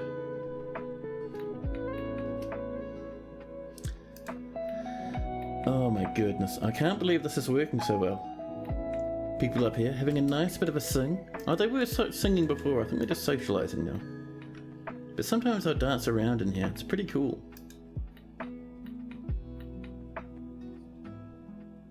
This is being mined out slowly but surely. Our dwarves are doing their very best. This is 1s and 2s now. This is 3s and 4s. We're slowly but surely draining this. More hatch covers, perfect.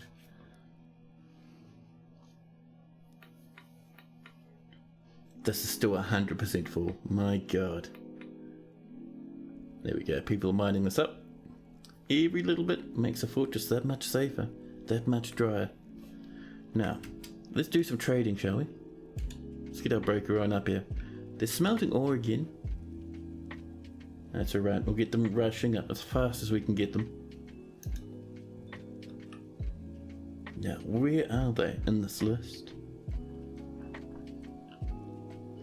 Where's our broker? There they are. We'll kick them out of that job. And all they can do now is only come up and do some trading.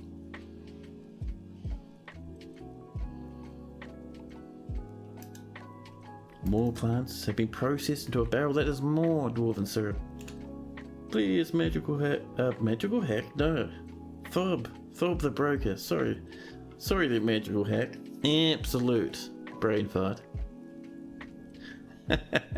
Not the first time I've done that sort of stuff, I can tell you. The merchants will be leaving. Here comes our trader. Pow, there we go, just in time. We will give them some of our food. 12,000 dwarf bucks worth of food. In return, we will buy... Let's see, what have they got? We'll grab their cages and their animals. A whip is always welcome. What else do they have? That maul is tempting. I don't think it's quite good enough for us though. We'll grab some shields. The large stuff again we're not bothering with. We'll grab long yam seed bag. We're going to try that. We'll see if we can get that to work. We'll also snag their mares and their empty baggies as well. We don't want their bins. We'll snag some arrows. Let's see. Do you know what kind of craft strand extracting candy is? Is it weaving? It is strand extracting. It happens in the... I think it's the craft off workshop. Rhubarbs, leaves and fruit. A little bit more thread. Large clothing. A quiver, we'll snag a quiver. They brought some cheese, lots of cheese. Some splints of crutches, a scroll. New fortress, we'll get that in our fortress. And there's codexes. Wonderful. So it has its own name, but it does. That's why you can get dwarves who are called strand extractors. Should you use a metal crafter? Strand extracting is its own thing. If you're turning it into stuff, then you turn it into wafers and then into weaponry. I could show you in just a second. We'll just finish off this trading. Just having a look, making sure I haven't forgotten anything, but we're looking pretty good. We will wind down our food, offering a wee bit, because it didn't bring quite enough that was fancy. We will still give them about 4,000 profit, which is fair.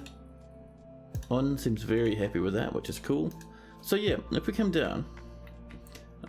So, strand extracting for that fancy stuff.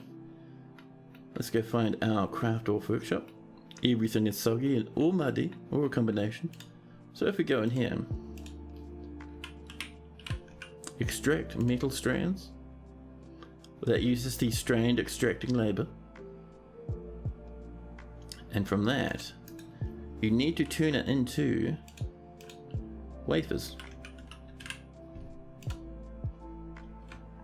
See, and the wafers take strands. And then from the wafers, you can turn that, you treat wafers just like bars, you can turn that into all sorts. You're about to make a candy throne. Very nice. This water, however, is looking better by the minute. Look how shallow that is. And all these dwarves rushing around. Where were they going? They're coming up here. Dwarves can reach the temple now. They're sleeping. They're keeping happy. They could stand about and not drown. Everyone's learning how to swim. This is fantastic. There we go, the merchants have popped off. Wonderful. And suddenly, the woodcrafter has drowned, dead. Actually, no. Oh, there they go. They just got washed into the river. Ming's corpse splashed away. Our dwarves are still channeling. Oh, someone else splashed in there. There we go. The merchants from Mong, Israel, have headed off. The Baron would like... Is that more hatch covers? It is. 3 more, actually. Let's get ourselves some rock hatch covers, huh?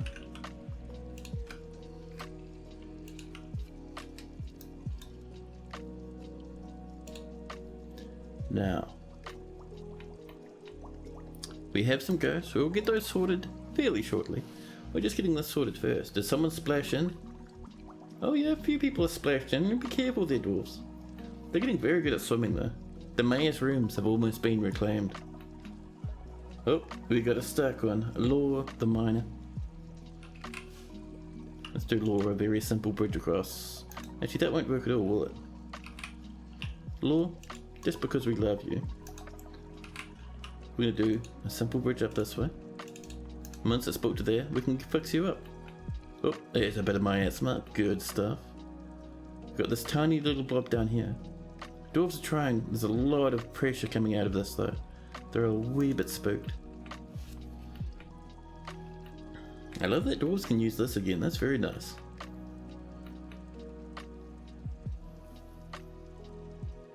Here we are. Whoop, nope. Careful now. Don't you drown in there. Every time they mine it a little bit, they splash into the river. Whoop, that guy didn't make it. Darny pops. They're getting very good at swimming though. It's so funny. 64 population. We've lost about 10 dwarfs to the flood so far. Oh, here we go. Ooh, that's unexpected. An Etten has arrived, rushing into the map. A giant humanoid monster with 2 heads. We could capture this guy, however, we don't have any cages upstairs at the moment. No cage traps. So I think we're going to do the safe thing. Do we have anyone on the surface? I don't think we do. Wait, are people fishing? Oh no. Max, Lemon Rain, the weaponsmith, is having a fish at the moment. Okay, so what we need to do is we need to create ourselves a very nice burrow. Just a nice, simple little loot burrow. Nothing too major. And we're going to do it pretty much inside here. Just so if we pull it, all our dwarves will rush inside. We're going to make sure to have our workshops in. There we go. We'll expand it over this way. Up through the waterways as well. Because these are pretty much starting to dry out now, which is amazing. There we go. And that means all our dwarves in here can keep working. We'll accept that. This is burrow number 1. Our alert burrow. And then we can pop this as our civilian alert. There we go. And the reason for that is I am desperate to have even just little Mr. Lemon come inside. You were so worried you drowned when you heard your name. Yeah. I'm not surprised, but no, we're waiting for Lemon to get inside. Lemon, hurry! There's a monster on the way. There we go, and Lemon's close enough to the gate that we'll pull it shut now. Let's pull this. Highest priority, dwarfs. Pull it with all your might. Run, Lemon! Can we get this slammed? 80 second. Well, at least the old lad hasn't turned up yet. Uh-oh. Chat, we've entered high uh-oh territories. Lever may not be in the burrow. It should be. If we look. Oh, look at that. You're right, actually. Good call. Well. In any case, it's too late now. We have entered extremely uh-oh territory. Sentient Potato is unimpressed with our Etten shenanigans, and it's in the fort. Alright. Good news, everyone. We no longer need to pull the lever. It's fine. Good news, we can clear the civilian alert. Excellent news. Sadness, you're back in the military. We're gonna pop in just the newbies down here in the bottom.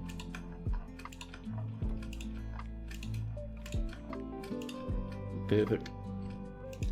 And we need, actually, we will give you some basic equipment. We'll give you a new uniform, and it'll be new weapon, individual choice melee, and that's all you get. And we'll call this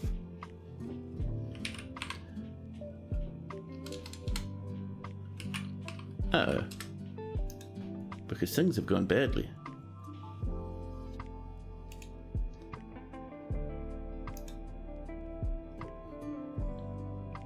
Update your equipment. And I should have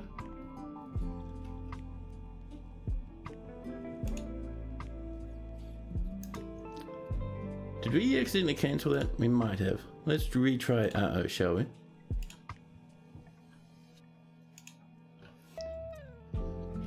And we'll call this one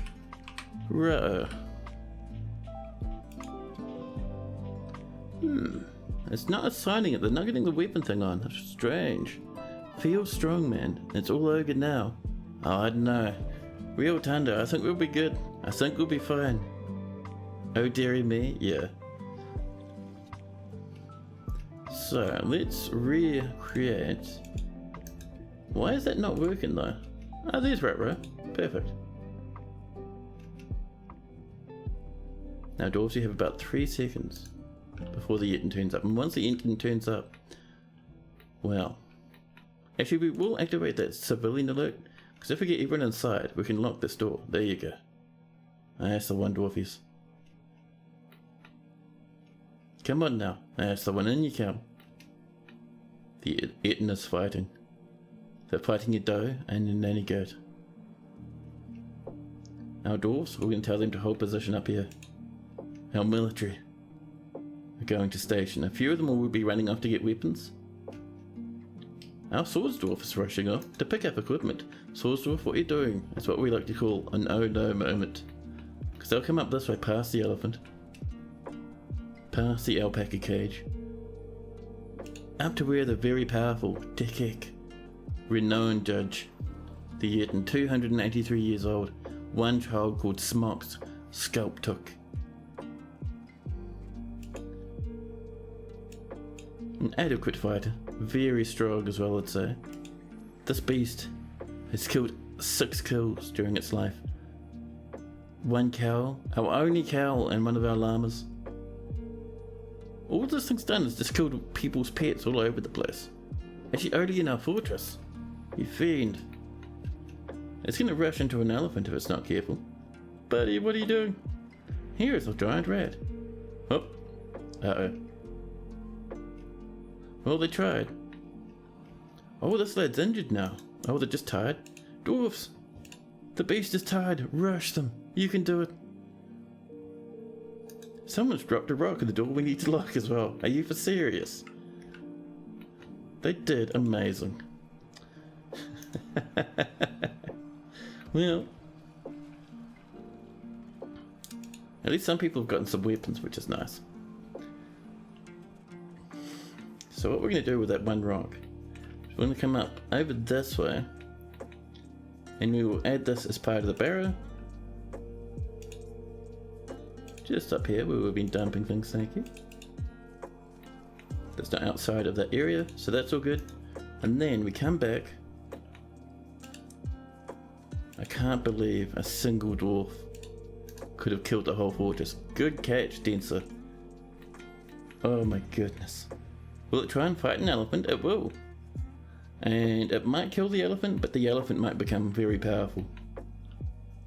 The beast is charging. An alpaca sprints for its life. Run, alpaca! Oh, he's having a problem. Nearby, a giant rat. Suddenly, Medicine arrives. Medicine is wielding a silver mace, wearing tattered clothing. They have dried off from their most recent swim, and the fight begins. Tekak is wounded. They have a few dents, and nearby, Sadness as my medicine is stunned. His left hand is bruised. Oh my goodness. Nearby, our recruit rushes up, 77 years old, eager to help. That's the one. No! Medicine and Tekak, the Yeten, have both splashed into the river. Medicine is drowning. Tekak is not drowning. Medicine, you can climb out, buddy. You can do it. Medicine's not in there anymore. Medicine's climbed out and is now healthy. Oh my goodness, Medicine, you legend. See, we'll do it this way. I see the elephant was fighting at some point. Let's have a look at this creature's combat history. So we're seeing Yeten missing the militia commander. The militia commander bashes the Yeten in the right lower arm, fracturing the bone. Broken arm, I love it. Pulling the elbow. A bash in the right hand, chipping the bone. Twisting the wrist. The Yeten just missing again and again. Another bash to the upper body. Another bash in the right hand. Then suddenly the militia commander turns about, and sadness as my medicine bites the Eton in the hand and latches on firmly. The Eton is feeling bad. I see that the Eton was fighting an elephant at some point. Oh, they killed one of our stray elephants. I think one elephant did run away, so he might be lucky.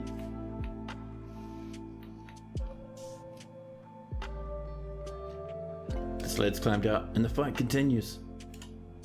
The Eton, nauseous and bleeding. Quick ramp dig. Oh no, they made it out. No drowns. Oh, our wrestler, wounded, bit of blood on the ground. People wrestle about and the beast is slain. Oh my goodness. Oh my goodness. I wonder who got the kill. The Eton is fighting. Who killed it? Who finished off the beast? Did that wrestler steal a kill by punching it in the upper body? Oh, bruised the lung though.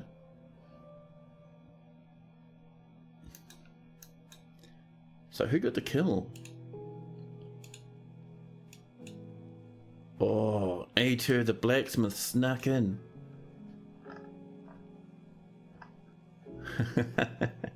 The wrestler bites the Eton in the lower body, tearing the fat, and latches on firmly, but the bite is broken. The Eton is free. The wrestler kicks the Eton in the left lower leg with the right foot, bruising the muscle. The wrestler punches the Eton in the upper body with his left hand, such a strong punch that it bruised the right lung. Death is all around us, cried Ep2. I feel very uneasy. Ep2 with one hand, killing Tic-Tacs. Horrible, horrible beastly attack. Our fortress is clear and safe. All is well. Is medicine a viewer's name? Yes. We have a viewer, Sadness is my medicine, who claimed our militia captain, our militia commander even. That was not bad at all. We lost a couple to that, but not too bad. What? Shiraz, the swords dwarf, has been found dead. I know they died up here, trying to sneak past the big fight to grab a weapon from the place up above. Very dangerous. Meanwhile, down here, all of this is drying now. There's a little bit of water, but most of it's back here and most of it's going in the river now. Our dwarves are just so good at this. Some migrants have arrived. And they've brought us back up to 70, which is not bad, man. Not bad.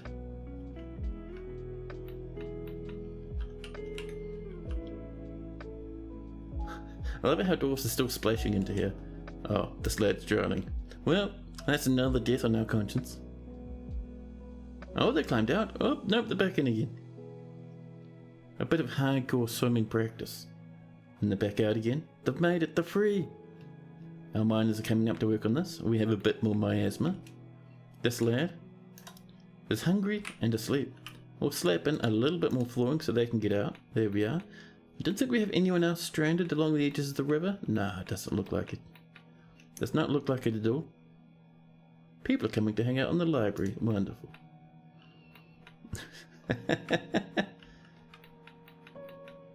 Oh man, this has been an eventful stream. Oh. You getting out of there, buddy? That's the one. People learning to swim the hardcore way. Did someone throw a book into the river? Why did you throw a book into the river? Look, we won't be getting that back ever now. This is a Pyrosolite bound codex. The written portion consists of a 149-page guide entitled Don't Throw Books into the River, You Absolute Lummoxes. Authored by Odo. And concerns the castle Blunt-Sculps. The writing is clear evidence of a compassionate being. Overall, the prose is not awful, but it's not very good either. It is coated with water. There is a puppy, not drowning, having a swim. And of course our miner, who's not drowning. However, is delighted being near a waterfall. Ah yes. How's your swimming skill, buddy? You getting hardcore now? A skilled swimmer. Oh my god. Now dwarves are so hardcore. This is amazing.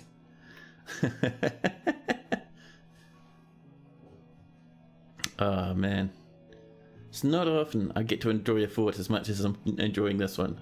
This was unexpected but heavily welcome. Holy crap. We got these two little bits up here. Dwarves are having a hard time getting to that side. You see they're coming up.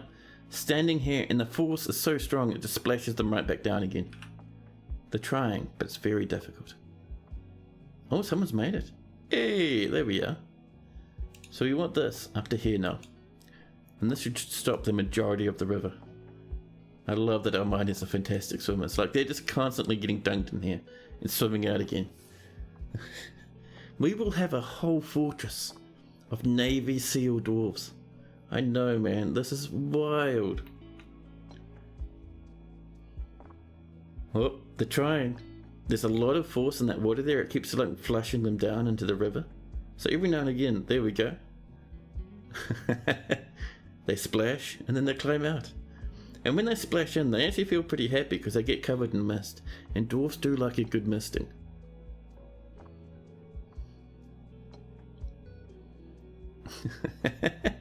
Oh, easy. Oh, you can do it, buddy. Oh, no, didn't quite make it. That's a lot of force there. It's very difficult to work. They'll keep trying though, and eventually they'll mine out a little bit. Oh, he's doing it. There we go. And each bit they mine out. God, it's funny watching them splash in there. But each time a little bit they mine out makes it easier and easier. This is already drying out up here now. We are getting the odd clear splash up there. Oh. Chat, we lost a dwarven child. The dwarven child wanted to be hardcore and has drowned. And dwarves keep splashing in the water and stumbling on the dwarven child's drowned corpse. Oh my god. Only one angry dwarf, 8 upset dwarfs, 18 somewhat cross dwarfs. 69 population. We have returned to the best number. Nice. Oh, we've mined all the way up to there now. Should make things a lot easier. We're still getting a bit of a splash. But to fix that, what we'll do actually, we're going to build a wall there. And that'll stop the water from rushing out quite so much. Our dwarves can't reach this other side at the moment, but to get there... Oh, are you stuck, buddy? You are. Well, excuse me. We'll give you a little bit of a way across. That's fixed up, and now look. That is all ones only. There's no water flowing through there. That's going to dry up now. Oh my goodness. All of this is drying up. We are getting the odd patch of slimy, muddy floor fungus. A stoneworker, Endob. Somehow... Endob, what are you even doing? Oh, you know what happened?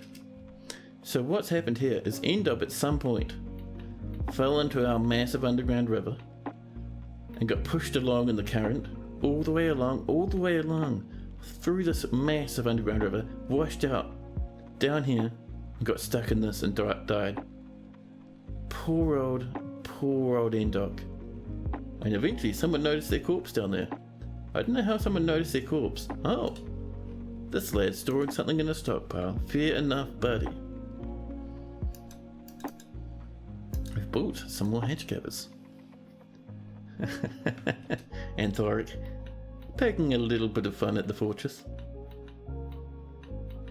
This lad's getting very hungry now. Dwarves, can you fix this? You can build a little bit of flooring there, you know. Same as over here. But yeah, this is all drying now. A child is playing in a spot which was at one point about 4 deep with water. Dogs and puppies are able to play in the temple again. Oh, the dwarf that was there has climbed out. Must have climbed around. Someone in here sleeping in a very muddy bedroom.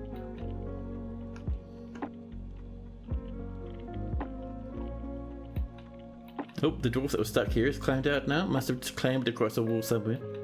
Oh well, that's fine. What I would like though, once this is built, we're going to mine up this way. And that'll get us just up to here where we can fix that.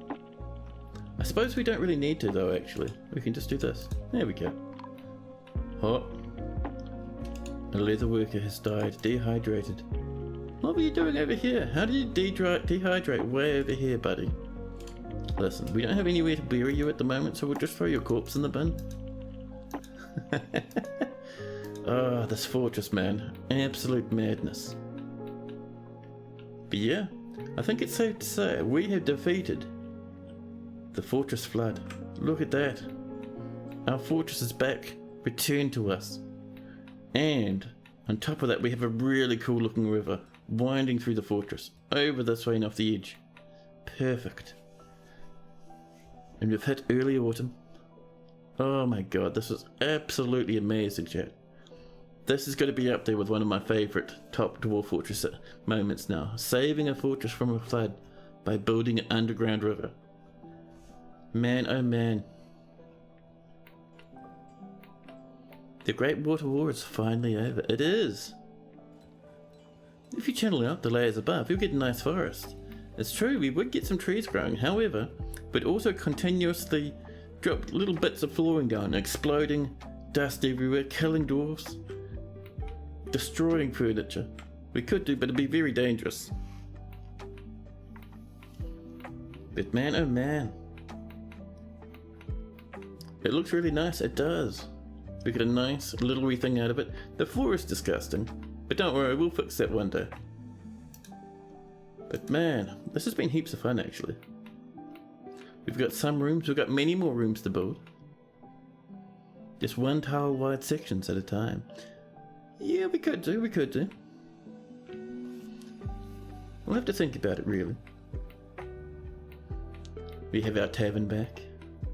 Dwarves can look through our nice windows, see the river rushing by, see the mud and the slime, and the underlichen, and the floor fungus. My god. Oh, this is fantastic. Absolutely over the moon that we saved this. But yeah, chat. Sadly, this is only a mini Monday stream, and over here where I live at the moment, it is already 10:15. I have work tomorrow. I need to have something to eat for dinner as well. All that fun jazz. But oh my god, I am so glad I got to share this with you guys today. This ended up amazingly. We got the river we wanted in a somewhat unorthodox way. Next time we stream, we will use this to power some water wheels, which we'll use to get our magma. Fantastic stuff, dude. Yeah, Sentient Potato, cheers for hanging out, man. Up on the surface, we haven't done too much. We had a little bit of fishing going on. We have some fish in the fortress, we have lots of food and drink. We have a somewhat steady population. Somewhat steady. We've lost probably about 20 to 30 dwarfs somewhere in that region this stream. But that's okay. It's alright. It's just a little bit of dwarven splashing. I think, yeah, this has been pretty fun. This has been really good actually.